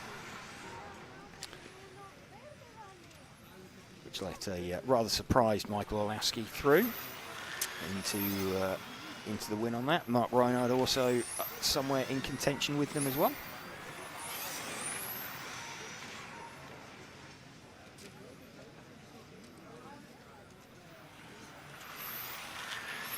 Thomas Sova still leading this one with 30 seconds to go. He is 3.9 seconds. Oh no, actually, Christian Kostadinov also starting towards the back. He is, what is he, like 1.8 seconds behind Thomas Sova.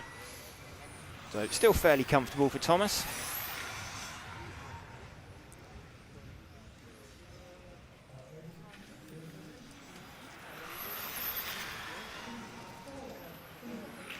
Nice tight line for Thomas there. Oh, gets it very slightly wrong, manages to bring it back online. He has finished though, so he that didn't cost him. He had already finished it as he crossed the line. Christian Kostadinov finishing second in that one. Thomas Sova getting that by about 2 seconds from Christian Kostadinov and Eddie Rombouts.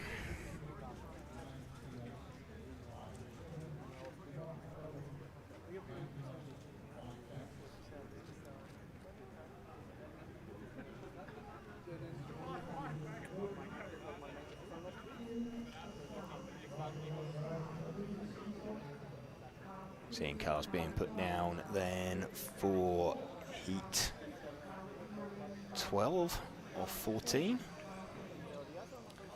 Matthias Knopp going to lead this one away from Martin Wouters, Harley Eldridge, Oliver Havranek, Dai Sakaguchi, Jose Pereira, Lorenzo van Leeuwen, Peter Ender and Robert Krenz.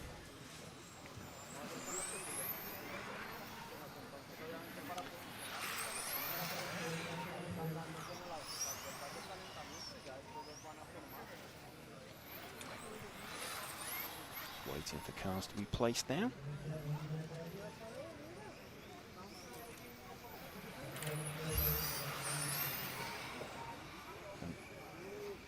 Choosing to wait as late as possible for both Harley Eldridge and Matthias Knopp.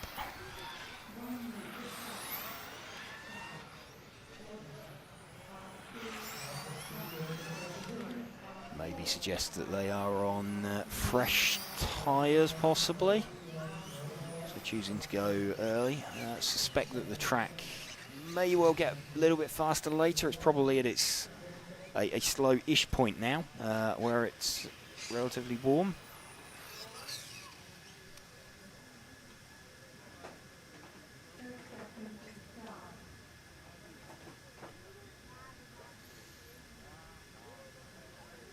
Matthias Knopp will lead us away. Seen his car out there, so I know he's definitely going to be starting.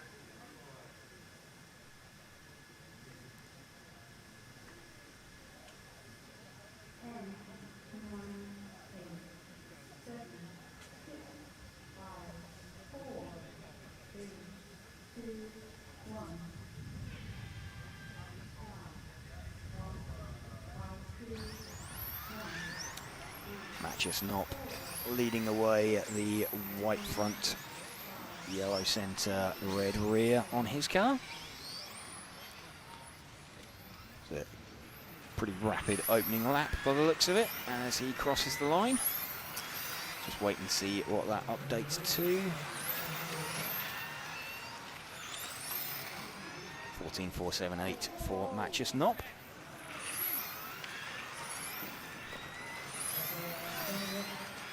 The 6 car of Dai Sakaguchi already having some issues. We are running with Matthias Knopp, our lead car. Martin Wouters is maybe going to be ahead of him this time as they cross the line. Indeed he is. So let's move our focus back 1 car to Martin Wouters. There we go. And, oh, mistake there from Martin. So potentially what we were talking about with Jules Groskamp, new tyres particularly, as you run through on that bump, the car just gets a little bit of air. And on new tyres, if you've got steering lock applied and it lands, your new tyre digs in and the car just goes round. On a used tyre, as it lands, it may well just slide. So Matthias Knopp back to the front from Oliver Havranek. Lorenzo van Leeuwen's got himself up into 3rd, and is that a retirement there?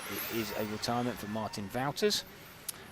let's pick up Oliver Havranek then, the number 4 car. He's the orange-coloured car coming out onto the main straight now.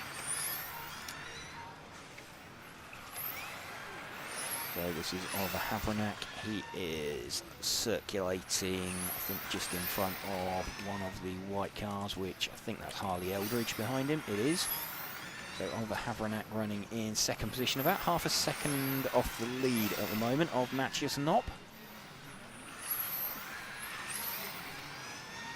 Havranek with a best lap of 13.883. 13.7 for Matthias Knopp, best lap. Last time round they were both on 13.9s. They're pretty close on lap times, gap staying fairly constant. It is now around 0.8.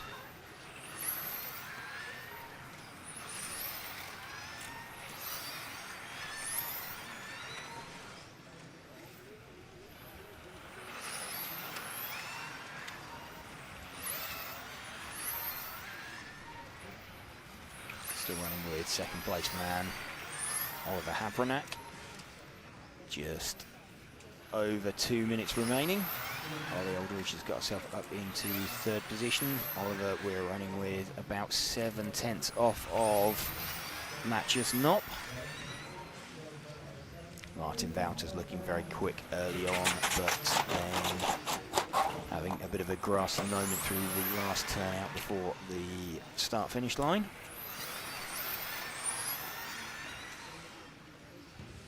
Havranek closing slightly. He was a little bit faster that time round. He was, 9/10 of a second, 9/100ths of a second faster. Faster again that time around, so the gap is coming down. It is forecast around 6/10 of a second gap between them. Gap between them currently is around 0.8. So it needs some quick, consistent laps from Oliver Havranek to try and catch Matthias Knopp. We'll stick with him as this final minute runs. Makes his way past some traffic. That could slow him up very slightly for this lap. Just over 1 second the gap that time round. So Matthias Knopp extending very slightly. Matthias Knopp's got this up to around 1.2 seconds from Oliver Havranek, who we're running with. It's down to 1 second now.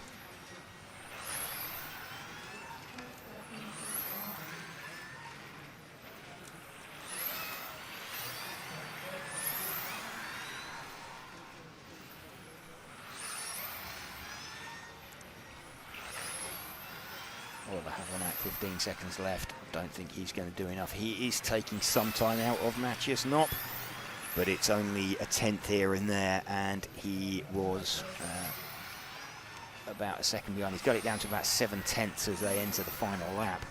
But barring a mistake from Matthias Knopp, I think he is going to take that one.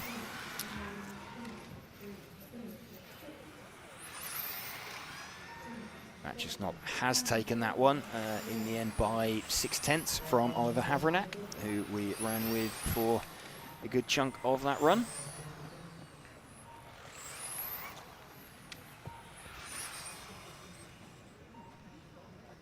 Matthias Knopp then taking that one from Oliver Havranek, Harley Eldridge and Lorenzo van Leeuwen.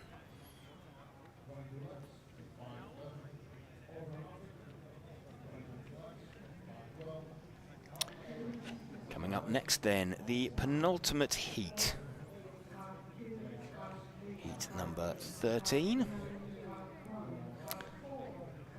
So after this we will bring you the top heat.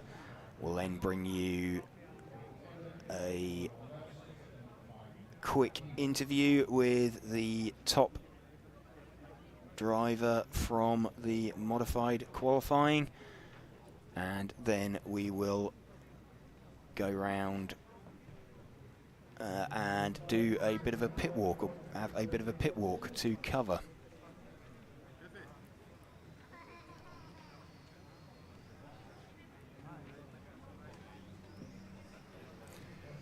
It's just being placed down on circuit.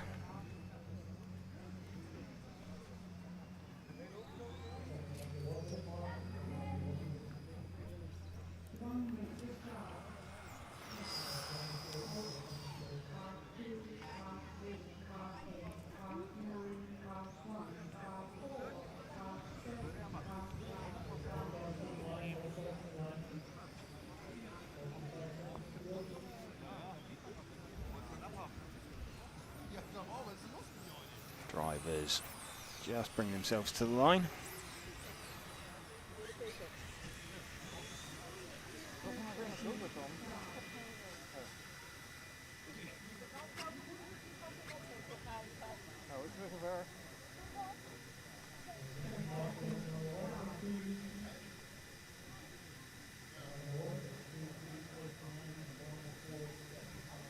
David Ronnefalk going to lead away. He's been running an all-white body shell. Alex Hagberg also showing some good pace last time out, though having saved a set of tyres.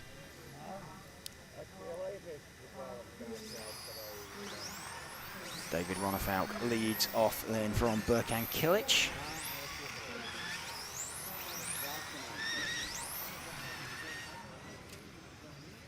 David with the 2, Berkan with the 3, Berkan running all white body shell, though I think Berkan's just been off the track behind David. We'll stick with David.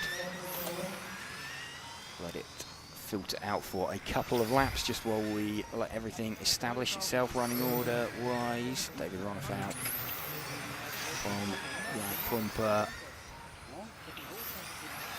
from Robin Eiserman. David leading this one by about half a second at the moment. Let's have a look. That was after 2 laps. Let's see what happens after 3. Waiting for an update. Alessio Menachicci somewhere up there, as is Robin Eiserman. Let's see if we can find Robin then, the 7 car. 7 car is the white, red and white car. There we go. That is Robin Eiserman running in 2nd position at the moment. Driver, oh, and he's just made a mistake, so Alex Hagberg through on him. It's going to drop him down the field. He continues running. That was down that short straight heading back towards the driver's rostrum with a little wiggle on it. It was down here. It made a mistake and looks like he potentially rattled the carb curb a little bit too hard. David Ronnefalk then out in front of this one by about 2.5 seconds, it looks like, from Dominic Schmidt.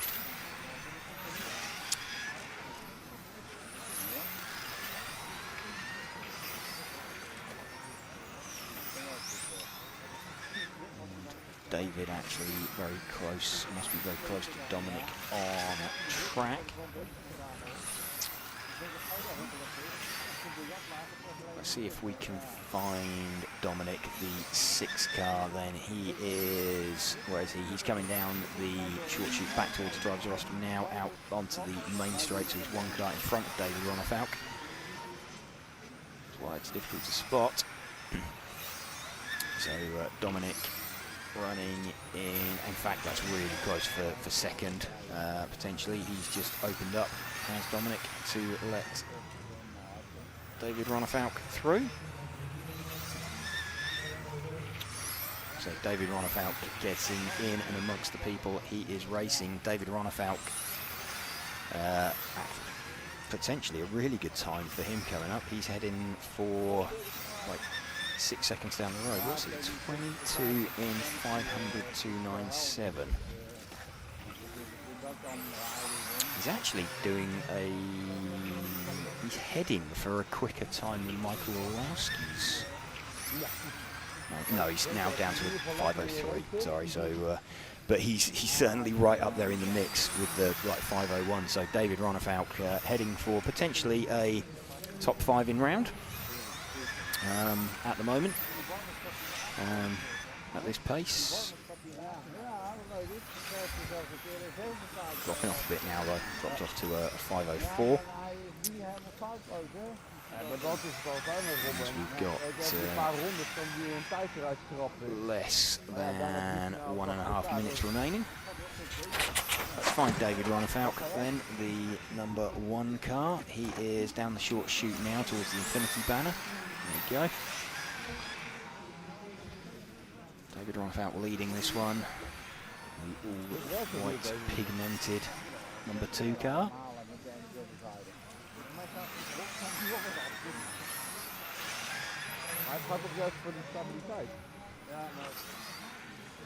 Leading this one now from Antoine Brunet, Yannick Prumper, Alessio Meniciucci, Dominic Schmidt. So running in 6th, Alex Hagberg is 7th. But David Ronefalk, really good display from him. He's heading for, it's now showing 22.503 again. So right up there in the mix. Compared to guys in the top heat, that sort of Ronald Volker-ish level. So expecting sort of top 5 or 6 if we can keep this pace up towards the end of the run and round.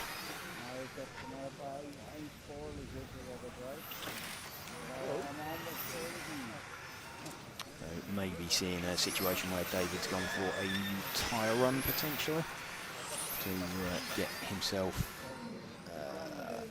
a bit of an offset against everybody else.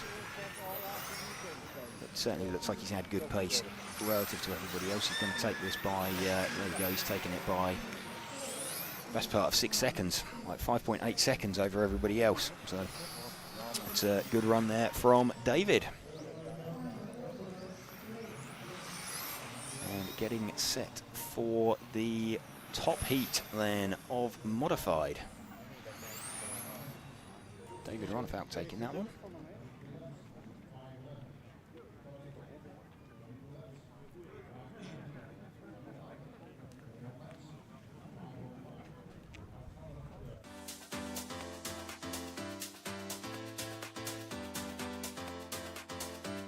Makes an error. Marcus Currup is through. No, it's a four-way battle. And Finn's on the inside. He's got him. I love RCTV News. There's RC in the background. We're here. Hi, everybody. This is mine. Okay, fantastic. Yeah. So we are here at ETS round number 3 of season 17. Davide Ongaro, associated European champion, and didn't he deserve it? Bruno Coelho is your champion. Today, mamma mia, super happy. It's like a real now. It's like a real.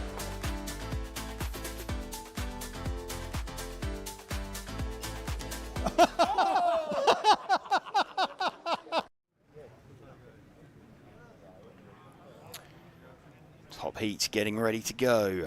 Welcome if you are just joining us.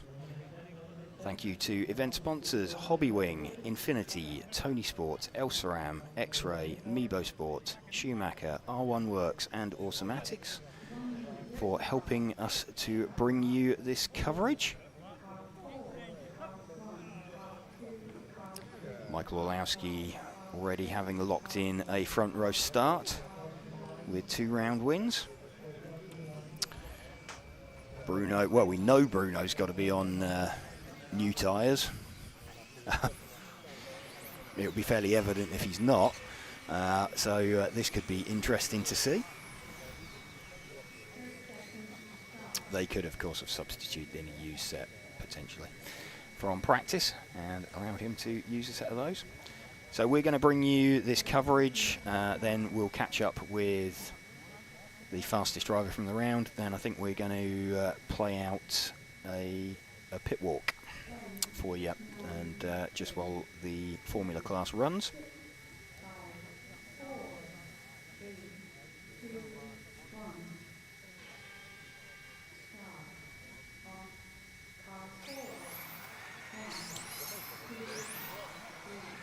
Michael leads away from Bruno, leads away from Mark, from Ronald, from Lucas, and Victor, Chrissy, Yills and Remy.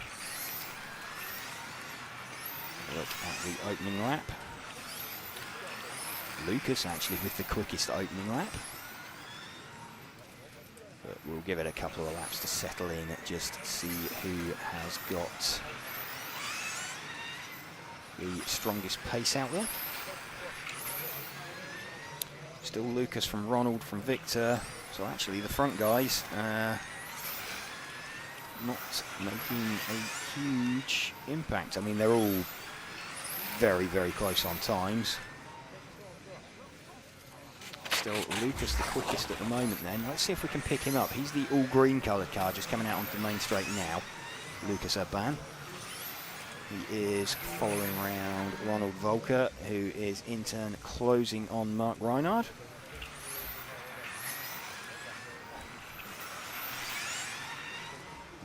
And looking a little bit edgy for Lucas there. But he's got some serious pace in that car. He just needs to hang on to it. He's closing. There you go. Mark has opened up for both Ronald and Lucas.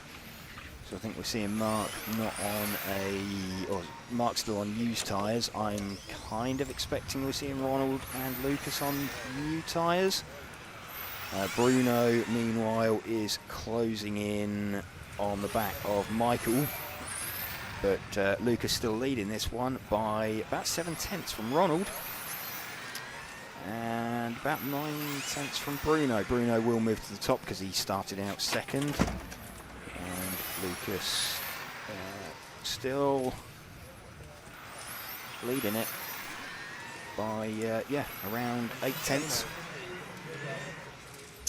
There we go, Lucas a little bit closer that time, so Ronald has just pulled a slight edge on Lucas. Lucas is still in front though. We're running with him, you can just see Ronald out the front of shot. Lucas is still leading this one by around 2/10 from Ronald. Bruno starting to get himself into the mix as well. Lucas now from Bruno from Ronald. So 1.5/10 Lucas from Bruno.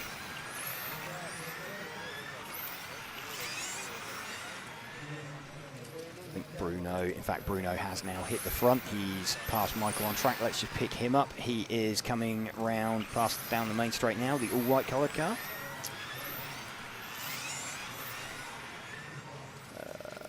Not that all white coloured car. There we go. We've noticed the white coloured car just starting on the main straight now. There we go. That is Bruno's car. The curse of the white coloured cars. Quite a few of them. Predicted time, it's a 23 lap run actually coming together for Bruno. So 23.513. He'll be the only driver on a 23 lap run. So with a round win as well, that would put him in a good position. Potentially. He'd still need another round win. So Michael would have the sort of round scores in his pocket. Bruno would have the faster time. If things stay as they are, what are we? 1 minute 20 to go. We've got a 13.6 lap time and a 13.5 split. So Bruno's going to be right on the bubble of making this extra lap or not. Currently predicting 23.513. And I think like 513.5, 513.6 is going to be, or would be the split onto making a 22 flat. Into the final 45 seconds now.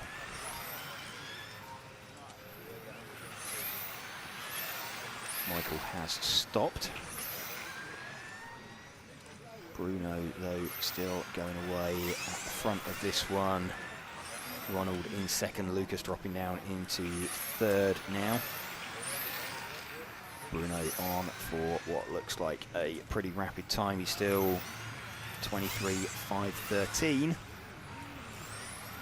So Bruno seemingly going to be the only driver to make it onto the extra lap. He's threatened to do this all weekend. Bruno has just made that extra lap. He's made it by, there we go. So Bruno has taken this one, we know that already. The only driver to make the split, and he's, the only driver that's done that extra lap. So just waiting for him to come in. There we go, 23.513. Let's see if we can go and find him. And there's your finishing order for that that group of racing. We'll have a look at the at the overall results when we come back from our little break. But we're going to have be talking with Bruno. James will capture him underneath the driver's stand.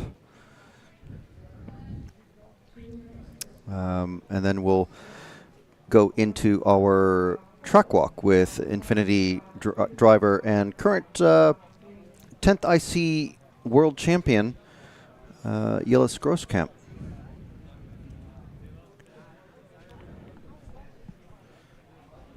Okay, so I think we're just about ready. Okay, so here is James with Bruno. So there we go, Bruno Coelho. You've been threatening to do that all weekend, but also making the extra lap split as well. Yeah, I mean, it has been a very tough weekend in terms of luck. I mean, yesterday I made a mistake on the bump. I knew the bump was there. I forced a little bit too much on the first 2 laps. Today I've been a little bit more careful, and I was on used tires around before. It was going pretty well. I was first, and the tire exploded in the end of the straight. You know, it's always a hard feeling, but now, yeah, he paid back. The car is really amazing. The pace is there, the car is there, so I just hope to keep the luck on my side. And I'm guessing as well, I think Lucas and Ronald may be on new tyres as well, looking at their pace compared to Michael and Mark. Yeah, I mean, this time I wasn't really taking care about the others. You know, I was really fast. I keep the focus, not make any mistake. The track is pretty tricky. There are many bumps. It's very easy to make a mistake. So yeah, I was just trying to keep on my wheels and don't make any mistake. Okay, well, you got the fastest time in your pocket now. So one more round win, that will be you and Michael on the front row. Yeah, I mean, I'm trying to. Of course, I will try the best to start in front. Is always better. But you know, the race, it is what it is. Happen what happened, and we never know what's going on. So just try to do my best and bring it home. Well done. We'll let you get out and marshal. Thank you very much. Thank you.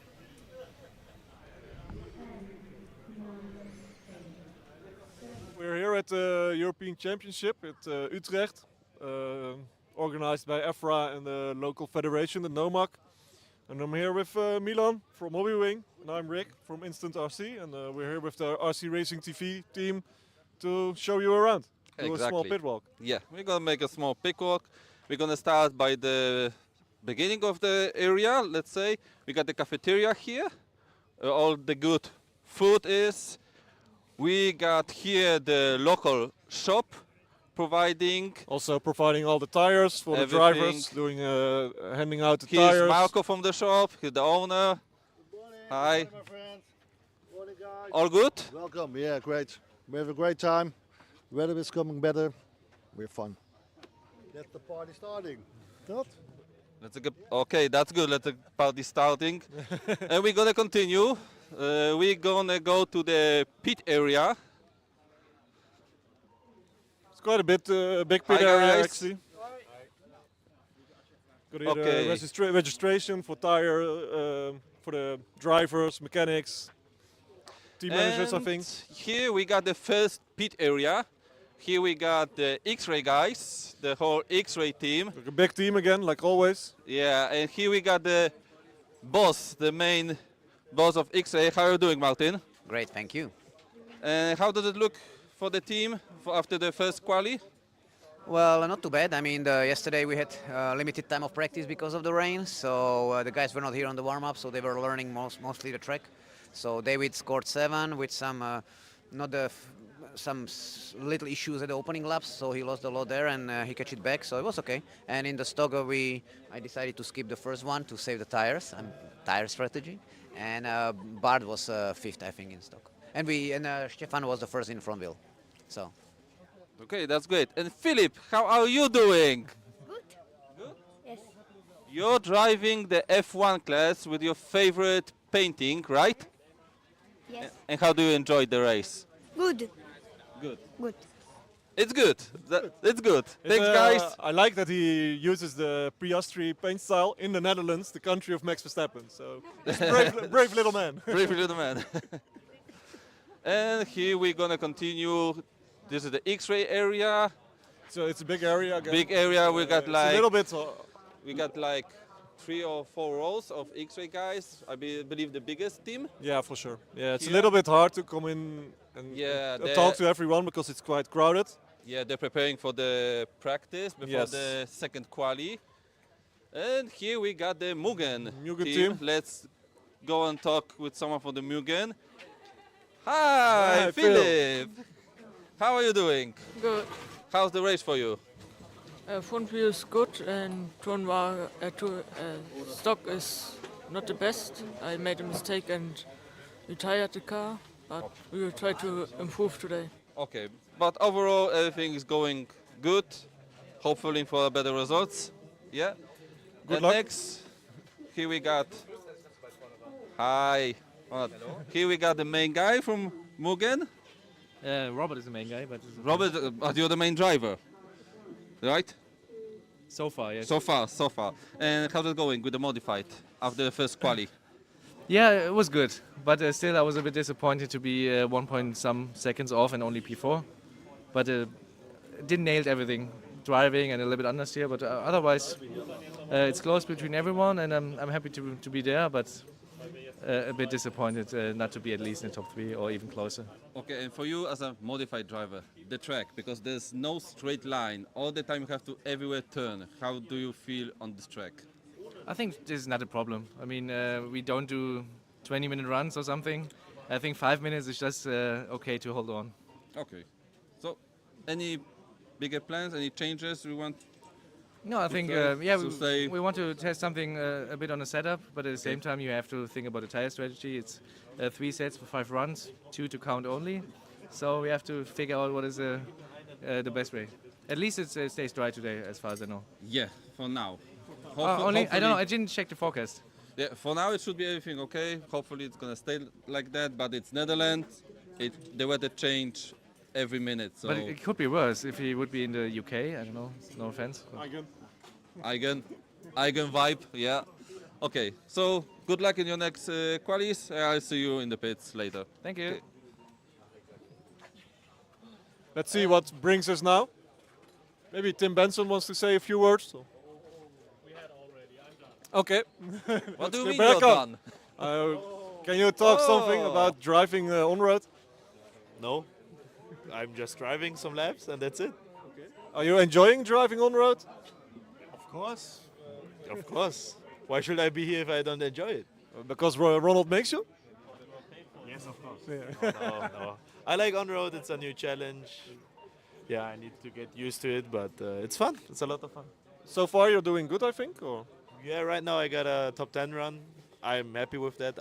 Everyone wants to go faster. I want to go faster, but right now I'm happy. Okay. Good luck. Thank you. Okay, here is my workplace, my Hobbywing workplace with my brother Salton. We are trying to help as much driver as we can to provide the best service. And here we got the Infinity team. Hi guys! And how is it going? How's it going for you? So far so good. Yeah, the track is a bit wet now, so we have to wait till it's dry up. But happy to have one more free run today before round 2 is starting. Yeah, I think we're all doing great. Bruno is of course super fast. Victor is right there. I'm right there. I just flipped one time in Q1, but I have high hopes for today. Okay, and the track as a modified driver, what do you think? I think it's a really nice track. The grip is medium because of the rain, and yeah, I think the track in general is normal traction, but it's a really high speed track, so it's quite interesting. It looks easy, but it's not easy. It's not easy. That's right. There's no straight line. Okay, and there we got Bruno Coelho. How's it going? How's the Speciale car? It's being Speciale. Yeah, it's working good. We are pretty happy on the performance of it. Yesterday, first qualify, I made a mistake on the second lap, which I spun out in the end of the straight. But I had a very good recovery after that, and I still finished second, which was pretty good. I believe you one more lap, and you could take the TQ. I believe it was really close fight with Michael. Yeah, probably I could. Yes, the pace was really good, and especially middle to the hand, the car is working very good. So yeah, just try to keep it on the wheels next run and make a solid run. That's great. I hope it's going to be everything okay with no mistakes in the next qualis. Thank you. And let's continue. This was the first area of the pits. Now we're going to go to the second area where we got the Schumacher guys and Automatics is also there. guys. Yep. Yeah. I'll just keep an eye that the camera guy won't flip. Oh, and we got some Iris. Hello, Jasper. How are you doing? I'm just helping my friend to get ready for the first practice this morning, so just having fun. My car is ready in the pit, so just having time to make fun and help other people. That's good. That's about the sport that no matter which team you are, we're helping each other. That's fun of it, right? That's the main point, to have fun, race together. That's right. Okay, let's go here to Michael. Hi, Michael. How are you doing? Doing good. And you? A little bit tired, like always. First quali was yours. How did you feel on the quali, or the first quali yesterday? Well, it was okay. I was a little surprised because there's no announcement, so I didn't really know what's the gap between me, Bruno, and Mark. I could only pace myself to Ronald, so it was a nice surprise at the end. And any plans, any changes for the next qualis, apart of the tire tactic? Yeah, we'll test something in the practice, and hopefully it will be better. That's great. Best of luck. I'll see you later. Happy birthday. So we got time for a birthday song? Okay, guys, everyone together. Happy birthday to you. Happy birthday to you. Happy birthday. Thank you.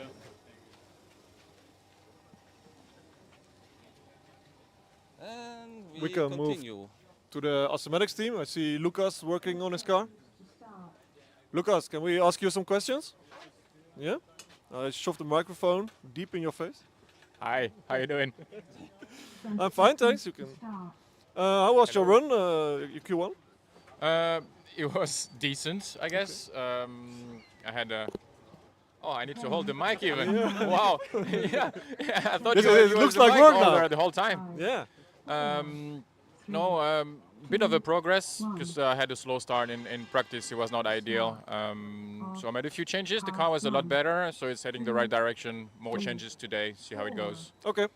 Good luck for Q2. Thank you very much. Later. See you later. So Max, can I you- keep the mic? Yeah, you can keep Yeah, it. okay. Yeah. See you Maybe- later. Maybe Ciao, you ciao. can interview Max. Ah, no, danger. You do it.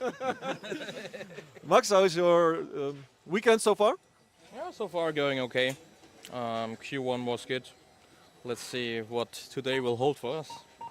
I think overnight TQ, if I remember correctly. Yeah, like I said, Q1 was okay. So let's see what Q2 brings for you, and we'll keep a close eye on it. Thanks a lot, Good luck. guys. See ya. Let's move over to Oliver. I'm already here. Hi, Ollie. How's it going? Hello. It was okay. It was good. I had also, like Lucas, a little bit of slow start in practice. Struggled a little bit. But for Q1, we discussed some things and we managed to make the car very close to Max. And we will see how it goes today. But at the moment, Max is the man to beat. So he's doing really good. Yeah, Max is the TQ guy.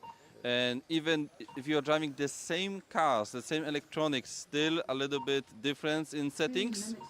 I think there is not one car the same. Even if you build it the same and set up the same, it's going to be different. But I think overall we're pretty close on every single car electronics. Everything is pretty close to each other, so it's going very good. So. Okay, that's great. Best of luck for the next qualis. Thank you. And we got already Rick by Mark Reinhardt. In that case, Mark, how are you doing so far? How is the weekend? Rainy. No, it's pretty okay. I mean, I had a pretty good start in Q1, but just missing some tens to be on top. But you're gonna try to find some more. Okay. For Q2, big changes then, or just fine-tuning? I'll just hope that the track gets dry and then go again and see what the track is like. That's I don't have great news then. It's not quite dry yet. For the practice, it's gonna be not so good, but I think for Q2 it's gonna be dry. Yeah, should be fine. Should be fine. Good luck and enjoy your weekend. No, he doesn't want to. Okay, basically we got covered. Maybe all Joshua wants to say something. No, it's your first time here. Are you enjoying it? First time, yeah, I'm enjoying it really. Okay, good. I'm looking forward to seeing you on track. The camera guy, yeah. Oh, look who we got here. Nikki, how's it going? Very good. Thank you. Yeah? Any good pictures of me? Especially of you. Just of you. That's great. I'm gonna check it later. And basically that's the pit work. Gonna do the tent or? Oh, I forgot. We got the tent. I didn't forget. We got the tent. This is the chill area. And the chill guy. Yeah, for sure. We got the tent area. Don't film the right side, please. But here we have the tent. There's still more team. Don't forget the entire Yokomo team with Christy and Frederick, of course. And also Tamiya is here, I see. Hi, Dai. Hi. How's it going? Pretty decent. I'm not running your bumper, but I don't like you anymore. I know that you bother me all the time with the bumper, but no, it's going not where I want to be. But I think I finished P8 in the first one with the brand new car I just got last week, and I'm pretty optimistic for today to improve a little bit. I'm not too far off, so pretty okay, I must say. And how do you feel about the track? Not typical, but there's no straight line. Yeah. I must say, maybe against the others, I like it because I like tracks who are different to like the normal style of tracks. It's not for sure the usual track layout and track conditions, but I like that, it's something different. It's same to everybody. We have some, the track seems to be very easy, but especially the bumps are the problem. I think the straight is not really a problem because it is a straight. It doesn't look like a straight, but it is a straight. But the bumps and some curbs, this is really the special stuff of the track, and I like it. Okay, sounds great. Best of luck for the next 4 qualies today. And let's continue. Let's move here. to The blue Team guy, Tamiya. the blue Tamiya. I believe the only Tamiya driver here. Yes, maybe yes. Maybe you're right. And how do you feel about the car, about the track and the race? The track, immediately I started to love from the first practice. It's really nice. If I would build a track by my own, I would build it exactly like that. That's my kind of track. With a car, I'm feeling pretty good, or I always say the car feels good when I drive it. So, confident. I'm happy. I had some motor issues, which are now hopefully resolved. And P19 is more than I expected. And now I'm really looking forward to the next qualies and the practice, and let's see. Okay, so best of luck for the next qualies. Thank you. See you later. If anything, you know where to find me. Thank you. And who we got here? We got, we had Antoine here, but I think he fled. RC Maker team is here. The team is from Australia, but racing at the Euros. But their French driver to keep it international is gone now. Maybe we can see him later. We're gonna find him somewhere. Maybe we can. Everyone is walking away now because Yeah, they noticed us. When they see the microphone, it's like I don't know. Maybe Stay it's the away. mic or maybe it's you. Hey, come on! I'm a nice guy. And basically, that's all. All pit areas. All pit areas. This is it. This is it, and we're gonna wrap it up. We're gonna wish all the drivers the best of luck. Have fun, race together, fair play, fair racing. For sure. The track is nice for some overtakes, so especially it's tomorrow on final day there will be a lot of action. Okay. Thank you. So thanks. I'm Michael. This is Rick. See you guys next time.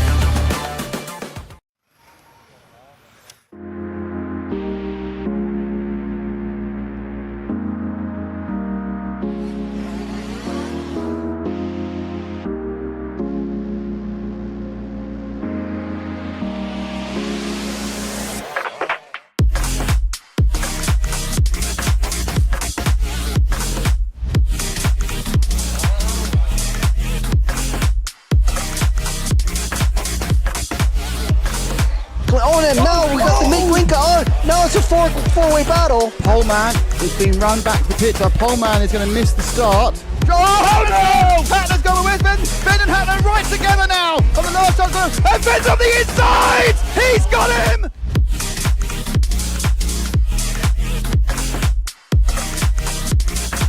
Fantastic display of driving from these two drivers who have pretty much carved up the touring car world between them this year. Kobovic made an error, so Kobovic makes an error. Marcus Karup is through.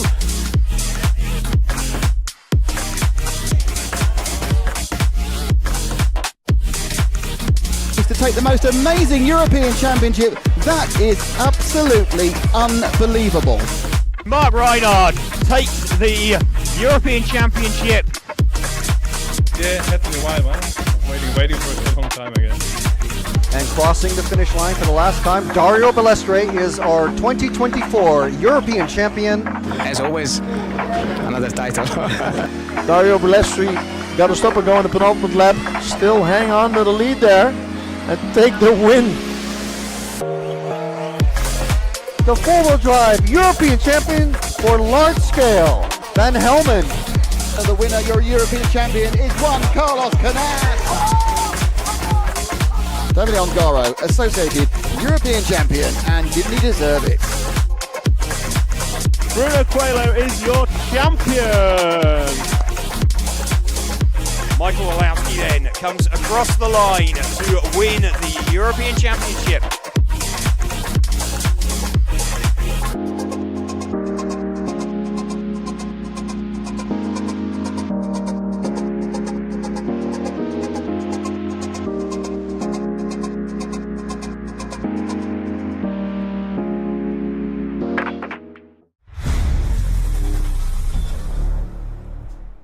If you're looking for tools, setup tools and other interesting things to keep your pit table organized, check out the MR33 range of products, the world champion RC equipment.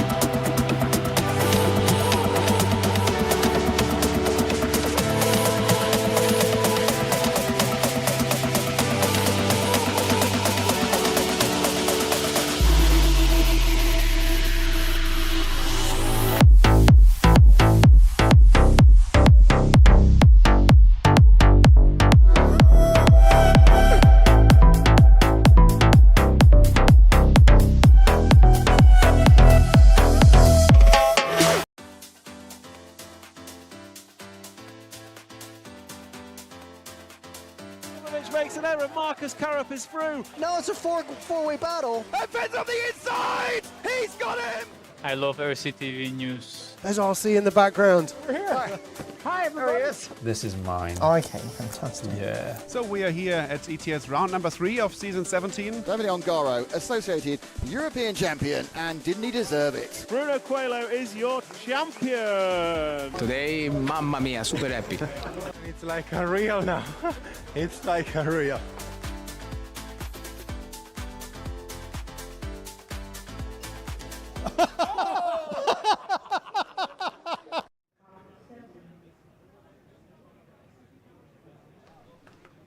And we are back.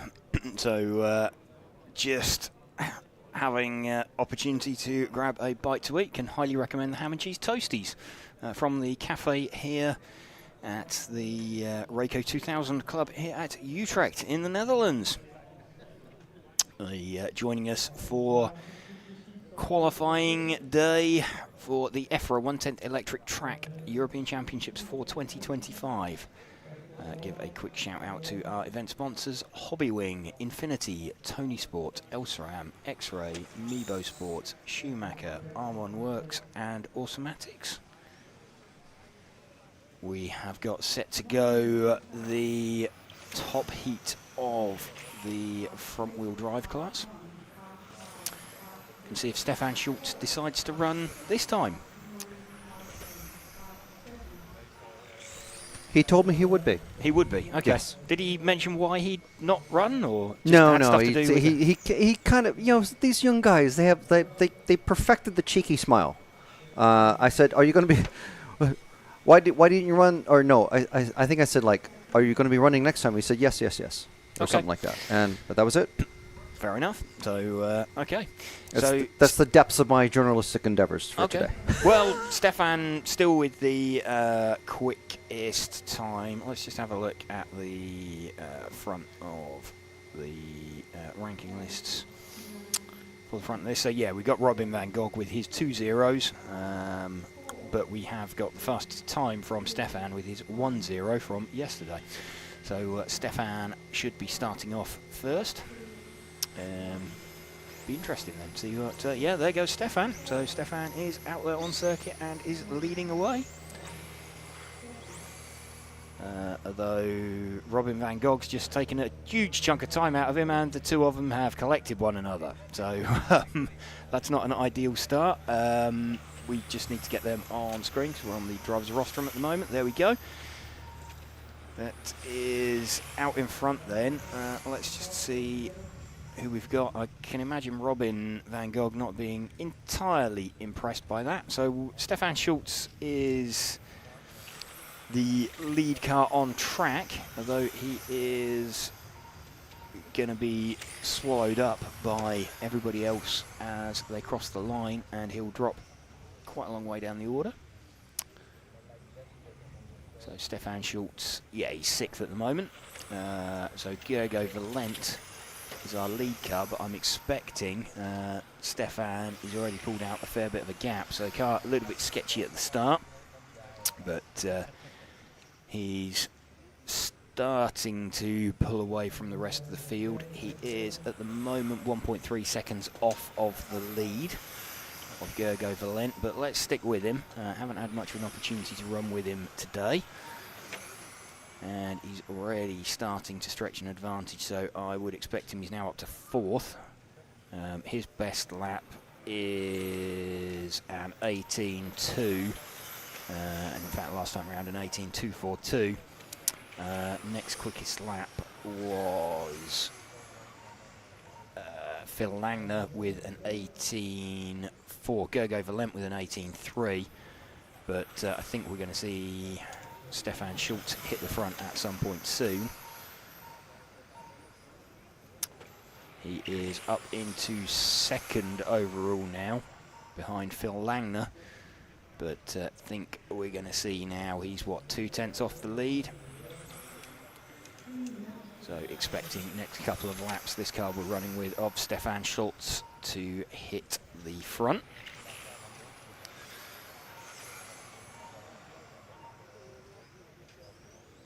And gap, well, it was 2/100ths that time round, so pretty sure this time through Stefan will hit the front and stay there.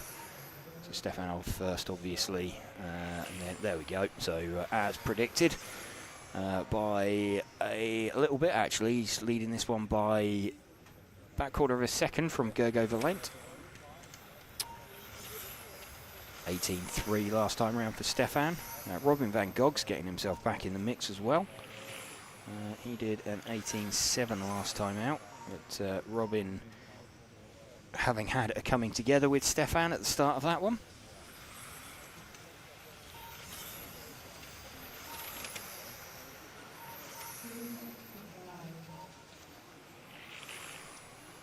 Two minutes remaining. Stefan Schultz leading this one from Gergo Valent.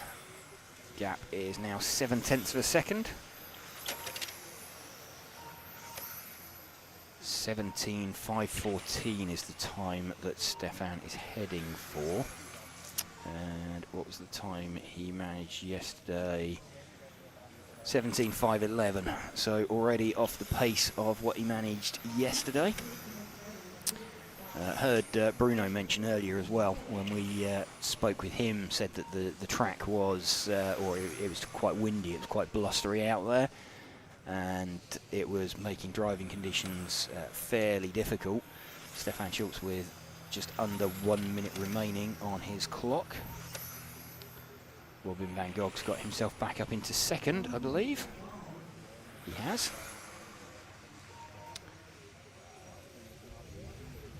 In fact, Gergo Valent's still there. I forgot he started out quite a long way down the order. Robin van Gogh about half a second off of Gergo Valent.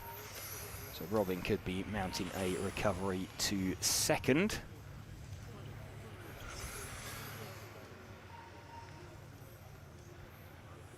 So good pace on display from Robin van Gogh to get himself back up in the mix. I think he might just be able to nick second position off of Gergo Valent. No, 4/10. He's pretty much pegged him.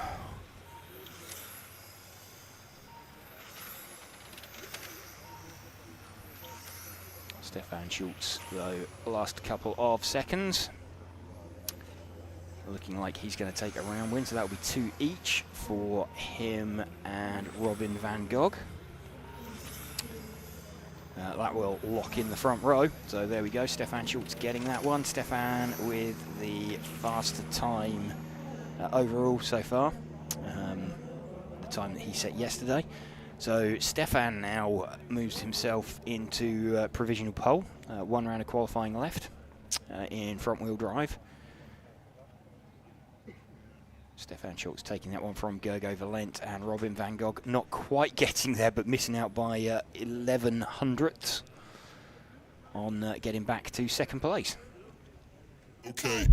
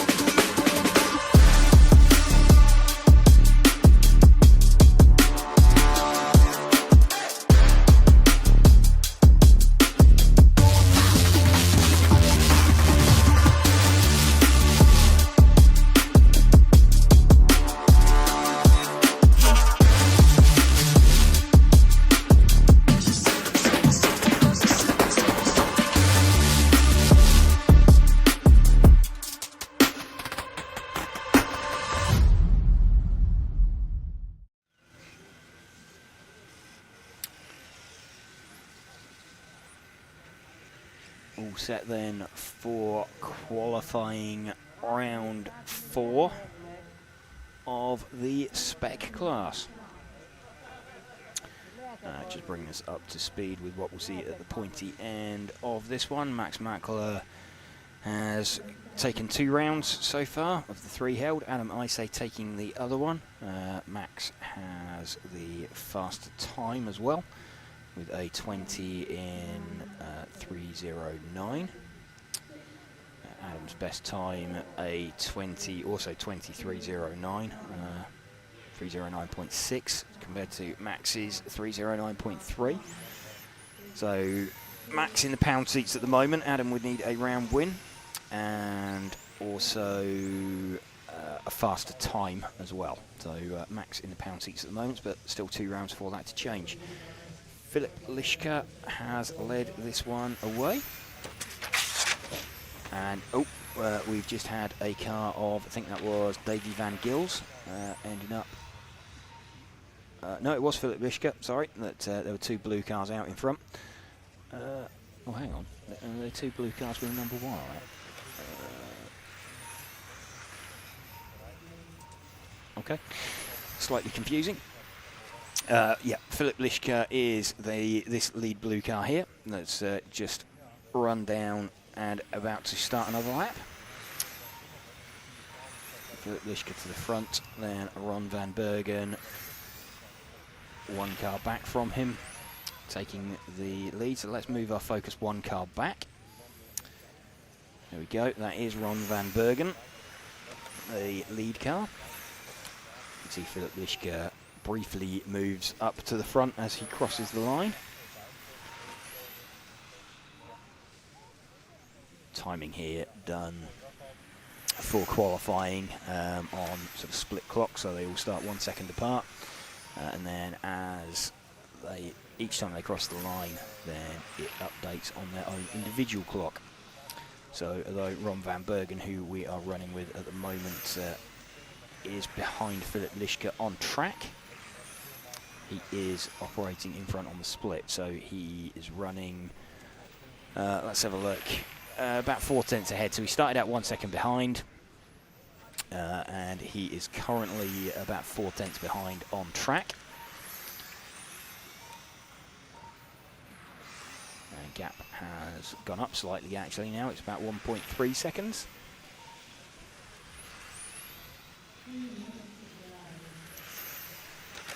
Still Ron van Bergen leading this one from Philip Lischke. 2 cars both in shot at the moment. Philip Lischke, the lead blue car, started out 1 second in front of Ron van Bergen.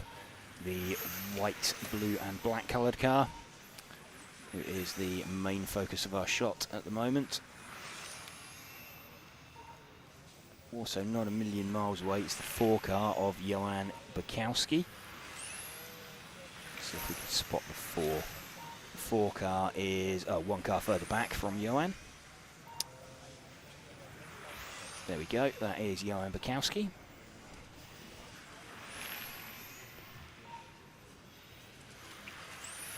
Running in 3rd position at the moment, somewhat in the mix. Certainly to catch and pass Philip Lischke. He is about 9 tenths of a second behind. And he's kind of circulating by himself. He's just passing a prone car on the grass, which was the 7 car of Lucas Jaeger. So Jaeger bombed out.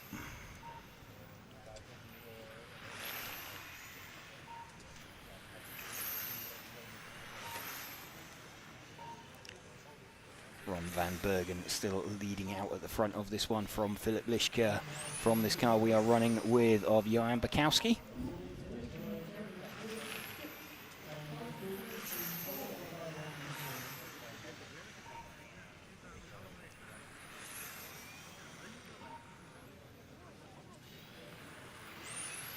Just heading round the top end of the circuit now. Little bit of a bobble over the curb there. Manages to get away with that. That will just be a slightly slower lap. Gap at the front now is 7 tenths of a second. So let's see if we can pick those 2 back up again.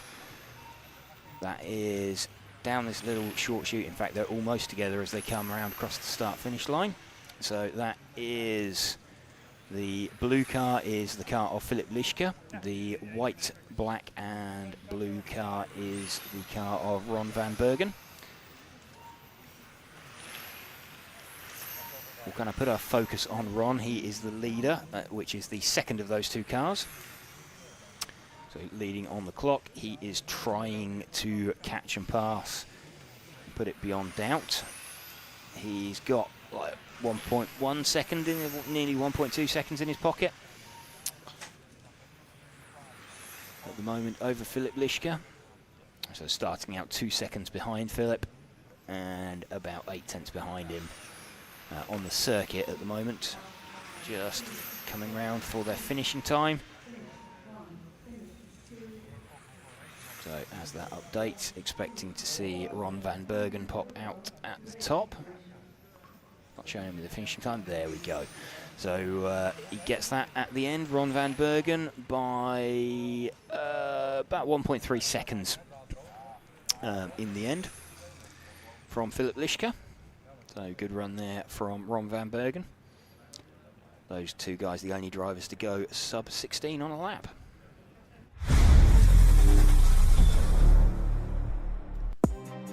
If you like perfect mounted body shells the same as we do, check our complete range of body shell accessories and tools to always have the perfect body shell on your car. Choose MR33 and use the World Champion RC equipment.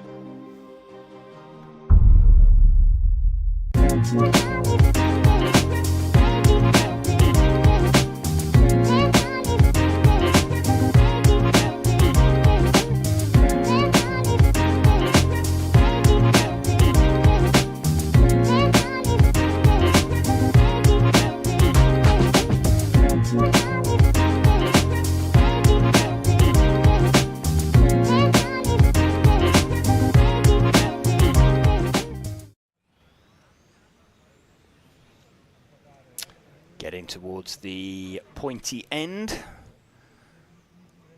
of the day.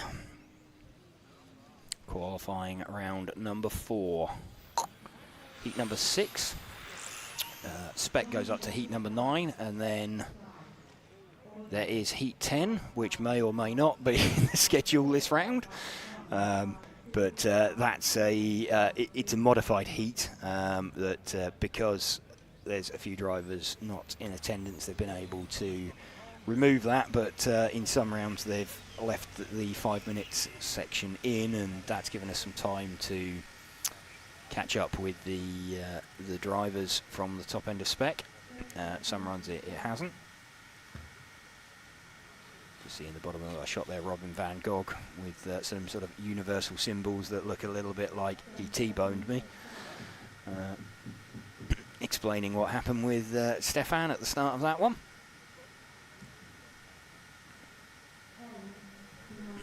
Yeah, he came from that far back. That's a... And then a shrug of the shoulders as he walks away. It happens. Here we go then. Timing has started, so and then been restarted. Phil Langner leading this one away from Mike Martinez and Sam Nichols.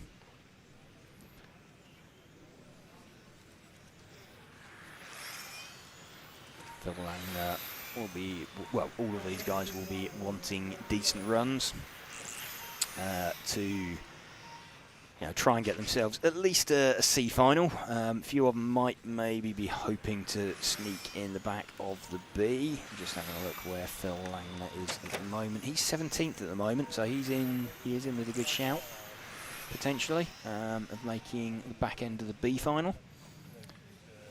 Be a decent save from him. Sam Nichols up into second from Mike Martinez. And Sam is about 3/10 off the back of Phil. I think we've got a retirement for Mike Martinez. So let's shift our focus back one car onto the sort of, it'll appear red on stream, there we go. That is Sam Nichols running in second position. He's about 3/10 off the lead at the moment. Sam had good pace at the start of the last run and then just seemed to drop off a little bit towards the end, so let's see if he can maintain that a little bit more. Viktor Litvinenko in third position. He's about 7/10 off the back of Sam, who we're running with at the moment. Yeah, Sam's dropped off to around 9/10 off the back of Phil Langner. That was more a quick lap from Phil last time around. That was a slow lap, 16.1 versus a 15.7 for Sam. So that's getting him right back in it. He's now about half a second behind. Started out 2 cars behind Phil did Sam. So that's the opportunity to, or the gap for him to drive into with the retirement of Mike Martinez, who was the car that sat between them. 7/10 now, so Phil Langner putting in a quicker lap last time. Let's move back to Phil then, one car in front. So he's the white coloured car, there we go. He is 7/10 down the road from Sam on the clock. On the track, he is going to be like 2.7 seconds down the road. Sam will be desperately trying to edge into that gap. I think Phil seems to have stabilised it now, though. It is still about 8/10. Both heading for 20 lap runs.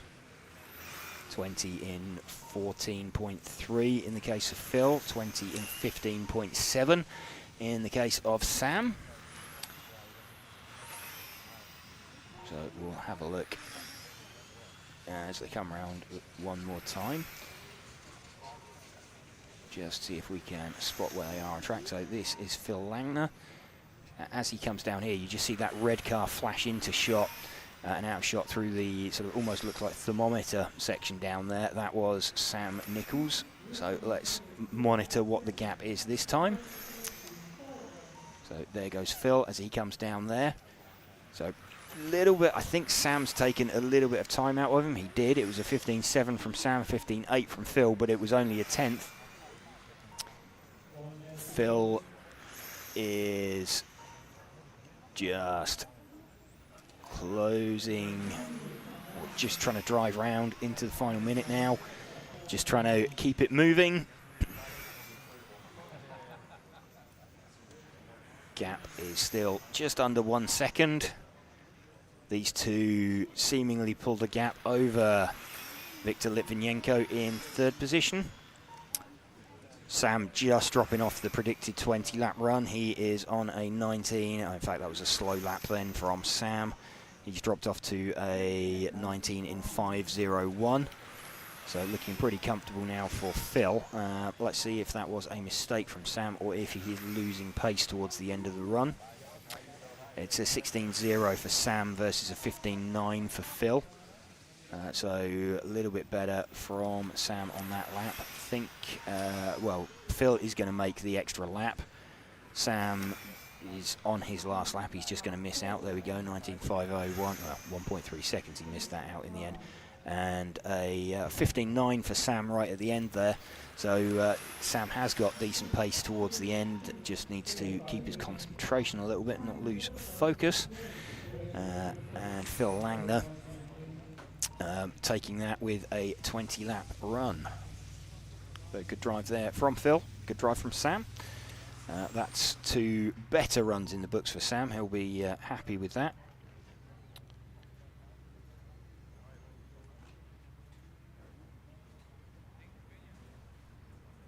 Heat number 7 is due next.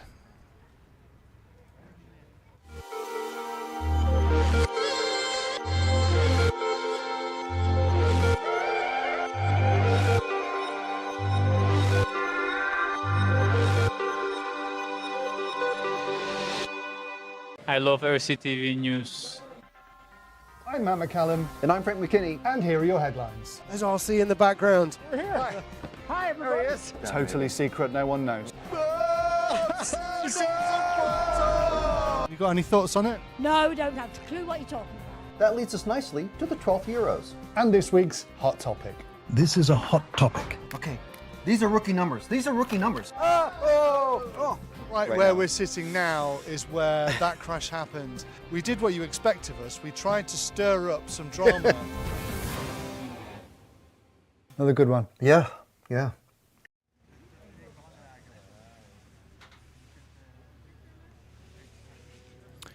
Cars being placed down on circuit for heat number 7 of 9. We're going to have Mark Valent, Nathan Atlani, David Reep, Jelle Klursen, Christian Jensen, Niels de Greiser, Daniel Heisch and Jaroslav Kritz taking part in this heat.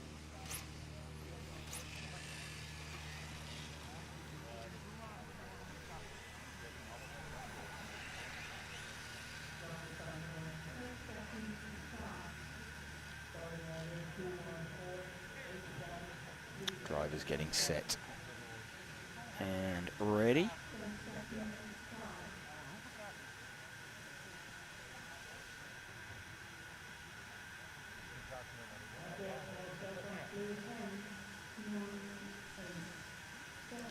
Countdown running, Mark Valent going to lead away.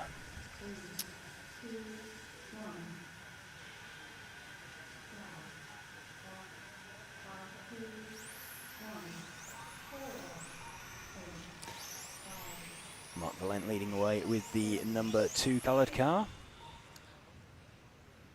Sort of pinkish coloured car. I'll say that there's 2 pink coloured cars out in front. Mark Valent is the less fluoro of the pink coloured cars. That's the one we're running with at the moment. Quick opening lap. Only driver to go sub 16.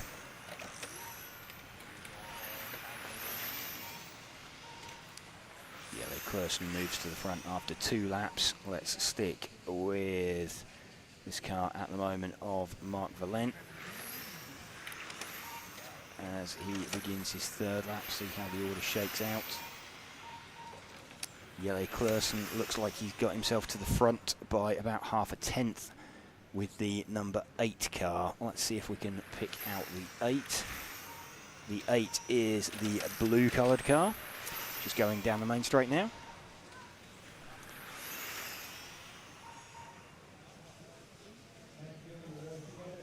Everybody seemingly running single colour body shells in this one, but at least there's only one blue coloured car out there. And it is the car currently Jelle Klursen running in 3rd position currently. He is about 7 tenths off the lead, now held by Nathan Atlani. We'll stick with Jelle Klursen though. He is, what's he, about 9 tenths off the lead now. So let's see if we can pick up the leader actually. He is the 2nd of the 2 pink cars, just heading now towards the Infinity banner now. So it's the more fluoro of the pink coloured cars.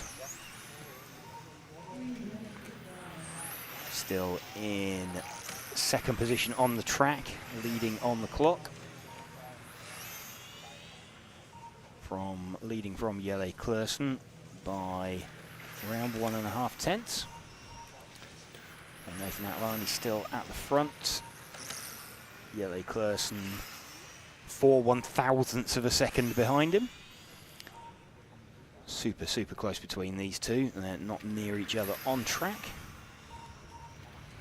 But Nathan Atlani could do with getting his way past Mark Valent. He'll feel he's quicker.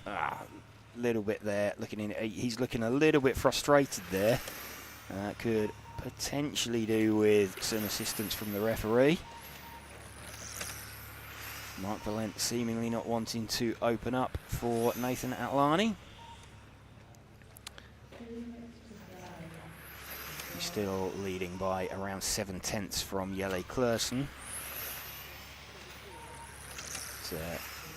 Still not been able to find his way past there. Finally, Mark Valent opens up and lets Nathan Atlani through. So now what Nathan needs to do is try and pull away from Mark.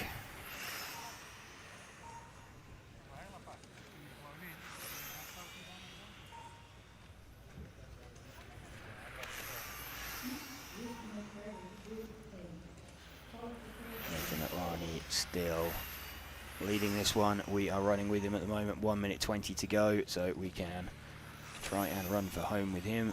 Bit of an issue for Jelle Klursen. He's dropped all the way down to 5th in the heat. Small little bobble there for Nathan.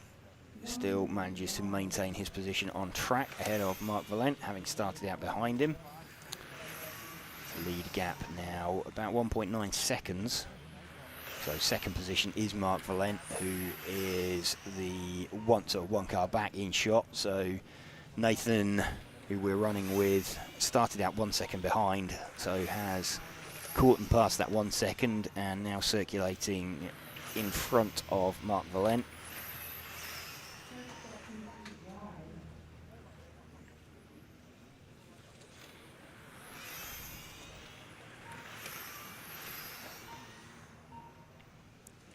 So starting what is going to be the last lap for Nathan, as he comes round, knows that he just needs to stay in front of Mark Valent. He's not going to make the extra lap. There we go, 19 in 5:01.707 for Nathan Atlani. Mark Valent with a 19 in 5:03. So both of them getting beaten by quickest driver in the previous heat. You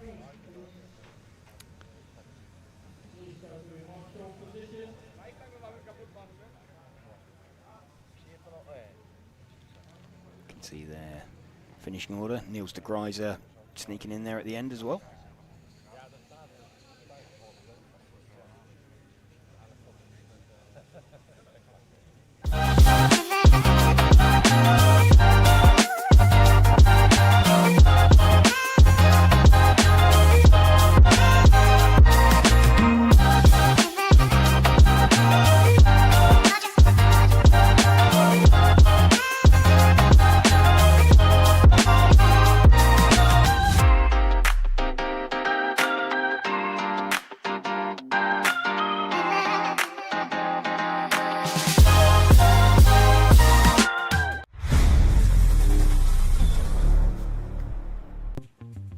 MR33 offers all the chemicals you need to keep your RC car going smooth on track.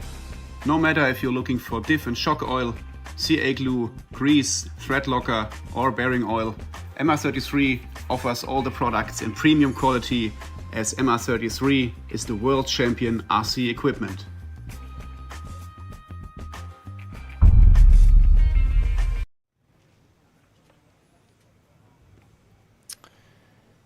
Here we go, penultimate heat of Spec. Frederick Hovgaard going to lead this one away, having had a second in round as well. Quick shout out to our event sponsors, Hobbywing, also Infinity, Tony Sport, Elsram, X-Ray, Meebo Sport, Schumacher, R1 Works and Automatics for helping us to bring you this coverage.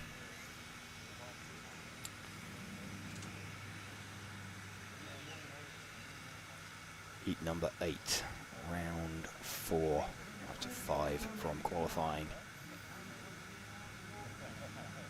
Best 2 rounds to count in this Spec class. We've already got Max Mackler having taken 2 rounds. Got Adam Isay having taken the other round. So it cannot be decided in this round.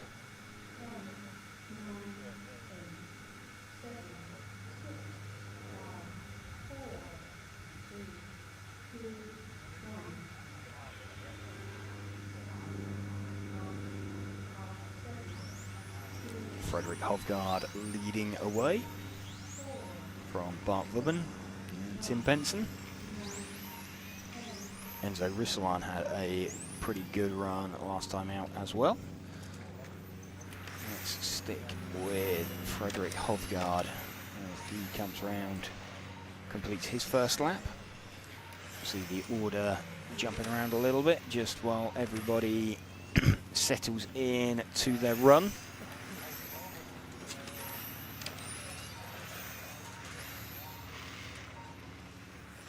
Potentially getting to the point in the day where people are going to be, or tyre strategy coming into play. People running new tyres either this round or the next round, trying to give themselves a bit of an offset. So with only 2 from 5 to count, it's a good opportunity for a bunch of drivers to end up with tie breaks, basically. So fastest times are going to come into it. So ideally, you want to be using your new tyres at a time when you think the track is going to be quickest. Clearly, they all had to use new tyres, their first set of new tyres yesterday for the first round. Though some, like Adam Isay, chose to sat that one out. Sit that one out. They've used them now. They've got a choice now of when they run their next set. Do they run it in this round? And still have potentially some good pace on sort of second run tyres for the last round, or do they save it when they think the track might be quicker and slightly cooler in the last round? But then, if you make a mistake on that round, you're done. So a bit of a tough one there. Tim Benson's hit the front with the 5 car. Let's see if we can spot Tim out there with the 5. He is the second of the all-white cars just on the main straight now. So let's see if we have got, in fact there's only one all-white car there now, just round under the Infinity banner, down, threading his way down there.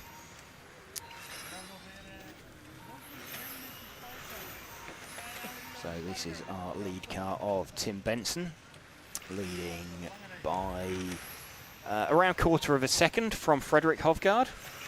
He's got a nice clear track in front of him.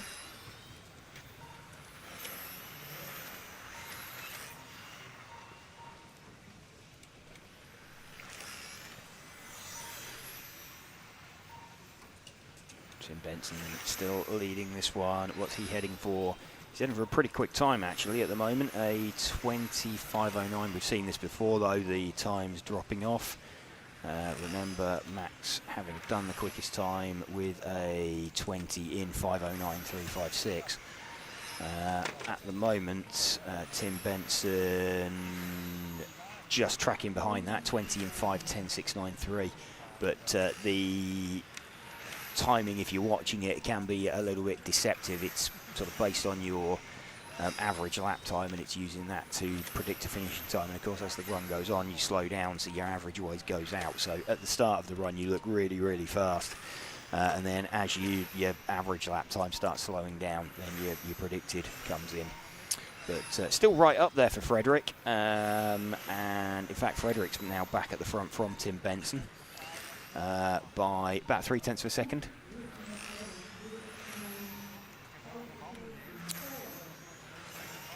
Frederick Hovgaard now at the front from Tim Benson. It is, what is it, 0.3?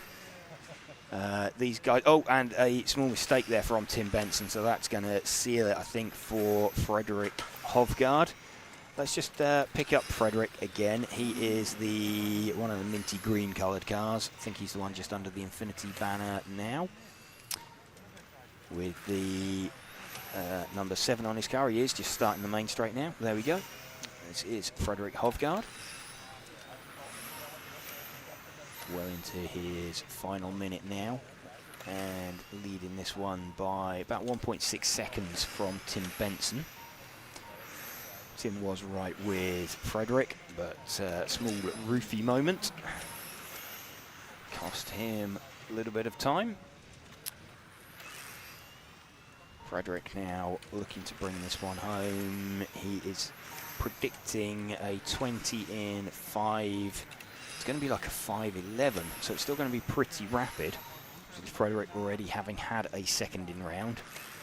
Depending on what the round times from the top heat are, could be another top 5 in round. And Frederick has, well, he's only had one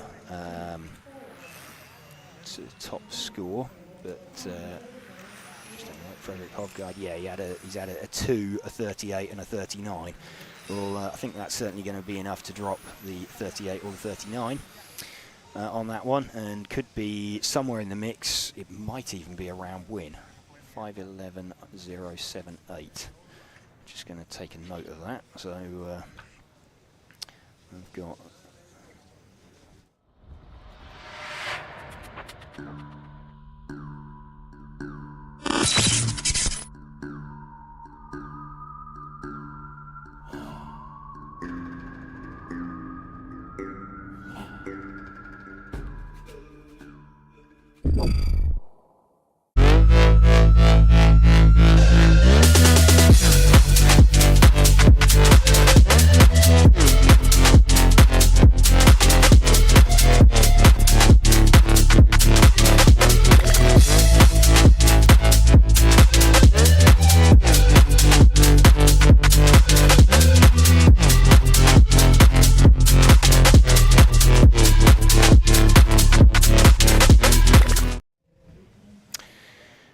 okay, top heat then of Spec. So pole position can't be sealed in this round. Max in the pound seats. He has got 2 round wins. He has got the current fastest time. Current fastest time being, let's just have a look, of a 5:09.356.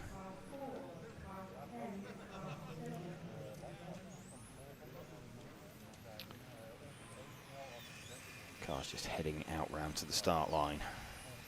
So Max going to lead away from Adam Isay, Ollie Boltink, Soren Sparbeer, Lucas Ellerbrock, Martin Hoodie, Benjamin Elbiser, Nico Catalani, Jan Rathajski and Jesper Rasmussen.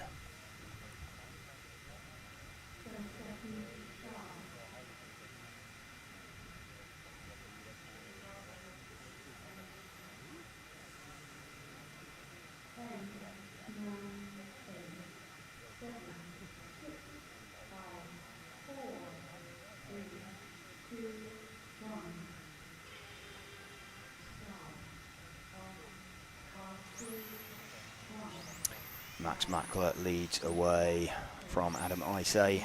Pair of them both running, no tyre strategy involved at this stage. Max maybe looking like he's a little bit more comfortable on used tyres compared to Adam. New tyres a little bit edgy. Max saying that track was, last time round, track was a little bit windy, so he was just concentrating on trying to get a clean run. Soren Sparbeer to the front at the moment from Ollie Bultink. So Soren Sparbeer is, I think, 3 cars back. He is the number 3 car. He's the car similar colour to Max. See if we can pick him up.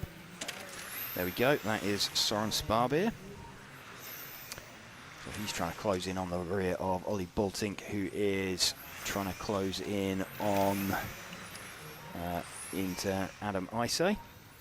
So it's Sparbeer from Bultink from Max Mackler at the moment. Adam Isay running in 4th position. A bit of a sideways moment there for Ollie Bultink. So Soren Sparbeer going to be well in front of him. Let's just see as this updates. Sparbeer leading this one by about 8/10 from Ollie Bultink. That sideways moment then not costing Ollie. So I think Soren we may be seeing on a new tyre run potentially.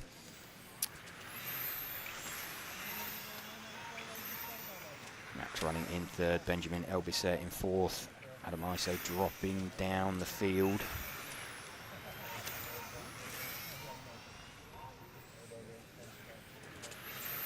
Max still out in front on track. We are running with our leader of Soren Sparbeer, trying to close in and pass the car of Ollie Bultink.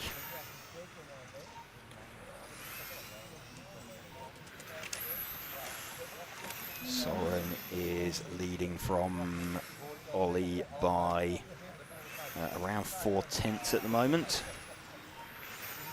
Ollie with the all orange coloured car just out the front of shot, the pair of them trying to close in on the back of Max. Predicted time 20:5:07, 5:06 for Ollie. That's slowing down now, it's 5:07. In fact, Ollie Bultink's got a quicker predicted time than Soren Sparbeer. Certainly not the case at the moment. He's within 1 second of him. So still watching the leader, Soren Sparbeer. Ollie Bultink just out the front of shot. Max Mackler is just over 1 second back from them. These 3 out at the top of the field. Also keeping an eye on that 5:11.078 from Frederick Hovgaard last time out as well, because we still have 2 minutes left to run. Let's see what Soren's time ends up as. And Ollie Bultink now to the front from Soren Sparbeer. That's super close between them then.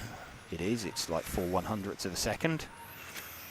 So now Ollie out in front. 5:08, 5:09, 200. Ollie then currently on for the quickest time in qualifying, so we could well have a new contender coming in after this round. Let's move our focus forward 1 car onto Ollie Bultink, the orange coloured car.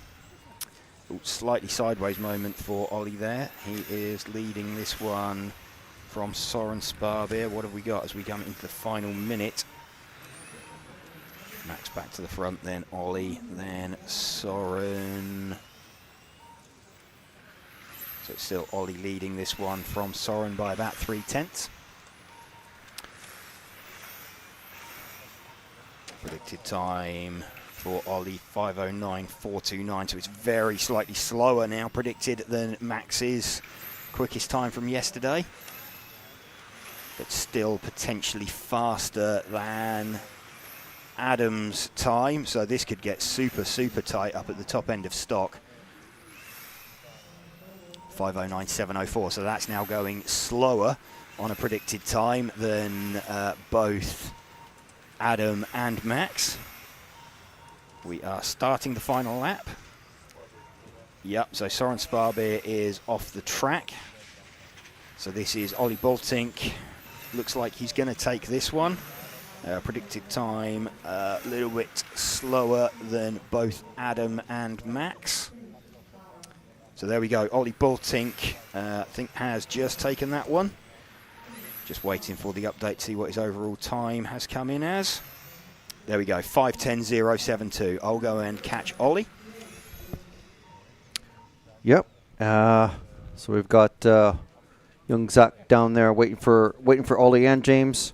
But there is the full finishing order with the best lap as well. 20 laps, 5:10.072, just ahead of teammate Max Mockler. Then we have Elbasser, Rathajski, and Izze.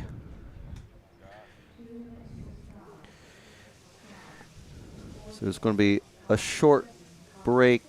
Well, we never know whether there's going to be a short break after this, but James just looking for Ollie to talk to the young Belgian.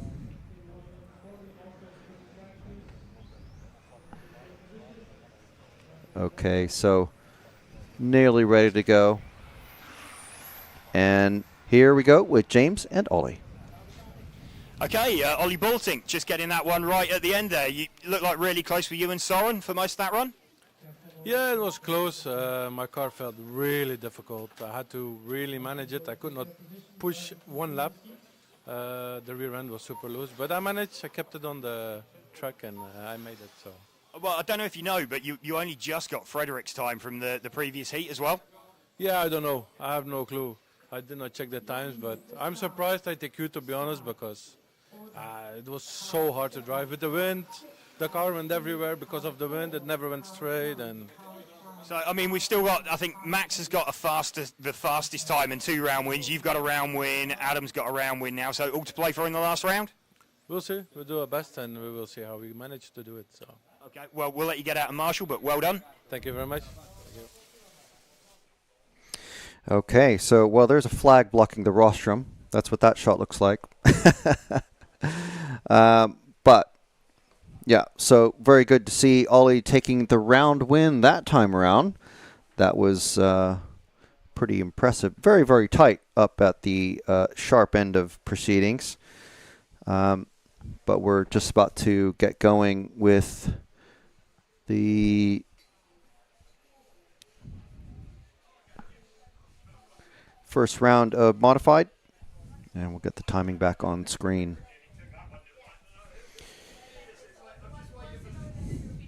So starting off with Tom Sova.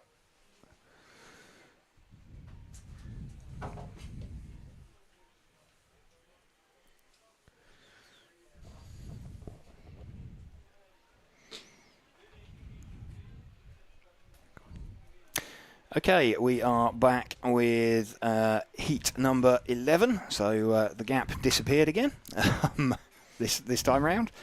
So proving a little bit unpredictable. It should be a bit easier with the timetable tomorrow. It should be a little bit more firm. And we will bring you all of the information on that one. Christian Kostadinov leading this one with the 6 car. Let's just see if we can spot the 6 out there. It is, where is Christian? He is the yellow and pink coloured car down the main straight now. Christian Kostadinov leading this one from Tomas Sova. So, just going to have a quick look as well what the overall in the overall looks like. So we've got Max Mackler leading Spec, Ollie Baltink second, Adam Isay third, Frederick Hovgaard fourth with 2 seconds in rounds. So that's really good from him. Martin Hoodie with a second and a third in round. Soren Sparbeer, he's got a third and a 6th. Bart Vubben, he's got a 5th and a 4th in round. Enzo Roos, that's like super tight in stock. You're gonna need like 12 points to make the final, I think, on that one. Maybe 13.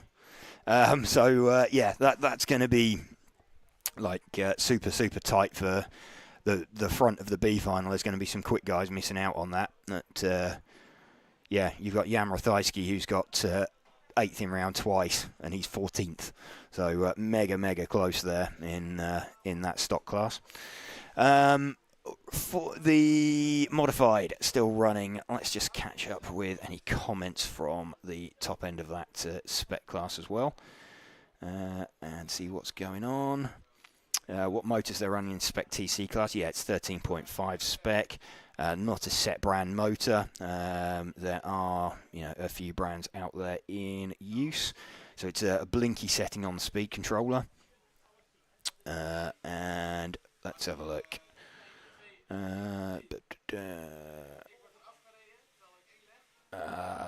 Max Macro looks good on track. Yep, he looks pretty fast. He's got the fastest time so far in spec.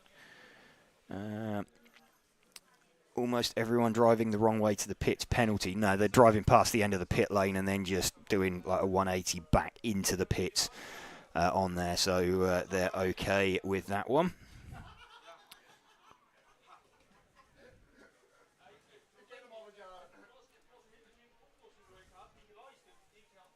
Christian Kostadinov still leading this one, 1.5 minutes left.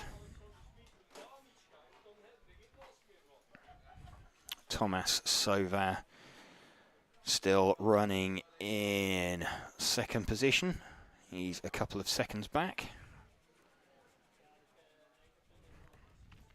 Daniele Pacini in 3rd position. Eddie Rombouts is 4th. Let's see if we can find Thomas Sova, the number 7 car. Oh, we can find him very easily. He's 1 place back from the car we've been following. There we go. So Thomas Sova is running in 2nd position at the moment as we go into the final minute.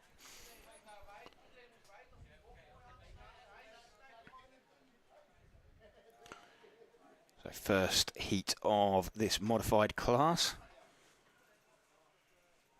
Obviously getting round towards the tail end of the running for the day.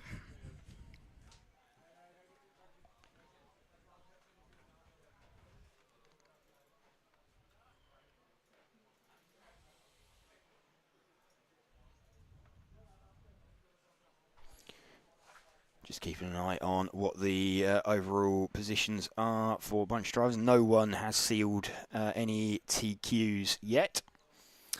Still all to play for throughout the course of the day, so we'll bring you as we go into the last round of qualifying. No one is going to seal either this round in modified. We've got Michael Olowski having taken 2 round wins. We've got Bruno Coelho having taken round number 3.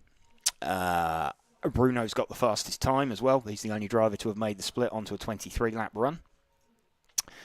Michael just missing out by about 1.5 seconds on making the split.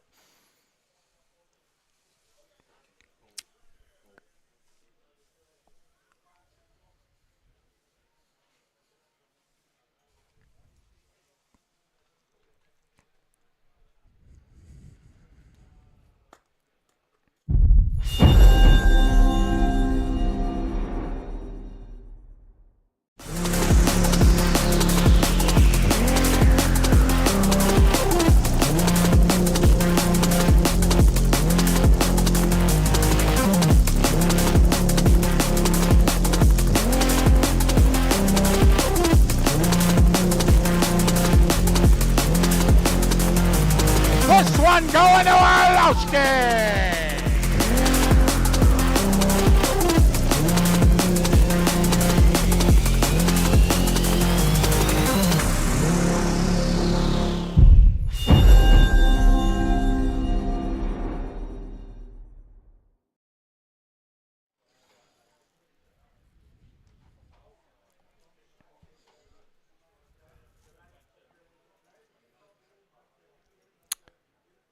Heat 12 of 14. Getting set to run. Matthias Knopp, Martin Wouters, Harley Eldridge, Oliver Havranek, Lorenzo Van Leeuwen, Jose Pereira, Dai Sakaguchi, Peter Ender, and Robert Krenz. Remember, no one sealed any TQ positions yet. We'll bring you information in the last round. We've got some fairly hot favourites, but no one has sealed anything, and no one can seal anything this round. So all down to the last round for every single class.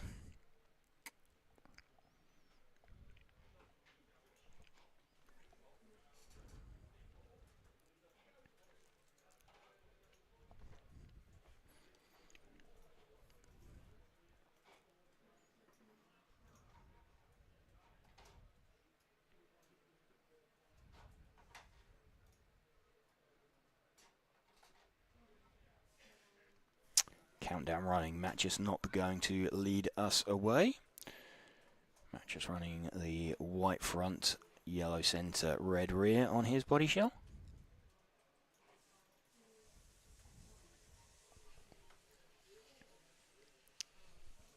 Matt just fires it off the line from Martin Wouters.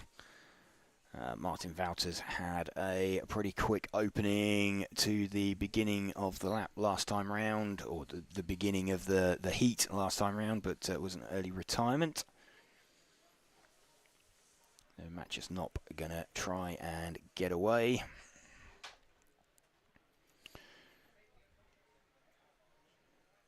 A lot of these drivers having one good score, looking for a second decent score just to keep everything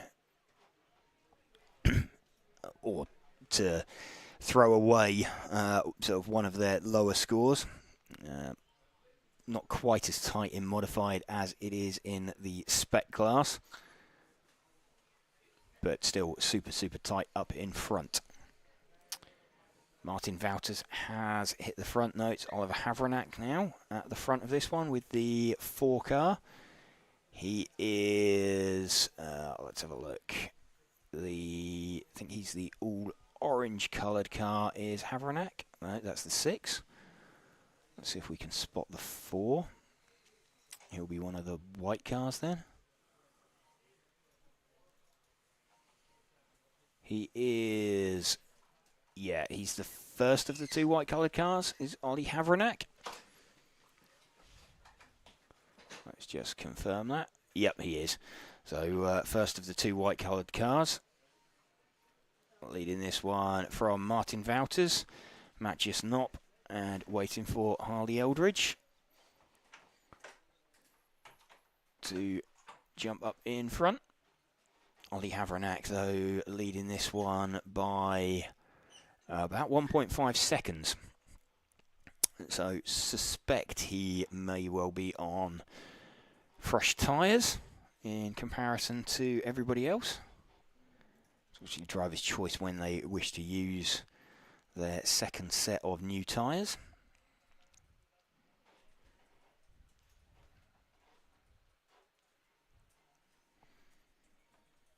You'd be wanting to try and do it not at the same time as everybody else, but also at a point where you're going to be able to pump in a fast time. So you want to do it while the track is at its fastest. Probably going to be slightly faster in the next round as the track temperature drops a little bit. So currently, certainly in the spec class and the front wheel drive class, the rocket round was yesterday evening. I think it may well have been the same in the modified class were it not for the mistake that Bruno made yesterday. I think that cost him a couple of seconds and he missed out on the split and the extra lap by a couple of seconds, although he's subsequently done the split in round 3, having had a tyre failure in round number 2. I think he very possibly would have had a 23 lap run yesterday as well. Havranek still leading this one by about 2.5 seconds now, with 1.5 minutes left to go. From Matthias Knopp. In fact, Matthias Knopp has, I think, just stopped on track. Yeah, we've just passed his prone, or we're going to come down and pass his prone car. There we go, at the side of the track. We are still then with the lead car of Ollie Havranek. Martin Wouters, 1 car back, is in 2nd position. There we go, that is Martin Wouters. Oh, no, Martin Wouters has had an issue as well, I think. So he's going to drop down, so no one wanting to finish second. Let's pick up the 4-car again of Havernack. It's just coming round out onto the main straight now, the white-coloured car. There we go. Lorenzo Van Leeuwen in second place now, but Lorenzo 4.2 seconds back. It's a long day trying to do mental arithmetic on the timing. Ollie Havernack still leading this one. Good run coming together. Predicted a 22-lap run, the only 22-lap run in this heat. Lorenzo Van Leeuwen just going to miss out by about half a tenth. So pretty comfortable for Ollie Havernack in the end there. Taking that one, 22.509.714.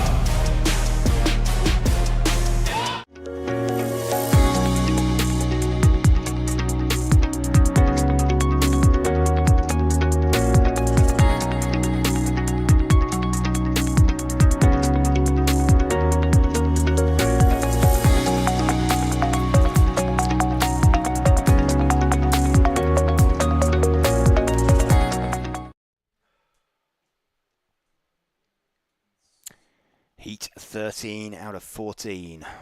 Penultimate heat of modified. David Ronnefout going to lead away from pretty unfortunate Berkan Kilic, actually. He was looking pretty quick last time out and feeling the car was pretty nailed. Caught a bump a little bit badly and car ended up on its roof. So more used to bumps in off-road is Berkan, but trying to deal with them in an on-road scenario, as is David Ronnefout, of course. Those two kind of showing some of the touring car guys the way. David Ronnefout going to lead away from Berkan Kilic, Yannick Prumper, Alex Hagberg, Antoine Brunet, Alessio Minicucci, Dominic Schmid, Robin Eiserman, and Simon Lauter.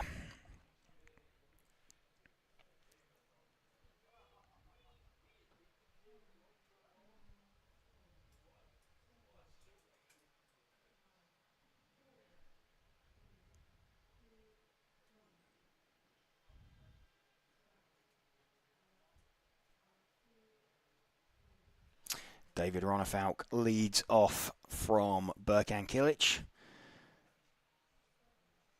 Berkan switching to an all-white body shell rather than his race paint. So potentially a slightly more aggressive body shell. David Ronnefout with the quickest opening lap. Some 0.3 faster than Alex Hagberg. Potentially a sign, is this David's new tyre run? Is he going to throw everything at it? Where is David overall at the moment? He is 7th. No, let's confirm that. That is overall qualifying. David Ronnefout is 8th overall with he's got a 5th and a 7th.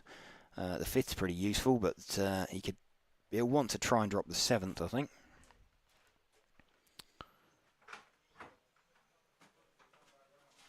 There are going to be some big names missing out on this one. Got Alex Hagberg. His best score at the moment is an 8th in round. So he's got an 8th and an 18th to count. So Alex could do with Alex could do with, at the moment, the 8th is Stanley. He's got an 8th, an 18th, and a 35th.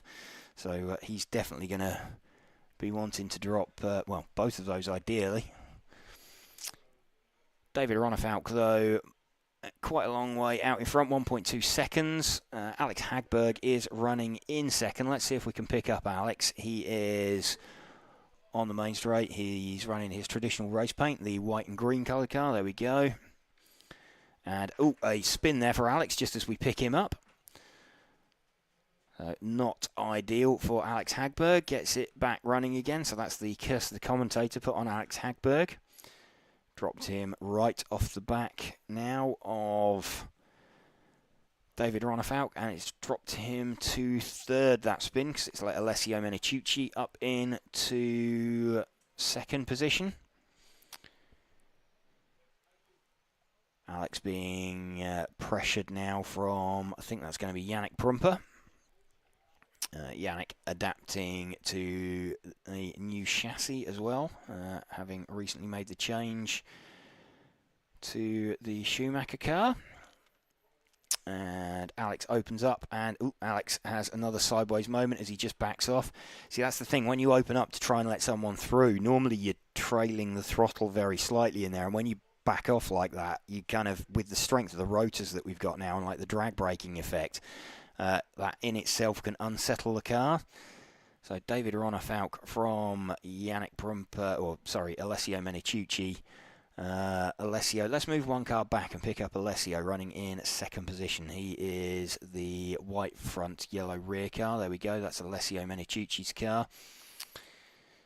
We are running with 2 minutes left. David Ronnefaulk is 22,500 dead. So David Ronnefaulk could be heading for the second quickest time currently. We do know it does fall off a little bit in the last minute. In fact, that's dropped right off. That's a 5:06 now. That's predicting for David Ronnefaulk. Let's just have a look as that updates. Yeah, so 22,506. For David predicted now, so not right up there on predicted times like it was. And Ronnefaulk now dropping down the order. So got a retirement for David Ronnefaulk. We are running with the leader, Alessio Meniciucci. David Ronnefaulk has pulled into the pit. So Alessio leading this one from Alex Hagberg, Yannick Prumper. Simon Laut has popped himself up in second. Simon could do with a good run as well because Simon has, let's have a look. What has Simon got? Simon Lauter, there we go. Simon on a 15th and a 17th at the moment, so he needs to drop one of those. Alex Hagberg now back up towards the pointy end. He's about 2 tenths behind Simon Lauter. Alessio Meniciucci we're running with about 6 tenths in front of Simon Lauter. 30 seconds left for Alessio.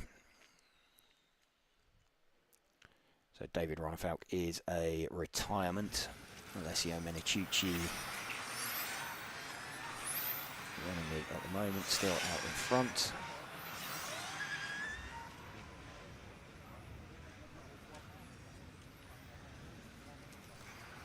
I think Berkan Kilic also a retirement. We've just seen him pull on the grass there.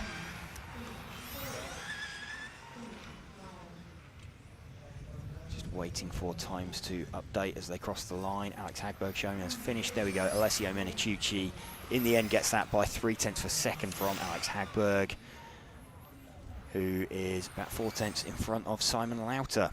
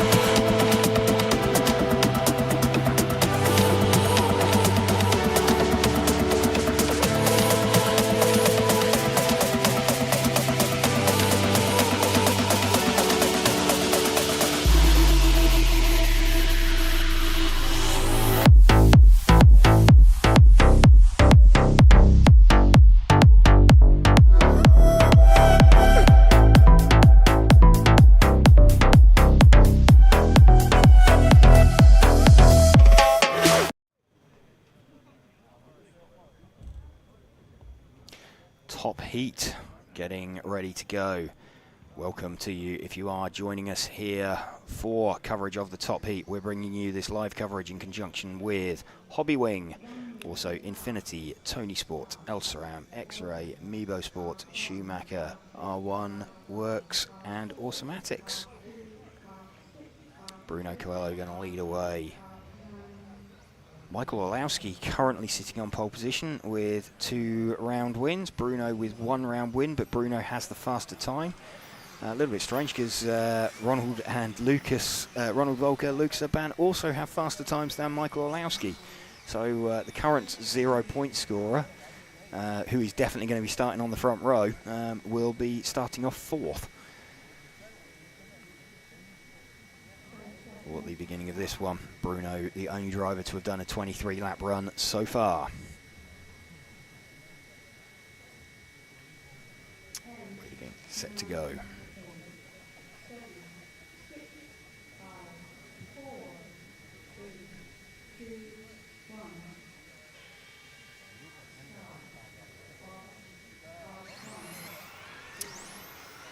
Bruno leads away from Ronald. Lucas in 3rd position, will run with Bruno for the first couple of laps. I think Ronald is just in front of him on the split the first time round. They're all going to be super, super close. We'll give it a couple of laps to settle down. So remember, Michael Olowski already has the 2 round wins. He is definitely starting on the front row. See Lucas Urban dropping out of this one already.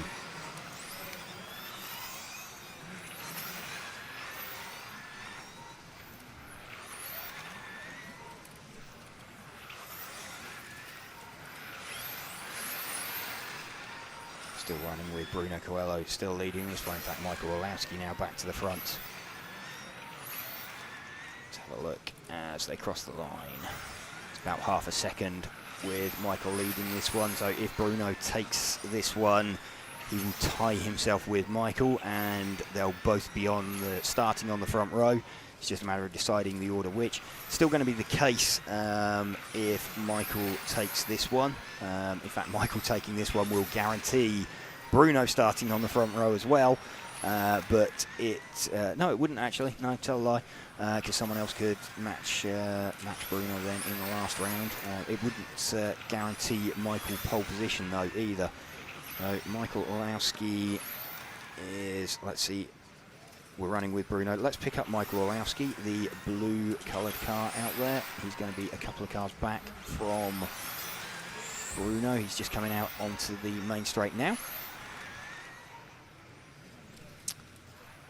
So we've got Michael Olowski leading this one by around 3/10 from Bruno at the moment.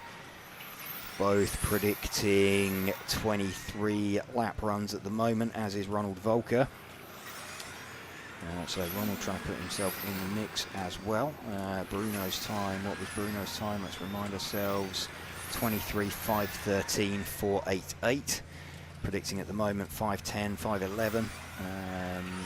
So Bruno's now got himself back out in front by about 1/10 from Michael Olowski. Still running with Michael at the moment. Bruno circulating a few cars in front of us. So remember, started out like 4 seconds apart. Mark Reinhardt's pulled in as well. So not a huge number of cars. This is going to be good for the guys in the previous heat. It will give them some good round scores. Just watching them circulating by themselves. Bruno is back to the front from Michael Olowski by about half a second now. Last time round it was a 13.5 for Bruno. It was a 13.6 for Michael. 23.5:10 predicted for Bruno. 23.5:11 for Michael. 5:12 for Ronald predicted. Let's pick up Bruno's car. He's just coming down the main straight now. The last of the cars off the end of the main straight. He is closing in on the car of, I think that's going to be Chrissy Crap in front of him. It is. So he is closing in on Chrissy. Expecting Chrissy to open up for him. And there you go. Chrissy does the right thing. Opens up nicely. Good display of driving there from Chrissy.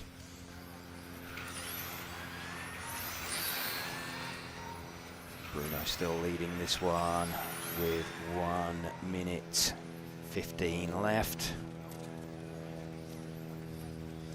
So Bruno going to put himself in the pound seats potentially if he can take this one. Let's have a look at the overalls. Michael Orlowski crosses the line up into second place. He's now, Michael, about 7/10 off.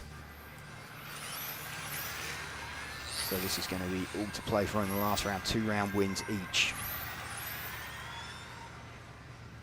So it will set up a bit of a showdown in the last round, and it's going to all come down to fastest time on the tie break. It will put Bruno in the best possible position. What's he got? 30, just under 30 seconds left for Bruno. He's managing to carve his way through some traffic. I think that was Victor Wilk. He's just passed.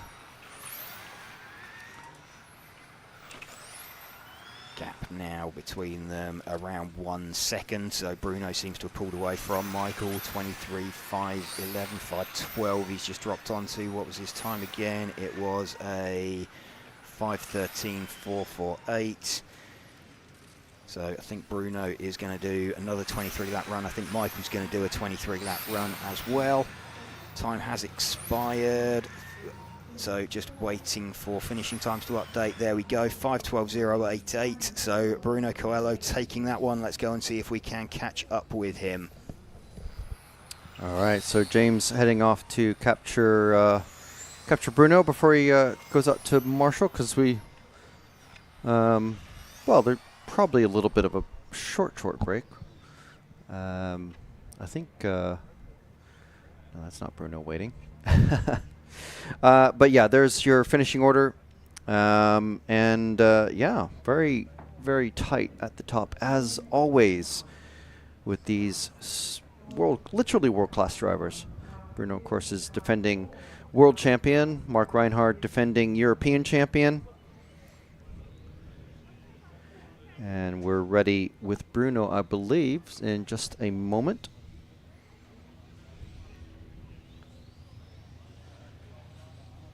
So we'll be throwing to him right now. Okay, Bruno, getting that one as well. In the end, looked like Michael challenged you hard, but you're now in the best position. You got the fastest time, you got 2 round wins. Yeah, this round was very important. It was my last round on new tires, which means last round I'm not going to have new tires, and Michael is having new tires. So nothing is decided yet. It's up to him now in the last round to see if he can beat my time or not. So we will need to wait for the last run. I'm going to use the tire, so basically I have no chance to beat my time or to fight with Michael probably.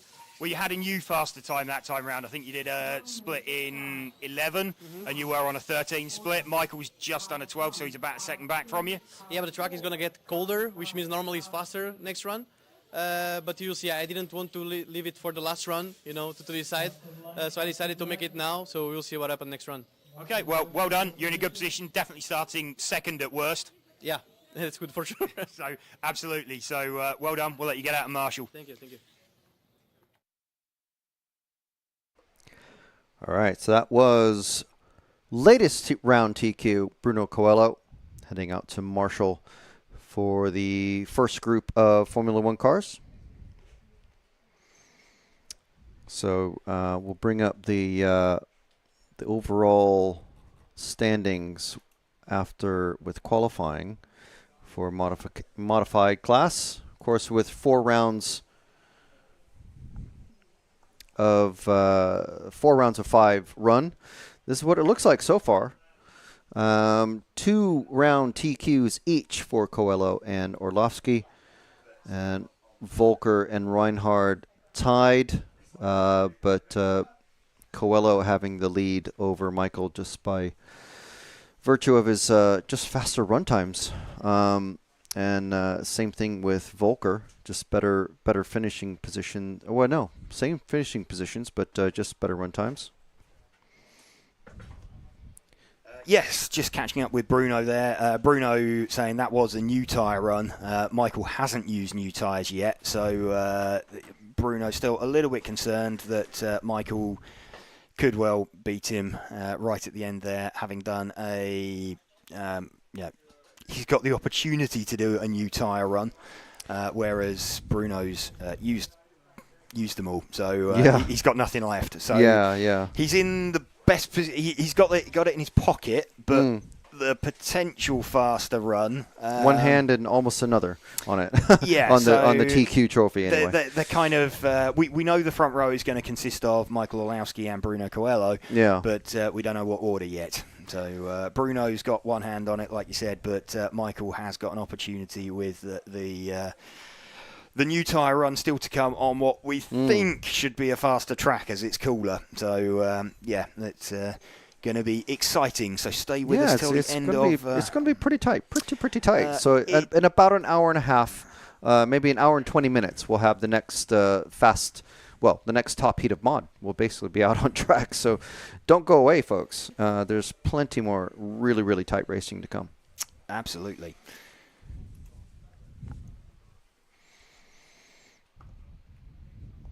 And where are we now? With Formula. We've got Formula running. Let's just see if there's any comments from that top heat of modified. Not really. Basically, a fellow Portuguese racer saying "Vamos, Bruno." Basically. So fair enough. Yeah. That's okay. That's good. So we're going to. We're now in the round where we do start deciding pole positions. Don't think we're going to see any. Well, we're not going to see any from this heat. Let's just have a look at overall ranking lists, so we know where we're stood for the final. So we've got Jitsi Medema with 3 round wins and Chris Grenz with 1 round win. So they're the only 2 who can be on pole position. Chris would need a round win with a faster time. So Jitsi Medema, his best run is a 17 in 3:04. Chris Grenz, his best is his round win was a 17.307. So that's going to be the one that counts. His 3:05 isn't going to count. So that's the ironic thing. It's like when we get to modified, Michael Olowski's counting time is currently his 22-lap run, or a 22-lap run, even though he's done a 23, because the 22 is a 0, and the 23-lap run that he's done is a second in round. Going to get a little bit tight, so we'll be a little bit fingers and thumbs trying to work out the various permutations. We've got front-wheel drive. Let's update our ranking lists on that while we're talking about it. Stefan Schultz with 2 0s, Robin van Gogh with 2 0s, so that is your front row. Just need to decide the order. We have got a 17 in 11 for Stefan Schultz and a 17 in 13 counting for Robin van Gogh. Spec, we've got Max Mackler from Ollie Bultink from Adam Isay. So Max with 2 round wins, Ollie with a round win, Adam with a round win. We've also got Frederick Hovgaard with, what's he got? He's 1 heat lower. He's got 2 seconds in round. He'd need a winning round, and that could get him, if he was to win the round, he could potentially get himself onto the front row. So Max is the only driver that is locked into the front row, although could still start second. Ollie Bultink and Adam Isay, the drivers that could take that away from him. And modified, I think we've been through the different permutations on that. We've got Michael Olowski and Bruno Coelho. They are our front row. No one can beat the 2 round wins each that they've got. Bruno currently sat on top on the basis of having the fastest time, but Michael will be starting second. He has new tyres for the last run, and the track is slightly cooler. So pressure's on Michael to deliver, but that's been there before. We know Michael is well used to coping with pressure. So Bruno v Michael for pole position in that. Here we go then, the top heat of Formula. Jitsi Medema and Chris Grenz, the two drivers going to battle it out for pole position. Jitsi with his 3-round wins is in the pound seats, you would say.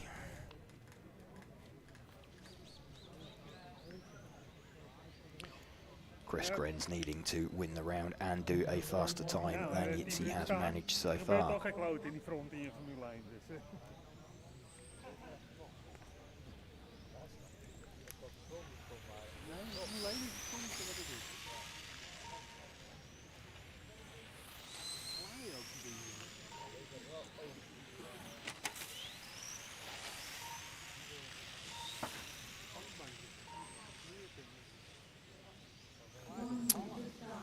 Tony Wade saying, hello RCTV, weather is holding up. Yep, weather is holding up, Tony. We had some rain earlier, but that was like first thing, or overnight, effectively. And it has sort of dried up. There was an hour delay put into the time schedule to cope with that and to accommodate that.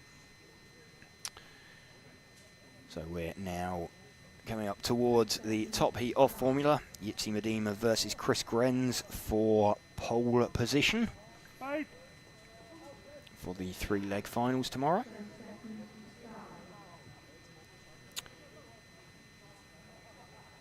Jitsi with 3-round wins already, Chris with 1. So Chris needing to win this round and do a faster time than Jitsi has already managed. A little bit up against it, but here we go.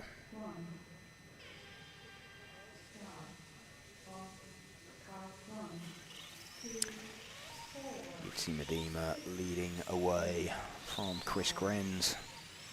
Going to focus on these two. Chris Grenz knows what he needs to do. Looks like he means business on the opening lap. He's closed that. That's definitely within 1 second for Chris Grenz at the moment. So Chris Grenz has to throw absolutely everything at this one. And Luka Jovicic actually with the fastest opening lap. Jitsi looking fairly comfortable. He knows he's got good pace in the car. But Chris Grenz leading after 2 laps by, what is it, about half a tenth from Jitsi Medema. Gap extends up to about 2 tenths now.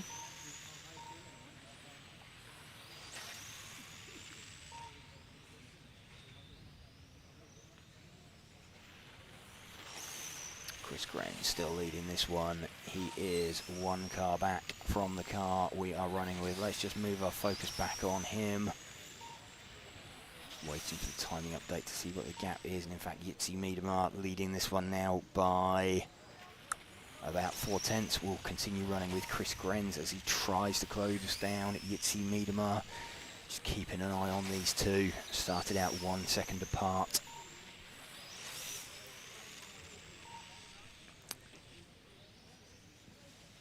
Chris Grenz trying everything. He knows his only chance is to both beat Jitsi Medema and do a new fastest time.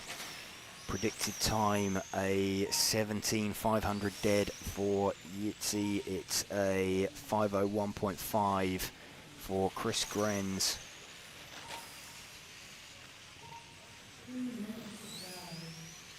Both predicting faster currently. It's an 18 lap predicted for Jitsi Medema currently. Again, expecting that to drop off slightly towards the end of the run.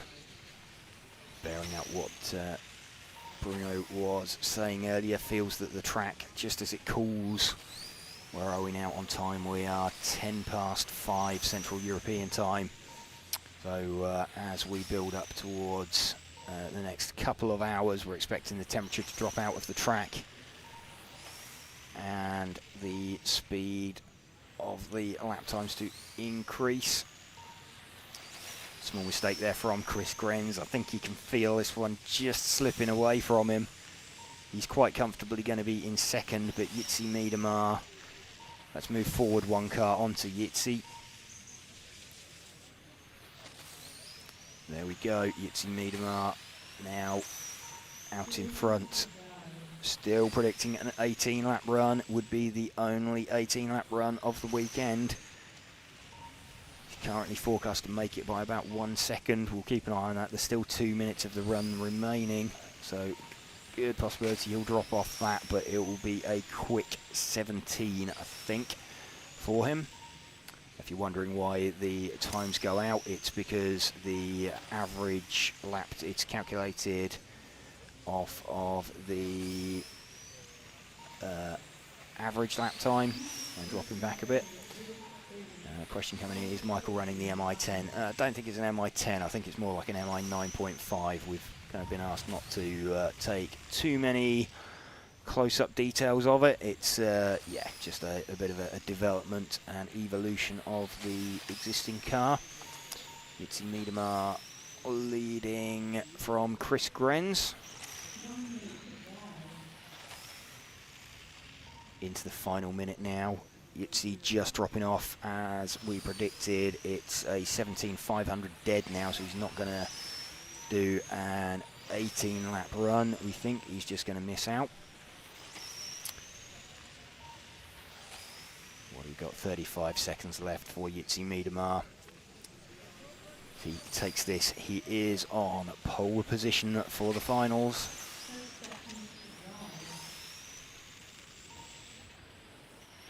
Chris Grenz put up a valiant fight. He's still going to do a quicker time potentially than Jitsi has done. Jitsi still needs to finish this, but Jitsi Miedemar is looking like he's going to take this with, what have we got?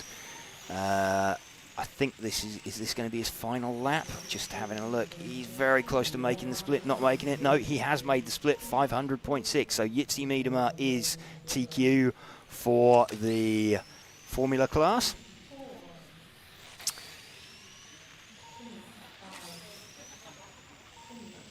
Just as he rolls it round into the pits. So there we go, Jitsi Miedemar taking pole position for the Formula class.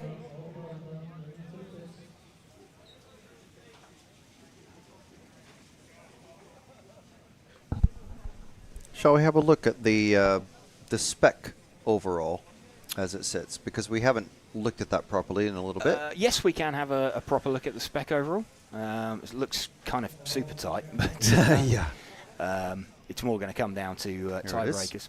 So there we go. So we've got Max Mackler, Ollie Bultink, Adam Isay, Frederick Hovgaard could also, well, potentially Martin Hoodie as well, because they've got two. So Max Mackler, Ollie Bultink, Adam Isay are the only people who could be on pole. However, if Frederick or Martin were to win the last round, they could get themselves second on the grid with that, because they would have a 0 and a 2 as well. But they would need to win it with a faster time than Ollie Bultink has done.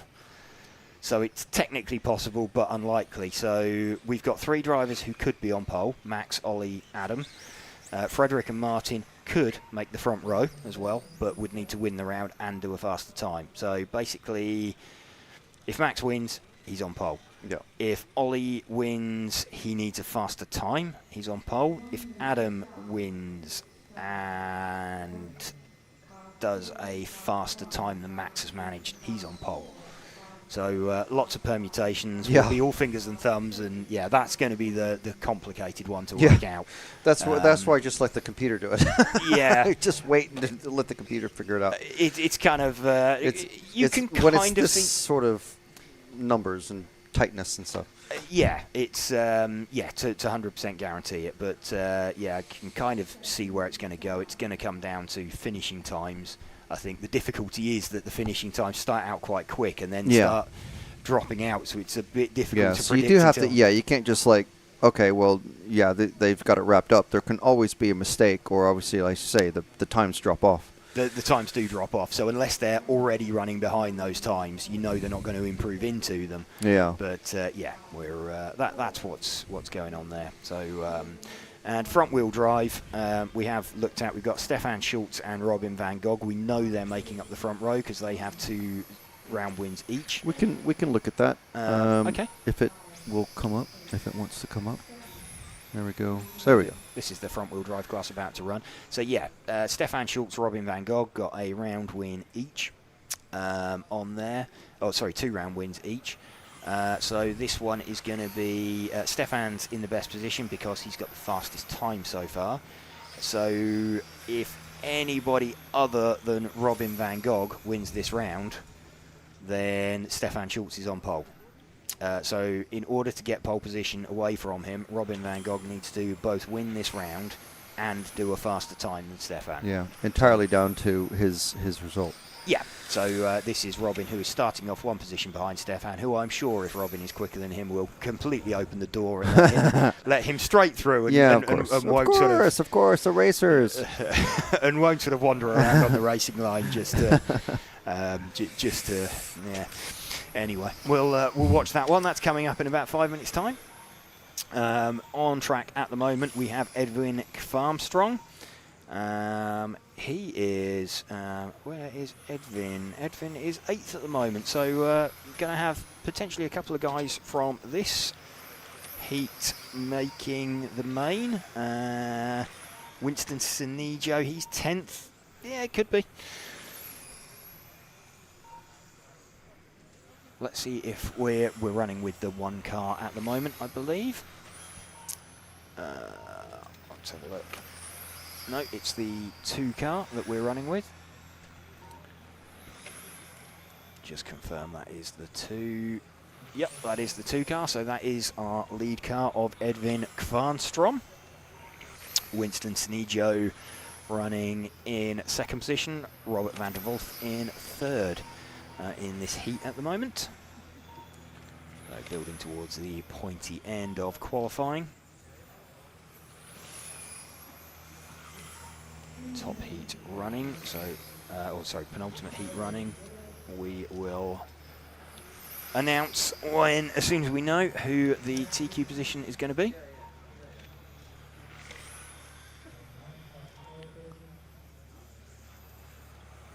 I think looking at some of the flags out there as well, that the wind may be picking up out on the track, which is going to make it's going to make things a little bit more difficult, a little bit harder to drive, maybe.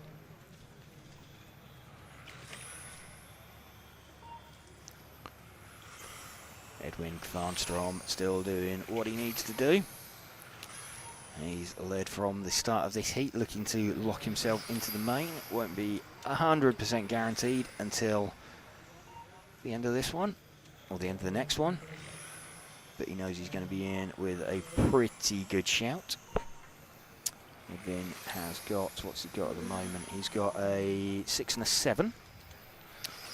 So if he can drop one of those, or drop that 7, he will be happy with that, but that's going to be enough, I think, to get him in there.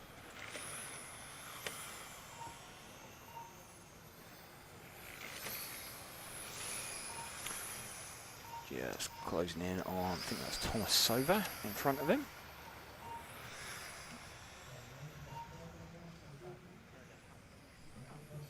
It was the 7 car, oh, it was Marek Sova.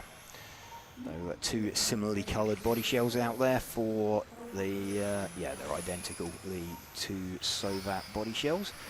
We're running with the leader, though, Edwin Kvarnstrom. Swedish driver.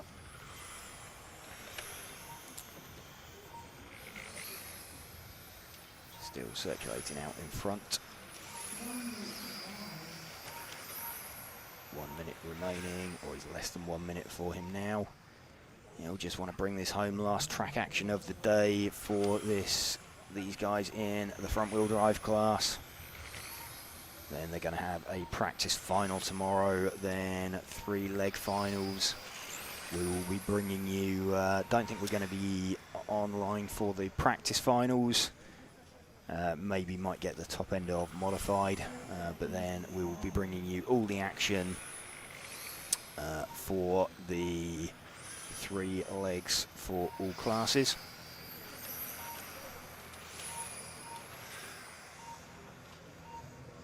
Into the final few seconds for Edvin Kvarmstrong.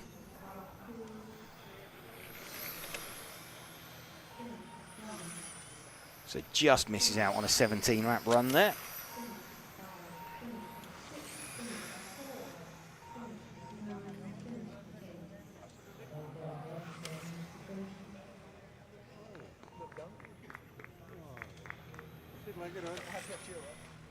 Edvin Kvarmstrong taking that one and getting set for the top heat.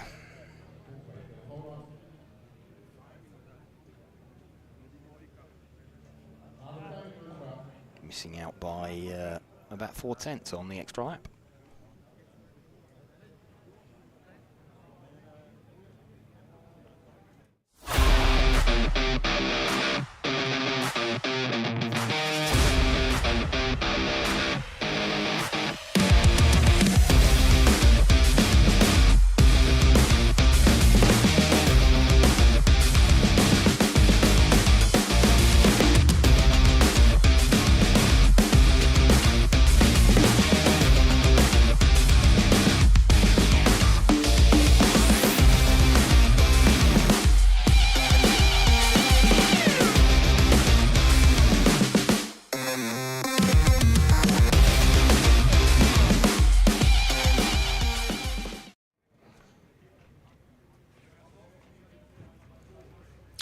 Okay, so what we're looking for in this one then is going to be Stefan Schultz versus Robin van Gogh. 2-round wins each.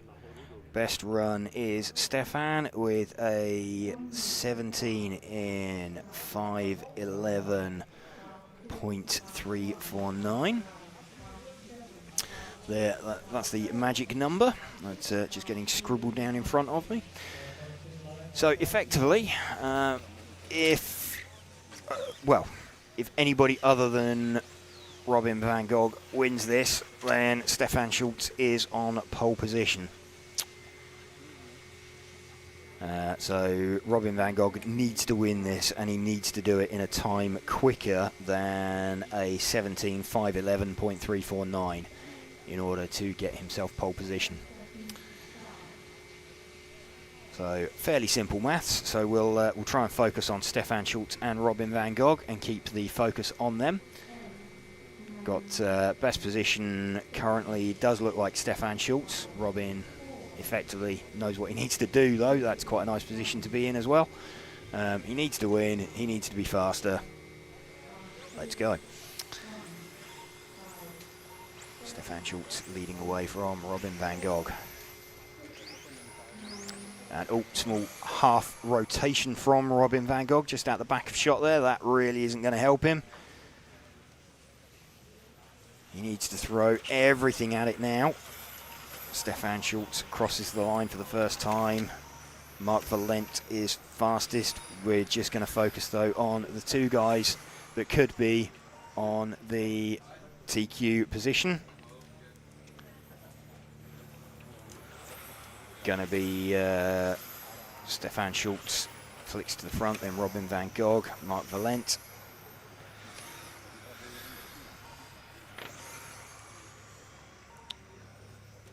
Still running with Stefan Schultz.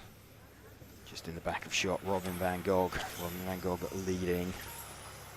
Predicted time of a 5:08 at the moment for Robin van Gogh.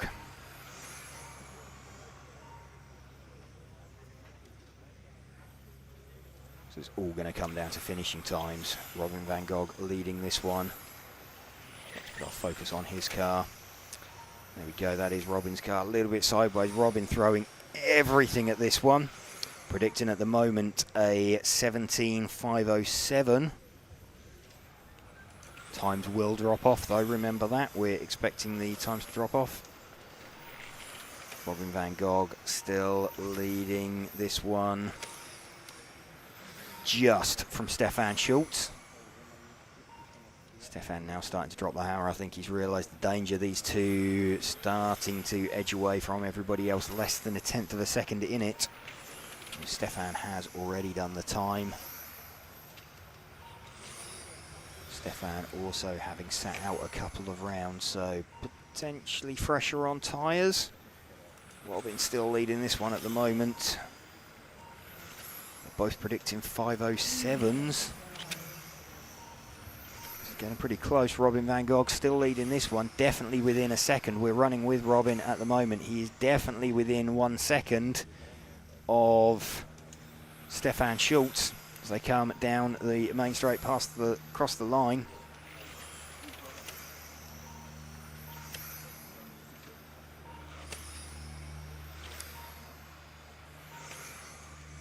So we are watching Robin van Gogh versus Stefan Schultz, the car of Robin van Gogh we have on stream. He started out second. We're halfway through the run. This is coming down to a bit of a winner takes all. Stefan Schultz has opened up and let Robin van Gogh go.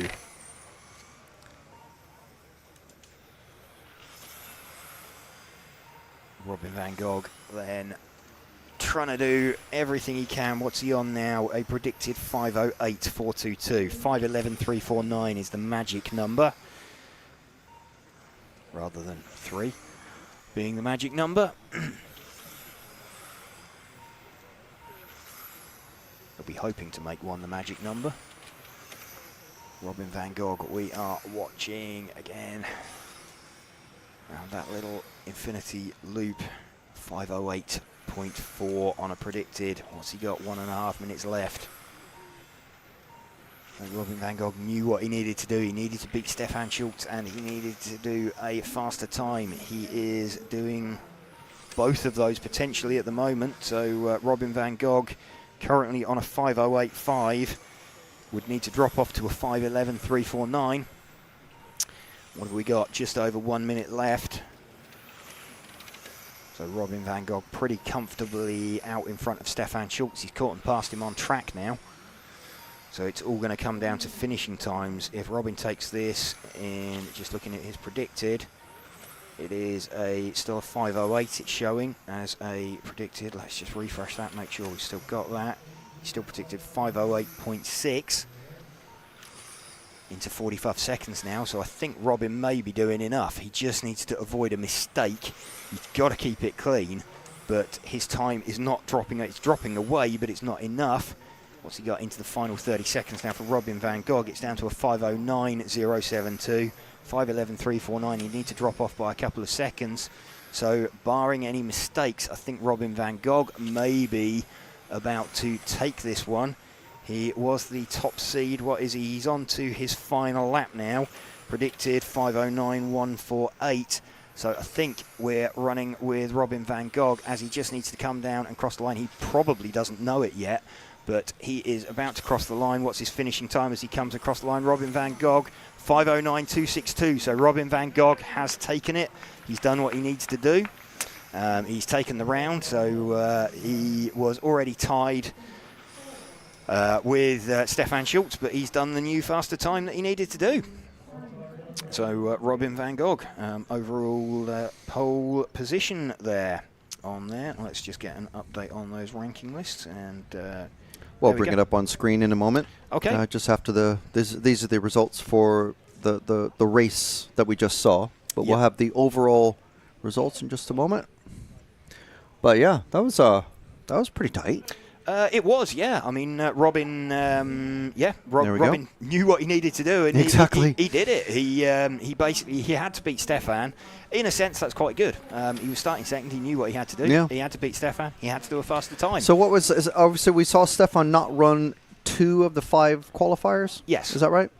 And so I presume that means that they had 3 full sets of tires to use. 2 sets, I think. 2 sets, okay. So he was banking on 2 brand new set runs, and then I'm assuming you can mix the tires.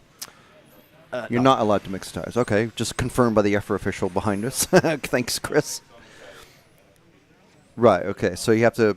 So you had two new tire runs, and then one with old tires, which Yeah. must have been that one. Yes, yes, for Stefan, yeah. So, Yeah. Yeah, I did. Yeah, I meant Stefan. Yeah. Potentially, So don't forget Stefan's also running 2 classes, so he may have been a bit compressed on that. He's not possibly. He's been on the struggle bus with. With but his, so is Mark Vallant, and he's third. Yes, yeah, absolutely. So yeah. I think Phil as well. I'm not sure. Phil is, Gergo is. There's a few. Sorensen Barber, there, yeah. Frederick Hovgaard Yeah. has made it in, defending champion. Edvin Kvarnstrom from the previous heat as well. Yeah. But Stefan, I mean, we saw him last year in Belgium. He was right up there. He could have, but then that was a whole other story. well, him and Adam yeah. Isay, who notably isn't running it this year, were. Well, Adam's got his EC. He's got his championship. Yeah. In GTE or GTE anyway. But yeah, interesting though. So anyway, I'll take that off the screen so we can see the start of the first heat of Spec, and there's the runners and riders in this one. Yep, Philip Lischke, Ron van Bergen, Davy van Gils, Johan Bukowski, Leo Dupex, Kent Bertelsen, and Lucas Jaeger. Yeah, this is going to get a bit fingers and thumbs now in...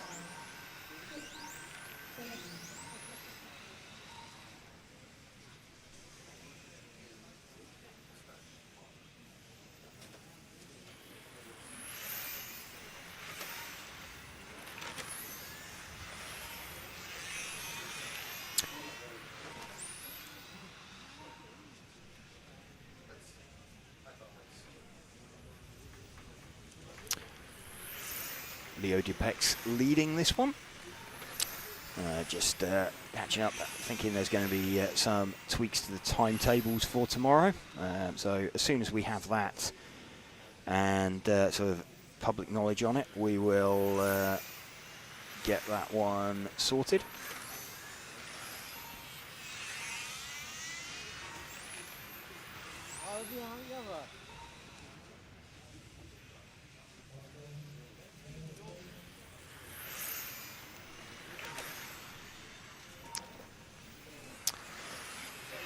Philip Lischke leading this one with the number 1 car.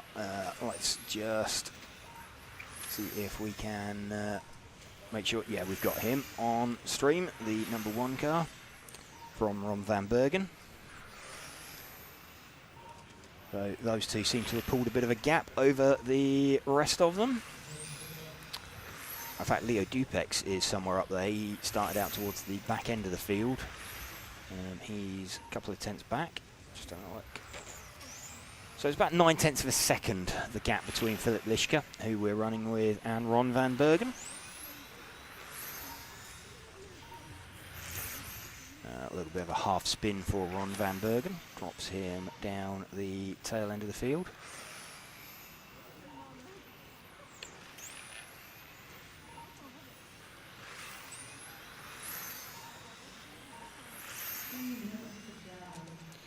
Three minutes remaining of this first heat of Spec. And again, last time on track for the majority of these guys. Unless they're mad enough to try running stock and modified. In fact, they can't run stock and modified, can they?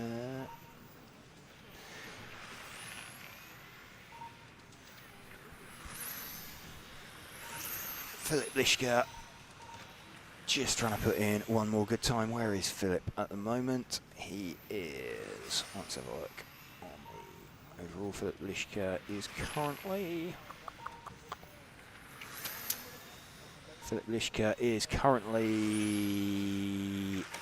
28th at the moment, so be looking to get himself into the C final and confirm that. And in fact, Philip Lischke has been off. I think Ron van Bergen made his way to the front. Philip Lischke dropping down the field. Let's see if we can pick up Ron van Bergen. He is the white and blue coloured car, so he's just going down towards the Infinity banner now. There we go.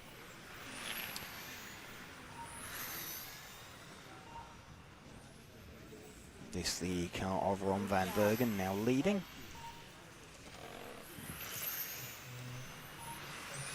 So Philip Lischke hoping that he doesn't drop out of the C final with that mistake.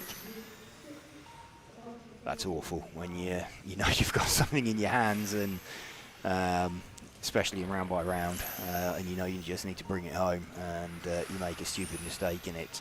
If it costs you a place or two, that's like, yeah, okay, you can live with that. But if it drops you an entire final and drops you from the tail end of one final to the front of another, that gets replayed quite a lot in your head on the journey home. And he would have a full evening to mull that one over if that was the case.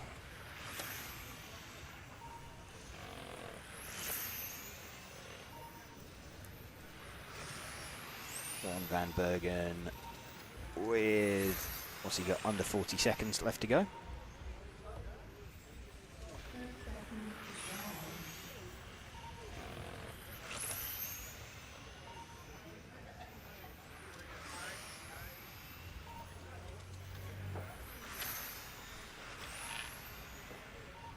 Ron van Bergen still leading this one, 15 seconds left to go.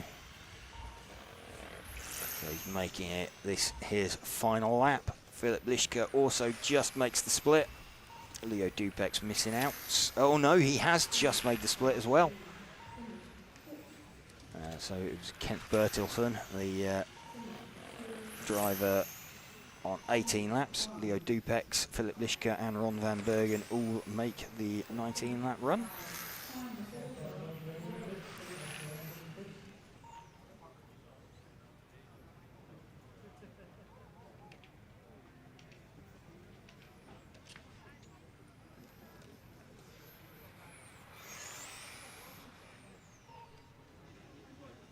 There we can see Ron van Bergen having taken that one relatively comfortably in the end by about 4 seconds. Now heat number 6 coming up.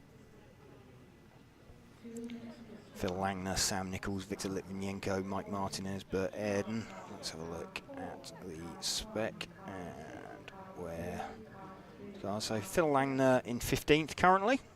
So we're hoping to be a lock in the B final. Sam Nichols is currently, what's he got? He's got a 13th in round and a 19th in round. He is 22nd. He's in with a shout of bumping himself up. You've got to watch out for, or they've all got to watch out for Stefan Schultz, who's got a 7th in round and a 23rd in round. So Stefan's got the one good score. Also Mark Valent in 17th. He's got a 7 as well. Jan Rathajski is, where's he? 14th. He's got 2 8s in round. And he is 14th. So 2 top 10 scores don't put you in the main. Yeah, so Jan is going to need some better scores later on to have a chance. So this one's going to be a little bit haywire. The stock class will kind of know what's going on at the front end of it. All we know for certain is that Max Mackler will start first or second on the grid. And everything else is still all to play for. Adam Isay could take pole position. Ollie Boltink could take pole position. Could end up with either Martin Huddy or Frederick Hovgaard on the front row. But they're coming in later heats.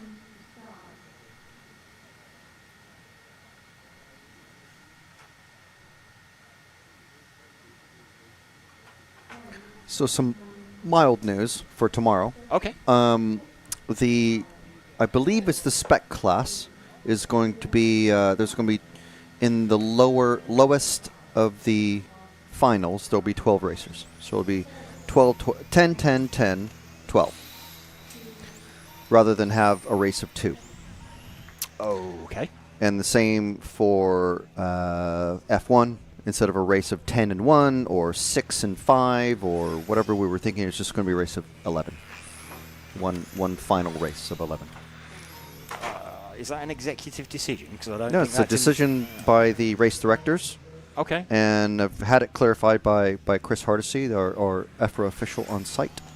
And basically, it's a decision made by the race director, the local race director, who's on, the club race director, basically. And it's up to the team managers to protest it. Okay. I don't So see it's, why they would really, because it makes the day shorter for everybody, and who wants to see a two-car race or a one-car race? I think it's more if they interfere with the guys, the other 10. So if the guy who is, if there's a battle between first and second, and the 12 car takes out one of them, I have faith that the referees will make it very clear to the guys at the back end of the grids that don't just pull over.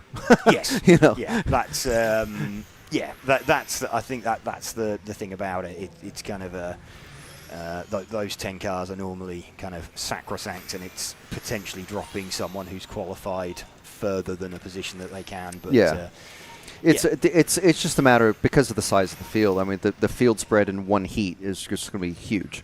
Yeah. You're going to be very, very quick guys, and then getting around very, very slow, and mobile chicanes basically.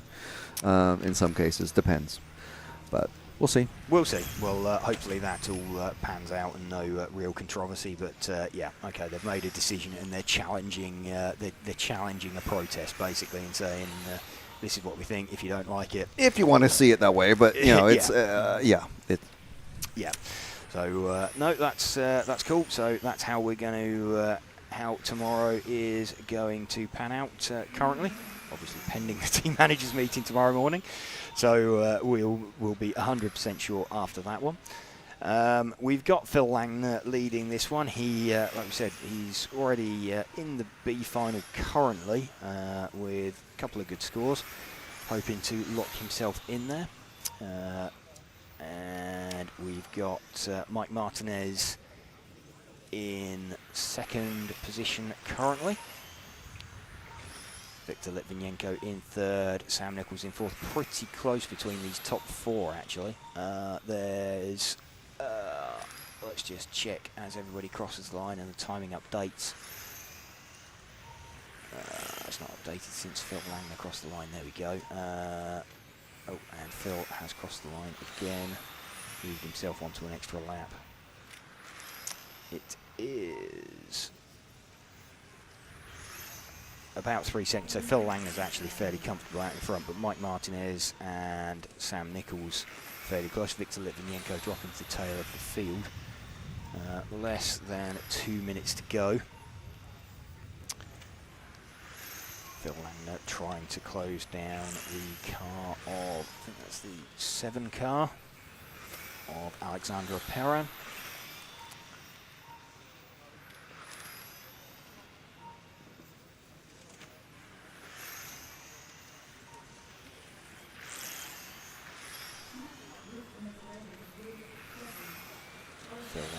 Still just wanting to bring this one home. In fact, Mike Martinez getting pretty close. Mike Martinez within half a second. Let's see if we can see the 6 car out there. 6 car is, let's see if we can find him. And no, that's the 1 car. 6 car, that's the 5. It's the 4, so the 6 must be the pink coloured car. It is the pink coloured car. Just coming out through the sweep now. That's Mike Martinez. He is still within half a second of Phil Langner. Mike Martinez currently, where's he overall? He hasn't had a particularly good run, I don't think. No, he's 33rd overall. So he is just about getting it hooked up. Late on in the day, a little bit too late for a good result. So still Phil Langner leading, and they're on their, what will be their last lap now, from Mike Martinez and Sam Nichols. Sam Nichols staging a bit of a recovery after a bit of an early nightmare. So Sam crosses the line. As does Mike, loops around back into the pits. So Phil Langner taking that one. from Mike Martinez, Sam Nichols, Bert Airden, Victor Litvinenko. I think we've had a retirement from Josh Winkler.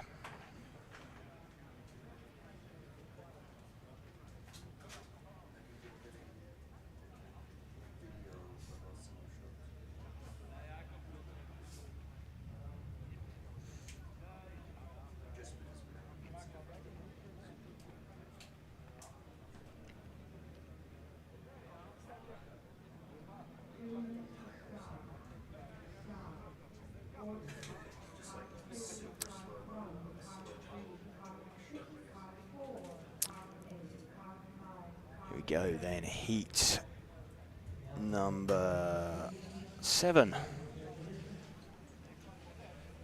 Getting set to go out. A few people employing some diff warming tactics there. I can see the number. Let's have a look.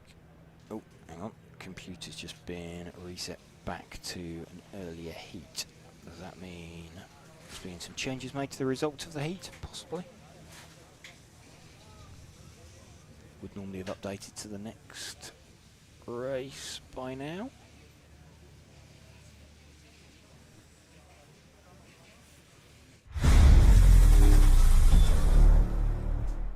If you're looking for tools, setup tools and other interesting things to keep your pit table organized, check out the MR33 range of products, the world champion RC equipment.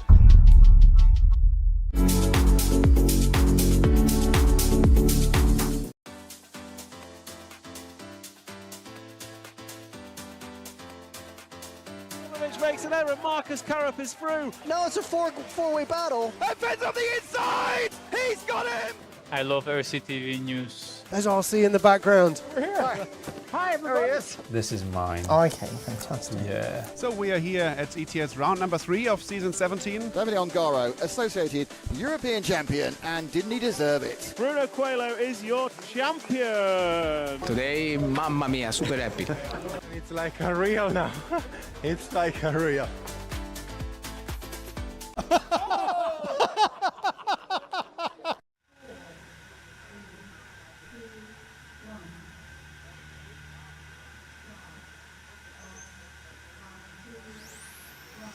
Mark Valent leading away from Nathan Atlani, Nils de Greiser.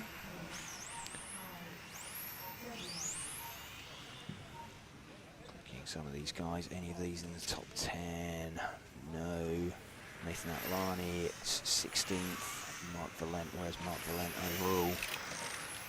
He is 17th. So these guys are more. Mark Valent's got a 7th in round. Let's see what Mark Valent can do. With the 1 car, flashes down the curved main straight. We're at the Rayco 2000 track in Utrecht in the Netherlands.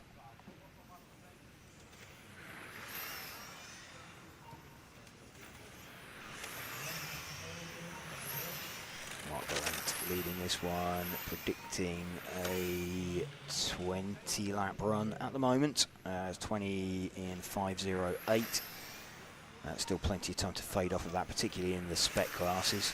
You do tend to drop away from your predicted time, not necessarily so much in the modified classes, but here in stock where voltage is king, then you will see drivers dropping off on their predicted times quite dramatically. Nils de Greiser up into 2nd from Mark Valent, or no, he's dropped down. Christian Jensen, actually 2nd after a bunch of laps. It's all super tight. These guys from the rear maybe been saving new sets of tyres for this one. So this is when we think the track is going to be at its fastest. We've already seen Robin van Gogh using that to his advantage to nick the pole position for the finals off of Stefan Schultz. We're running with Mark Valent out in front of this one at the minute. Christian Jensen running in 2nd position. Christian will pop up in a moment back into 2nd in the round. He is already some like 3 seconds off the back though of Mark Valent, and is heading for a time around 4 seconds slower, 5 seconds slower than we've seen at the moment.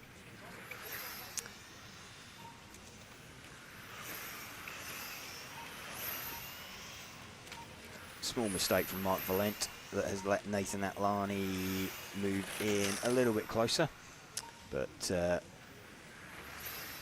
just waiting for the times to update. There we go. Christian Jensen still in second position. Let's see if we can find Christian Jensen. He's now 1.5 seconds back. The number 5 car. Number 5 car is, just having a look. 8, there's the 5. He's the white coloured car coming out onto the main straight now behind the blue car. So this is Christian Jensen running in second position in the heat currently behind Mark Valent. Mark Valent maybe in with an outside shot of making the main. He's got a 7th in round. It would be pretty tight, I think, because currently to make the main you need 13 points, so a 7th in round you'd need a I don't think you're going to do it. To go with a 7th in round you'd need something like a 4th or a 5th. Tim Benson's currently 10th with a 9th and a 4th in round, and you've got Lucas Allerbrock with a 4th and an 8th. You've got 2 5s. Yeah, that's going to be pretty tight for him to be able to make that one. So I think Mark Valent, it looks like he's got a possibility, but it would be pretty difficult. He's going to need a top 5 at least to give himself a chance. And unfortunately for him, I think there's just too many quick drivers still to come with 2 more heats after him. We're running with Christian Jensen at the moment, running in at second position. He will filter through to second as he crosses the line. There we go. Oh, no, third actually. Jelle Klaassen has just got himself in front of Christian Jensen. Let's just stick and see if that remains the situation as they cross the line. Christian Jensen is, now about a 10th off of Jelle Klaassen. We've only got 10 seconds left though. It is the 8 car, so, actually it's the blue car you can just see disappearing out of shot, who is appearing as they cross the line. Jelle Klaassen does just get by about a 10th of a second Christian Jensen.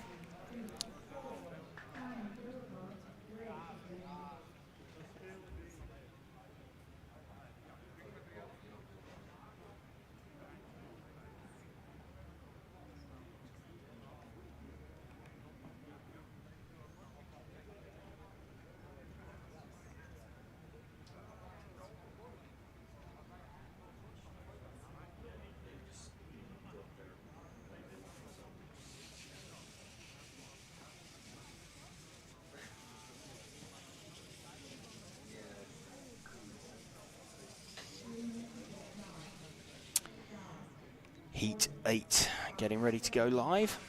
This is potentially got a driver in this who could end up on the front row, Frederick Hovgaard. He would need a round win in order to do it, so we'll get an idea of what Frederick has or can do and has managed, but he's latterly shown some good pace. Okay.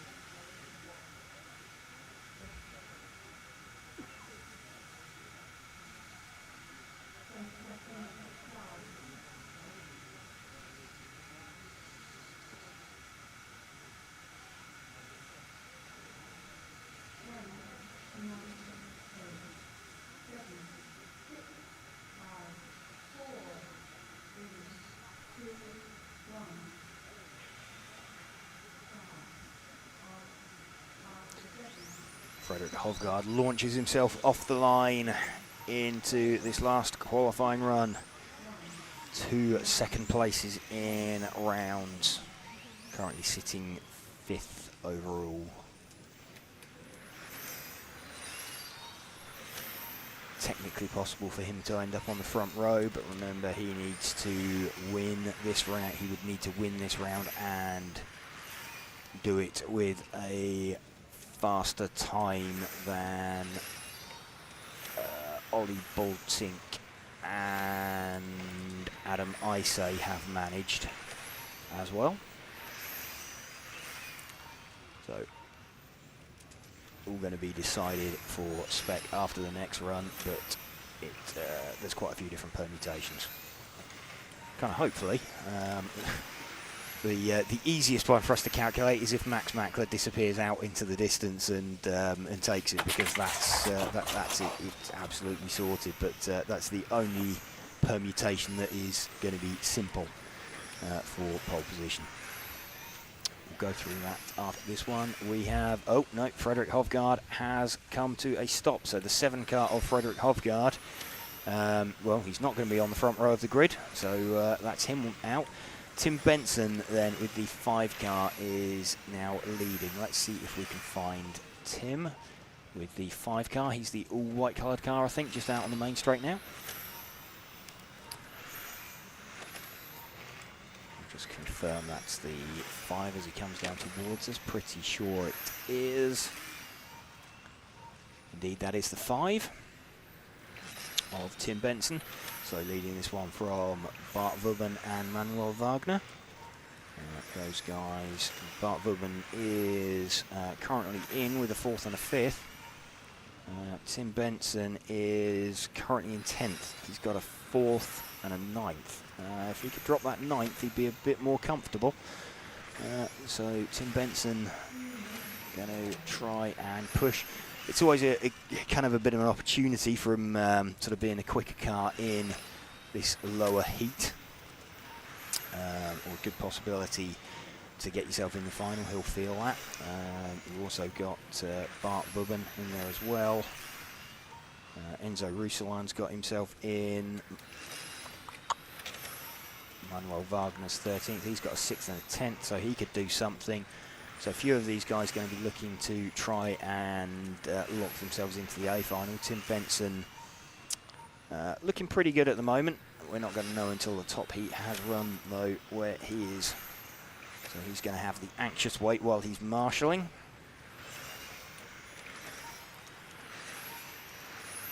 Two minutes 10 remaining. Tim Benson, who we are running with by about a 1/10 of a second from Bart Vubben. Oh, it's now like 3/10 of a second. Manuel Wagner also within 8/10 of a second of the front of the field. So super, super tight.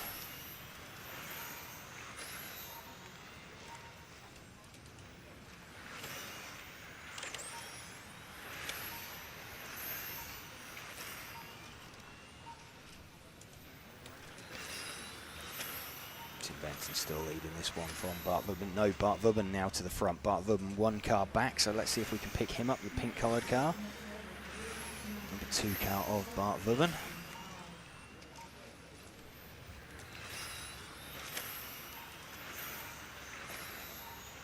Manuel Wagner, I think, is running in 2nd as well, so Bart Vubben leading. Started out 1 second behind Tim Benson, who is the white car in front, and believe it or not, there is a car in between them as well on the clock. So no, just waiting for the update now on the timing. There we go. Tim Benson now back to the front by 2 1/1000ths from Bart Vubben. Just ebbing and flowing. This whole running slightly too deep. Just turning in a little bit too hard, getting the car sliding. Bart Vubben now we're running with back to the front, 6 1/1000ths. Super, super tight between Bart Vubben and Tim Benson. I'm not sure if they realise quite how close they are. They'll kind of have an idea about how big that 1 second gap is. Bart Vubben still leading this one by a whole 38 thousandths of a second. No, Tim Benson's got it back by about 2/10. So it was a slow lap that time from Bart Vubben. This is the final lap coming down to. So Bart Vubben versus Tim Benson. See who's going to get this as they cross the line. Tim Benson has finished, just waiting for Bart Vubben. Tim Benson gets that one in the end by 3/10, nearly 4/10 in the end. So relatively comfortable, but as comfortable as that can be.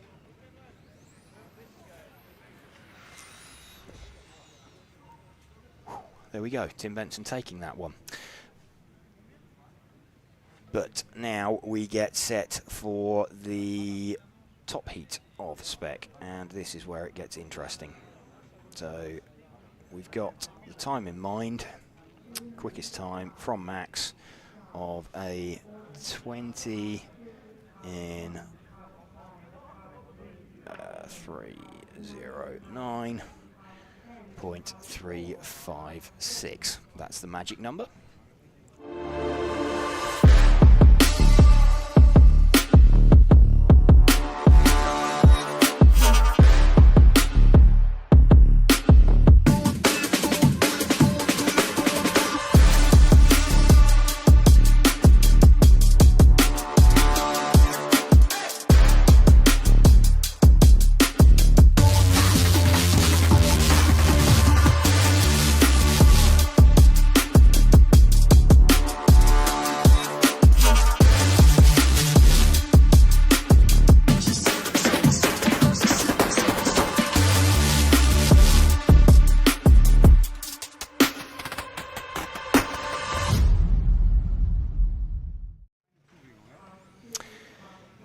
Okay, permutations then.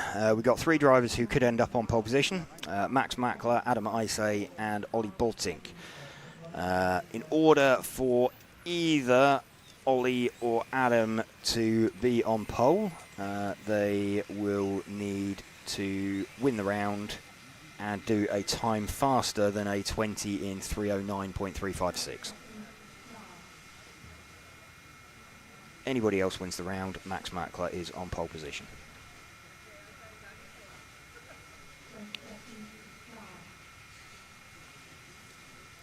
Easy. Yeah.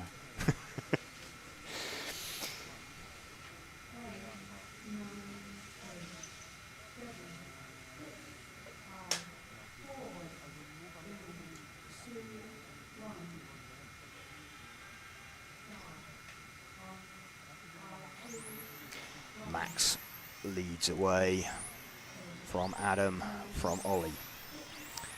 First three all got away nicely. And this is it.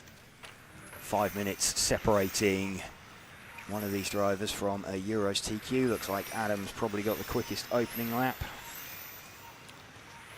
fact, Ollie Bultink manages a quicker opening lap. Just had Adam closing in a little bit on Max, and we have got, that was the 3-car offside Sparbeer dropping away. Right, we're running with Max at the moment and can see Adam Isay closing in on him. Oh, spin there from Max as they came out through the sweep onto the main straight. So Adam Isay now out in front. Lucas Ellerbrock running in second, Ollie Bultink in third. So Max dropping down the order. Max has already got the scores in his pocket. He's got the fastest time in his pocket. But now he's kind of, well, he's at the mercy of what Adam can do. Adam's time at the moment is running, yeah, let's pick up Adam out in front. There we go. We're running with Adam leading this one. So we'll stick with him at the moment. He is doing what he needs to do at the moment, as is, well, Ollie Bultink's also under that time, but remember, we know that these times do drop off quite a lot. The track, though, has got faster, potentially. And we know that Adam did sit out around, or did sit out last night to save a set of tyres. we think. So Adam Isay, top seed, leading at the moment. 2 minutes in.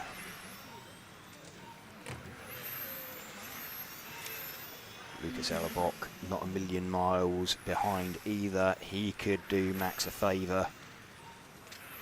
So if Lucas can improve, what have we got? Lucas Ellerbrock is, oh, he's about 9/10 back now. So starting to look pretty good for Adam Isay.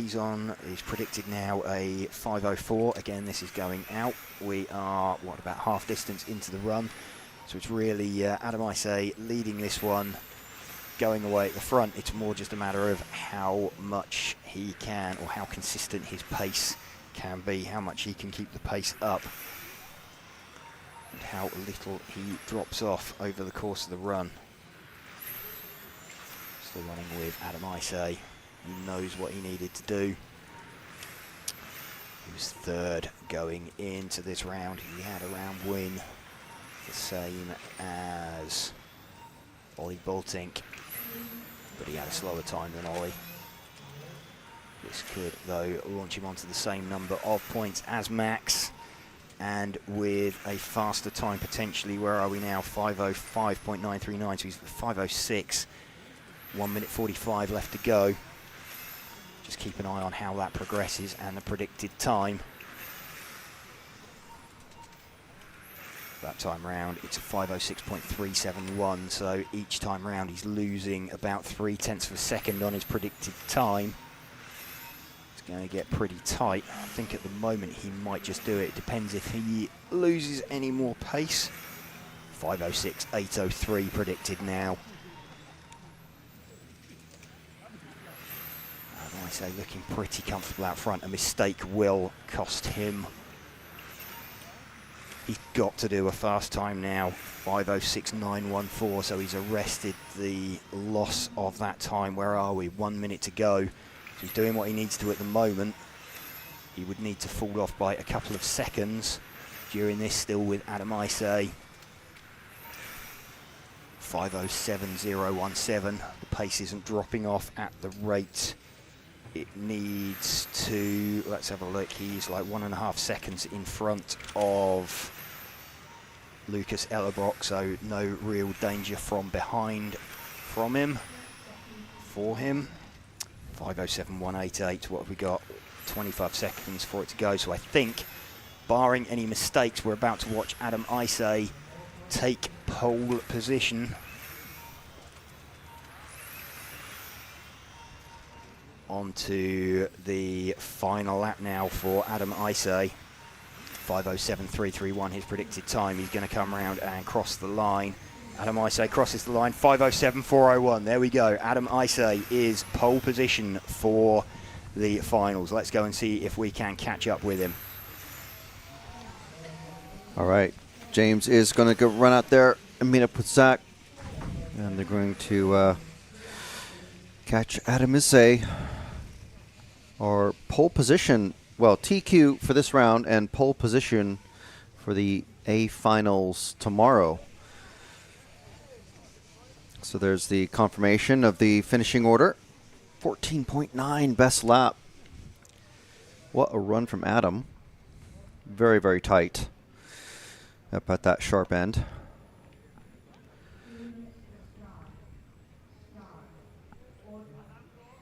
So Adam coming around. There he is.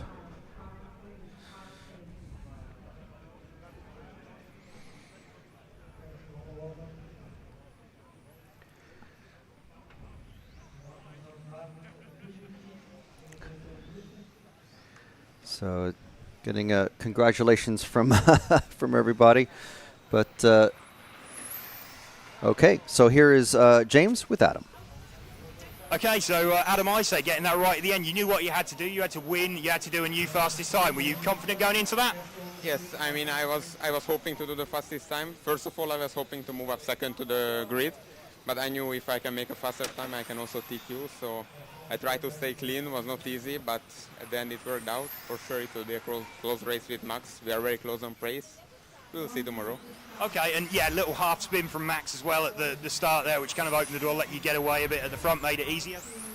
Yeah, I mean, I knew I still had to make the fastest time, so it was not easy, but for sure it's a big relief. Did you know, when did you know that you were going to do a fastest time? Were you sort of judging where you were compared to the start time, or did you know until the race had finished? No, I have no idea how is the speed. I only checked after the run.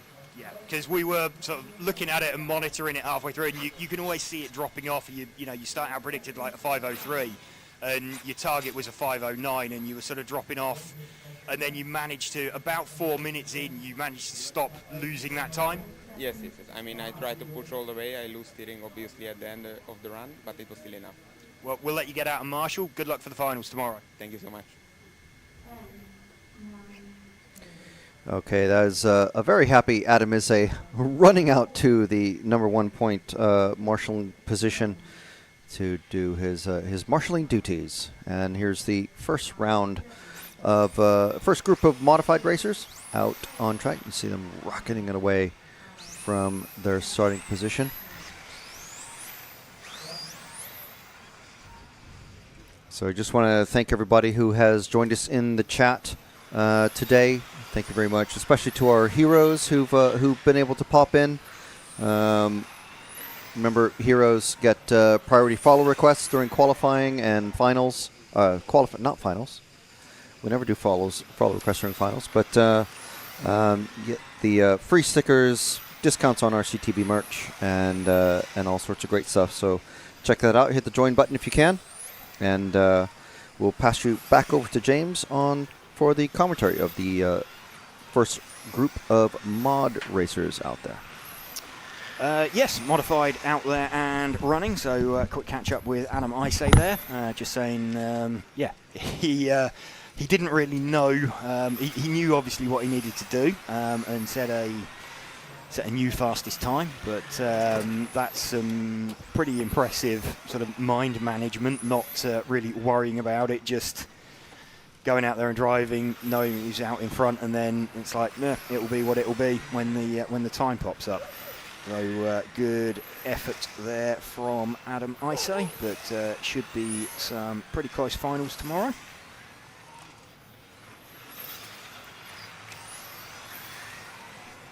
Right, where are we then with this? We have got, let's just get this updated. So we have 3 of the pole positions sorted. Got Jitsi Miedemar in Formula. We've got Robin Van Gogh in the front wheel drive class. And Adam Isay in the spec class. Daniele Piccini leading this with the number 2 car. Let's just see if we can spot him out there. So just running in now for the final few heats from home. That'll be the last of our track action for today. Who is... Oh, we've got... let's have a look.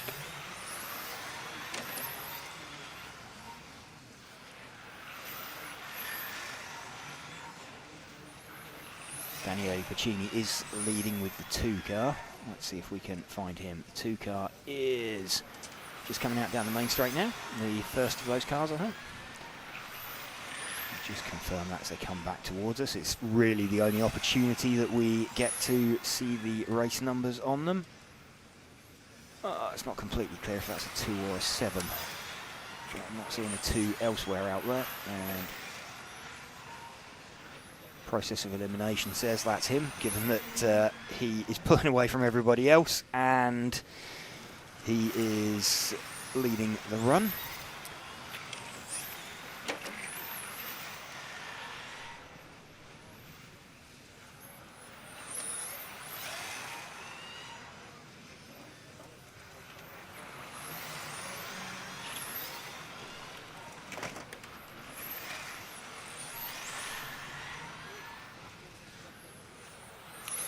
Piccini just dropping off the lead, actually.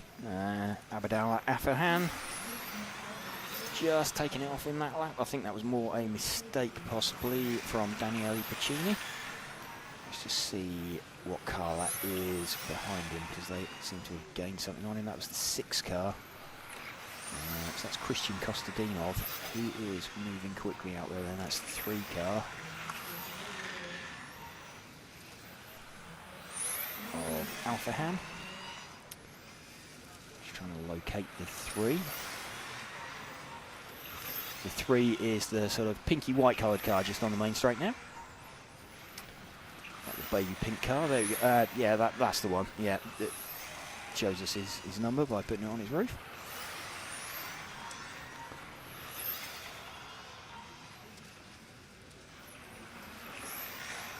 With a body tuck as well. So Daniele Pacini back to the front with the 2 car.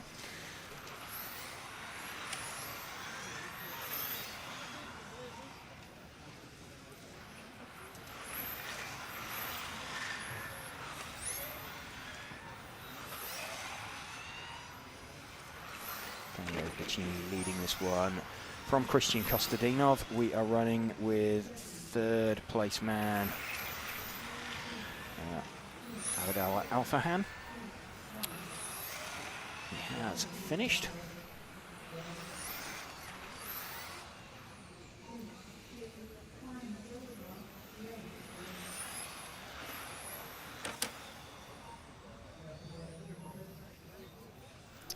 Three heats left to go.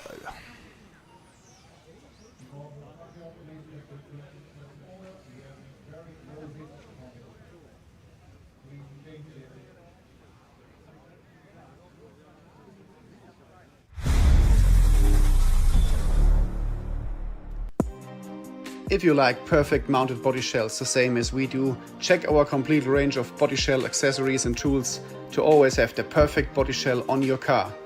Choose MR33 and use the World Champion RC equipment.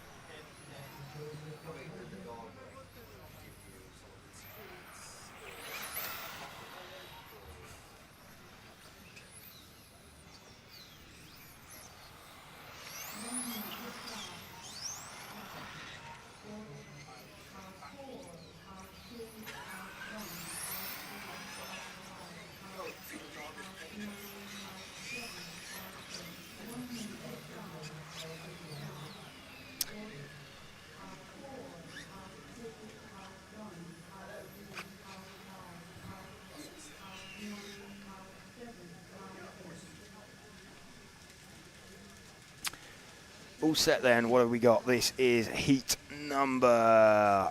What have we got? Heat number 12 of 14. So Ollie Havranak, Matthias Knopp, Martin Wouters, Harley Eldridge, Lorenzo Van Leeuwen, Dai Sakaguchi, Jose Pereira, Peter Ende, and Robert Krenz.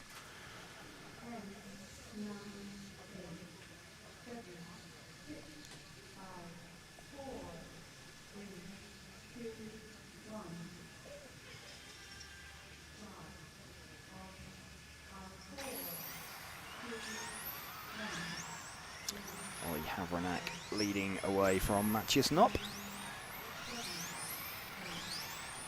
These guys just having a look at our overalls. And these guys, no, not in the top 10. Ollie Havranak is currently 16th, Matthias Knopp 17th, Harley Eldridge 19th. So a few of these looking to cement their place in the B final. Don't think any of these guys have got a shout of making the back of the main.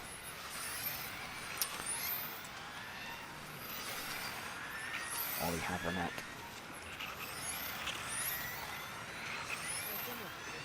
Still leading this one. Just waiting for the timing to update. In fact, Matthias Knopp by 2/1000 to the front. Oh, it's about half a tenth between them now. Let's see if he can pick up Matches Knop. He is the white and red coloured car. There we go. And this is Matches in second. They're just trying to catch and pass traffic. And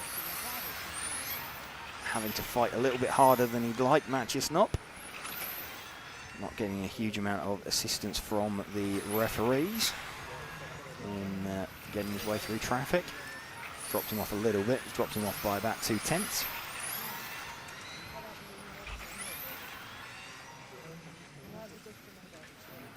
Matches Knop having to push now to try and make up that gap. He's dropped to about 4/10 off of Oliver Havranac. We're running with Matches Knop in second position. Oh, small mistake there as well from Matches Knop. So that is going to let Oliver Havranac pull even further away.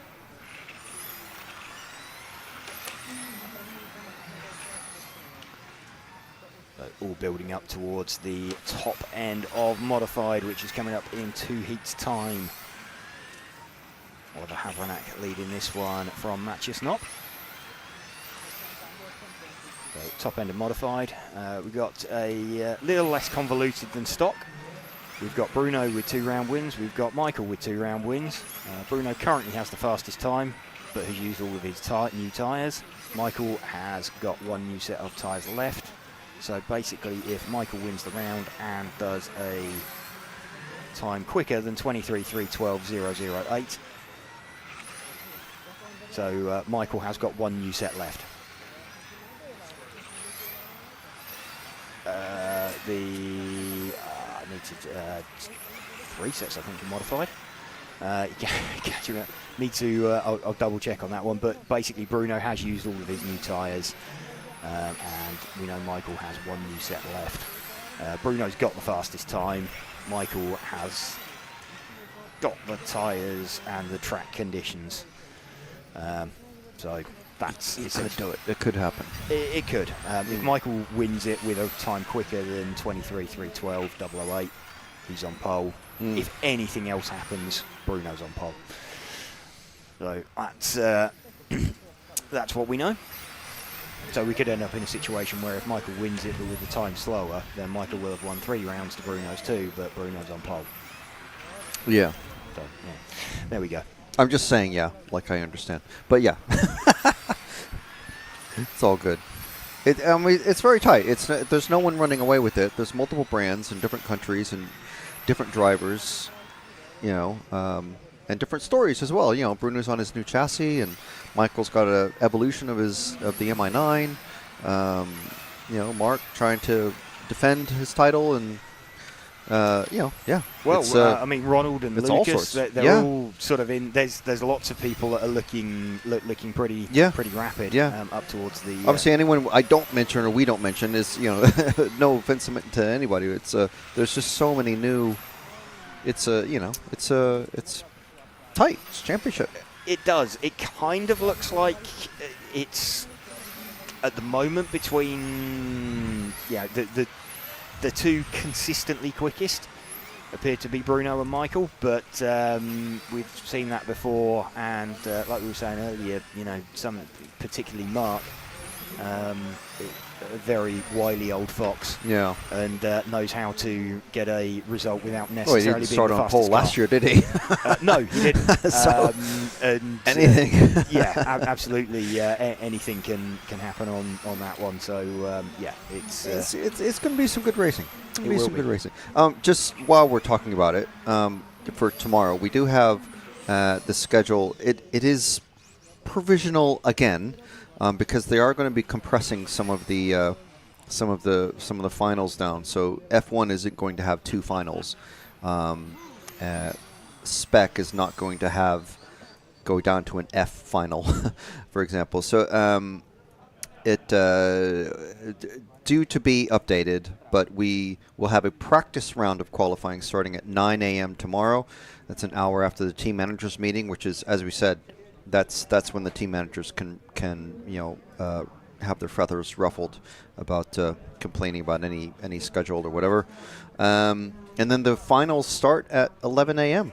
That's Central European time. So I'm thinking we'll probably come on live just to catch the top 2 heats of the Spec practice finals, because everyone is going to have a practice final, so they can have a get used to starting next to each other, and it's all going to be heads up racing all day tomorrow. So they haven't been doing that today. So that is also subject to any weather overnight. If we do get any rain overnight and a damp track, again, they did this morning. Yeah, we're not likely to have heavy rain like we had overnight, but it could be a damp track. There might be a delay, but I don't know. Hopefully not. So anyway, we're at the moment we're going to be going live at about 9:45 Central European time, but that may be subject to change. As early as 9:30, as late as 10, maybe. I don't know. Or, well, I mean, today we were an hour late, so yes, as late as an hour later. Yes, we the timetable said we should be finished by now, but still 2 heats to go. Yeah. But should be good heats. David Ronnefaulk's been, where's David? David is 9th at the moment. He's got a 5th and a 7th in round. So he will probably be trying to drop that 7th if he can. So there's some... what do we got? Alex Hagberg just in 10th at the moment with a 7th and an 8th. You see him there on the far left of the driver's stand. You do, but he's got some danger men behind him. I mean, Alessio Meniciucci's got a 6th and an 11th, so if Alessio can drop that 11th, then his 6th obviously bumps out Alex's. You got Remy Callins, who is... no, Remy is in the next heat, isn't he? So I think they're probably the danger men for Alex, because they've got one lower score than him. David Ronnefaulk has led away then the all-white coloured car from Alessio Meniciucci. So not expecting... we're going to see some of these guys in the A final from here. I think David Ronnefaulk is... Well, he's only 9th at the moment, but we'll see how this one pans out. But he's got a pretty good chance of making the final from here. It's going to be difficult for some of the others. Alex Hagberg, Simon Lauter need good round scores as well. Get themselves in. Simon Lauter running in 2nd. In fact, we haven't really run with Simon Tool this weekend, the defending stock champion. Let's see if we can find him. He's running his race paint. He is the white and red coloured car running 2nd. He's just down the main straight now. It's like a dark red colour. There we go. That is Simon Lauter running in 2nd stroke 3rd.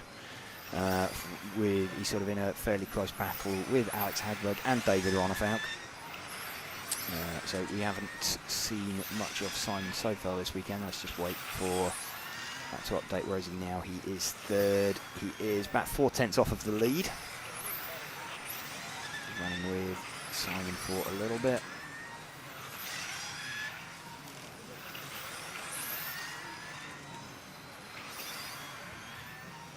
Simon, of course, defending stock champion, choosing to make the step up to modified.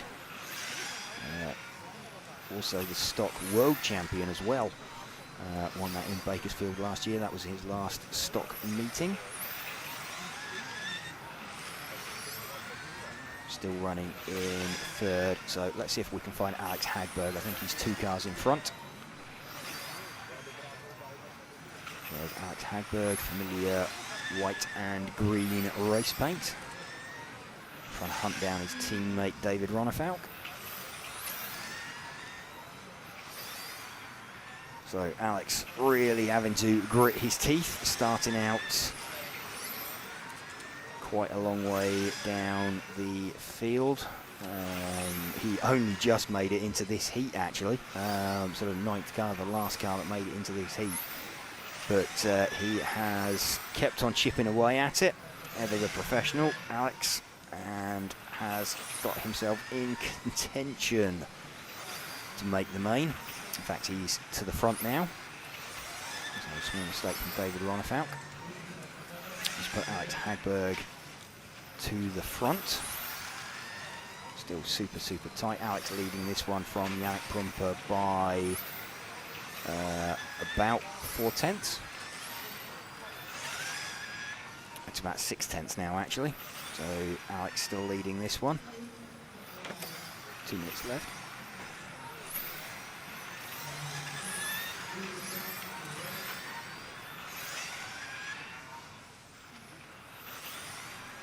Hagberg leading from Prumper.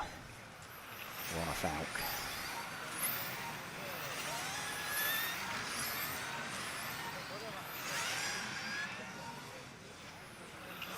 Waiting for the order to change back to Hagberg from Prumper from Lauter. We've got about a second lead now from Alex Hagberg. Just watching the times filter in. It's going out. It's about 1.6 seconds now for Alex Hagberg. So his time 22.501. Alex really finding pace, so suspecting this is a new tyre run from Alex, and in fact, yes, he did sit out the first round of qualifying yesterday, giving himself a tyre offset against everybody else. So this a new tyre run, I think, from Alex Hagberg. So there is potential. He's, what is he, 22.501, so he's not going to make it onto a 23 lap run.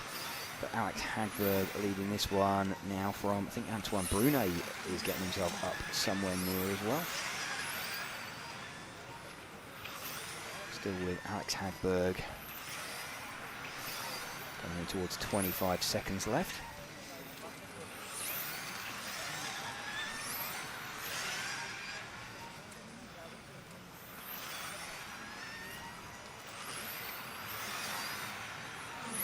To their final lap then. Alex Hagberg 22.503.057. Alessio Meniciucci up there. So obviously we're going to focus on the battle for TQ, but I think after we've done that we'll probably want to come back as well and have a look, because there's going to be some quick guys that have missed out on the main, I think, as well. So we'll want to come back and have a look at the overalls after we've done that. We can handle the arithmetic, I think, for figuring out who's on pole mentally, but beyond that, it's going to be a little bit beyond me.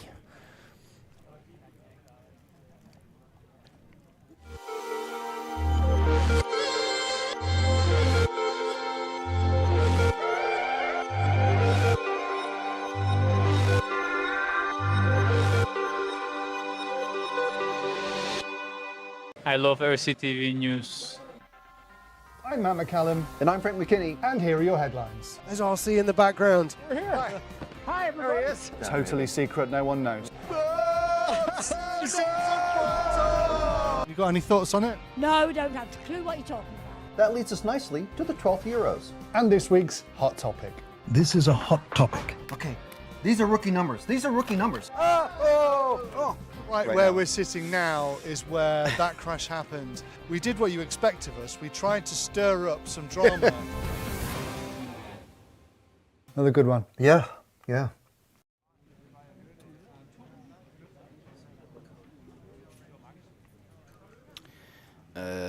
Okay, that's not sure why the timing is the timing feed is displaying stock, but that's the output from RCM as well. So that we're seeing the stock results rather than the modified results. There we go, they've updated it. So Bruno Coelho going to lead us away from Michael Orlowski. Fairly simple, this one. Michael needs to win, and he needs to do a time quicker than 23.312. Anything else, and Bruno is on pole. So we're going to know what the situation is. The thing is, Michael has got a set of new tyres. The track, we think, is in the quickest conditions it's been all day, all weekend so far. Michael's fastest time currently 23.313, so he is around 1 second off on a used tyre run what he needs to do. So that's a challenge for Michael.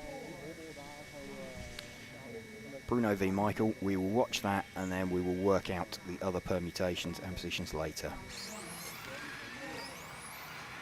Bruno sets off then from Michael Orlowski, and Michael goes straight on at the end, so that is that. So having talked about all the possible permutations, Michael Orlowski, straight away a retirement for Michael Orlowski. He is down by marshal point 1, if we can get the, there we go. So Michael Orlowski straight away out of that one. Problem being brought back by Alessio Meniciucci there. Bruno Coelho on pole. Oh, okay. That one was a little less, a little bit anticlimactic. That one lasted about the length of the main straight. Yeah. Okay, Bruno Coelho on pole then. Right, Mark Reinhardt's hit the front on this one. Can anyone? Just trying to think now. Who? No, they've got two TQs each, so no, they're on the front row already. So. Should we get the drivers squirt guns so they can shoot each other, so we have something to watch for the next few minutes? Well, yeah, I'm just wondering. I mean, actually now nothing. I mean, what basically a shame. The front row was already sorted. Yeah, we knew that it was Michael and Bruno because they were the only drivers with 2 round wins. And yeah, basically Michael needed to do a faster time. Yeah, I mean, I didn't catch it. I mean, we caught the. I mean, we didn't even get it on camera. That looked like it was just. There was some kind of failure by the look. It just didn't, or it stopped turning. It's been retrieved now by a Schumacher teammate. Yes. I mean, hopefully not another tire issue. I wouldn't think so. Not this early in a run. Especially with a brand new run, brand new set. Well, what we assume is a brand new set. Well, yes, you wouldn't. You would run a brand new one. It could. No, I mean, but we know Michael had a brand new run. That's what I mean. Yes, yeah. So yeah, he can't carry that over into finals day tomorrow. There is that. Yeah. He couldn't do that. So you wouldn't go out on a 3rd run set when you've got a new set in your pocket. Mark Reinhardt's leading this one. Let's see if we can pick him up. Let's catch up with Mark. Let's catch up have with a him. word with him. Is he running his? Well, yeah, we're not going to go like car in car and headset on the drivers. That would be. That'd be spectacular. That would be great.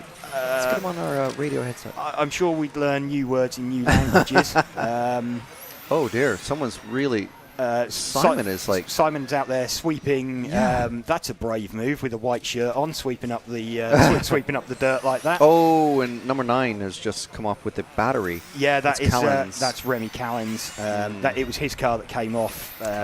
I think he caught too much curb there and cartwheeled towards Simon. That's what created the dirt. So how many cars have we got out there now? 5. Wow. You know, we were saying Alex Hagberg needed a good score to get himself up there. I think this could be it. This could be his round. So yes, absolutely. So I don't know. You know, we'll try and find out as well when we go out there exactly what happened to Michael. Mark Reinhardt, number 2. He's not running race paint. He's running a plain white body shell. We're with him at the moment.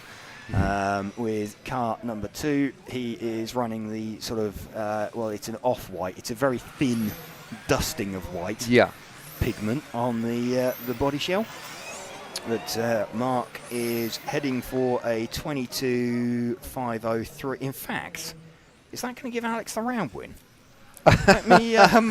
Oh my goodness. Let me just have a look at the. I'm just having a look. See if I can get. We didn't see what happened to Bruno either, because he came off after Callens.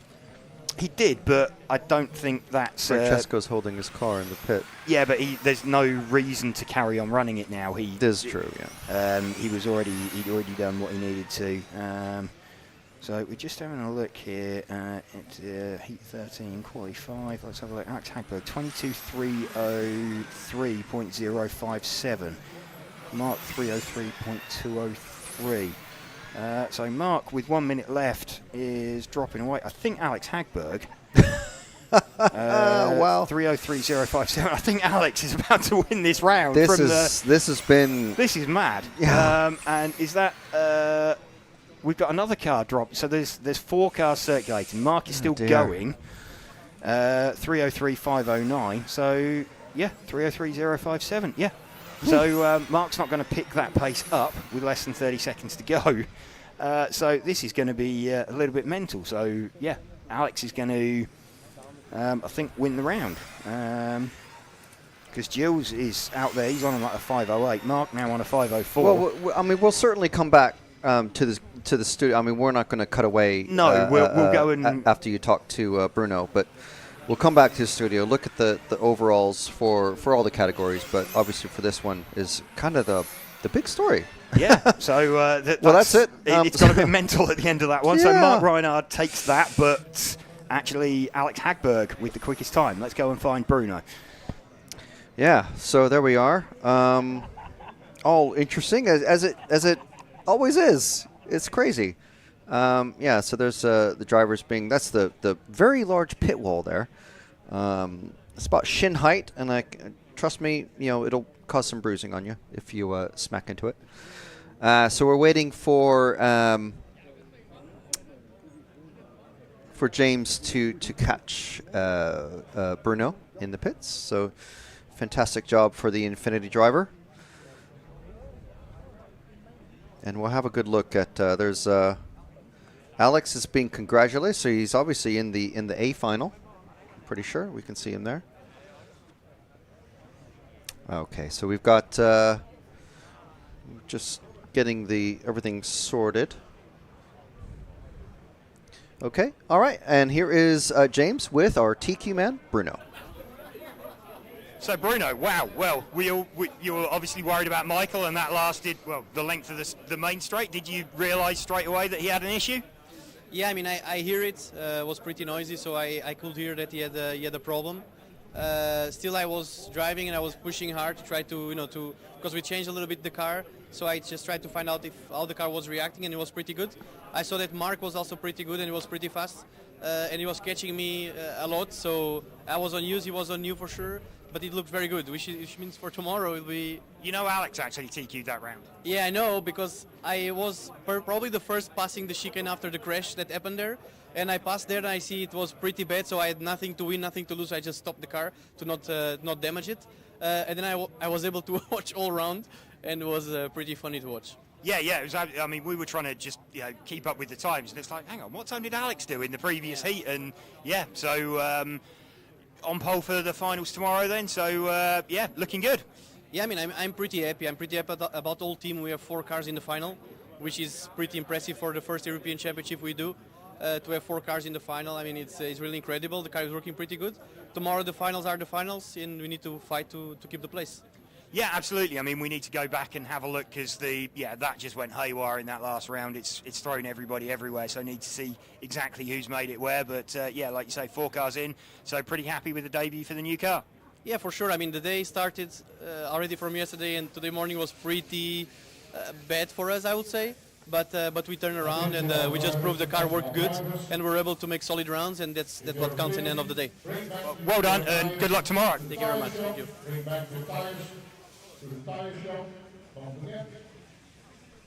Okay, so that is that is our program for the day finished, and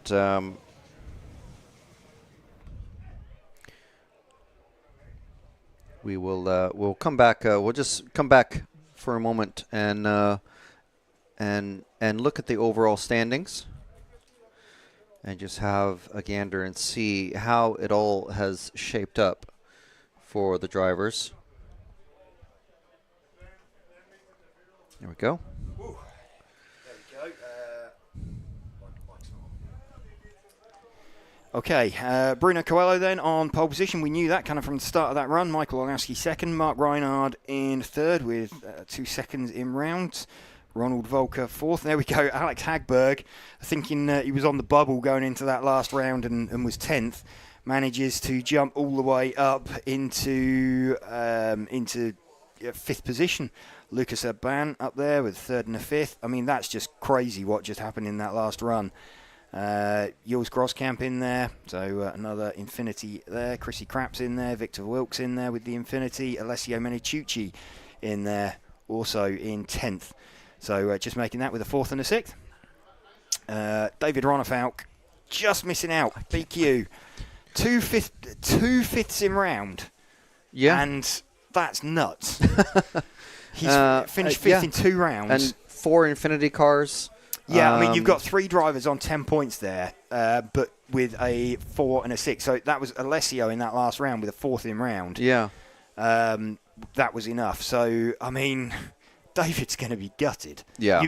I mean, 2 5ths in round and missing out on the main. That's bonkers. So, yeah, went a bit crazy that last round. So, there you go. But super tight. And friend of the show, Oliver Haverneck, also just there behind Ronafok, also in an X-ray. Yes. Yeah. Antoine Brunet as well. Super close. Super close. Yeah, certainly over the tail end of that. And, yeah, that's crazy. And what's, I mean, if you look at the fastest times that they've done, David Ronafalk, 22.3, he is faster than a bunch of guys that made the main as well. So his actual fastest time. So he won't be buying a lottery ticket tonight, put it that way. No. That's nuts. Yeah. Shall we take a quick look at Spec and see what anything to glean from there?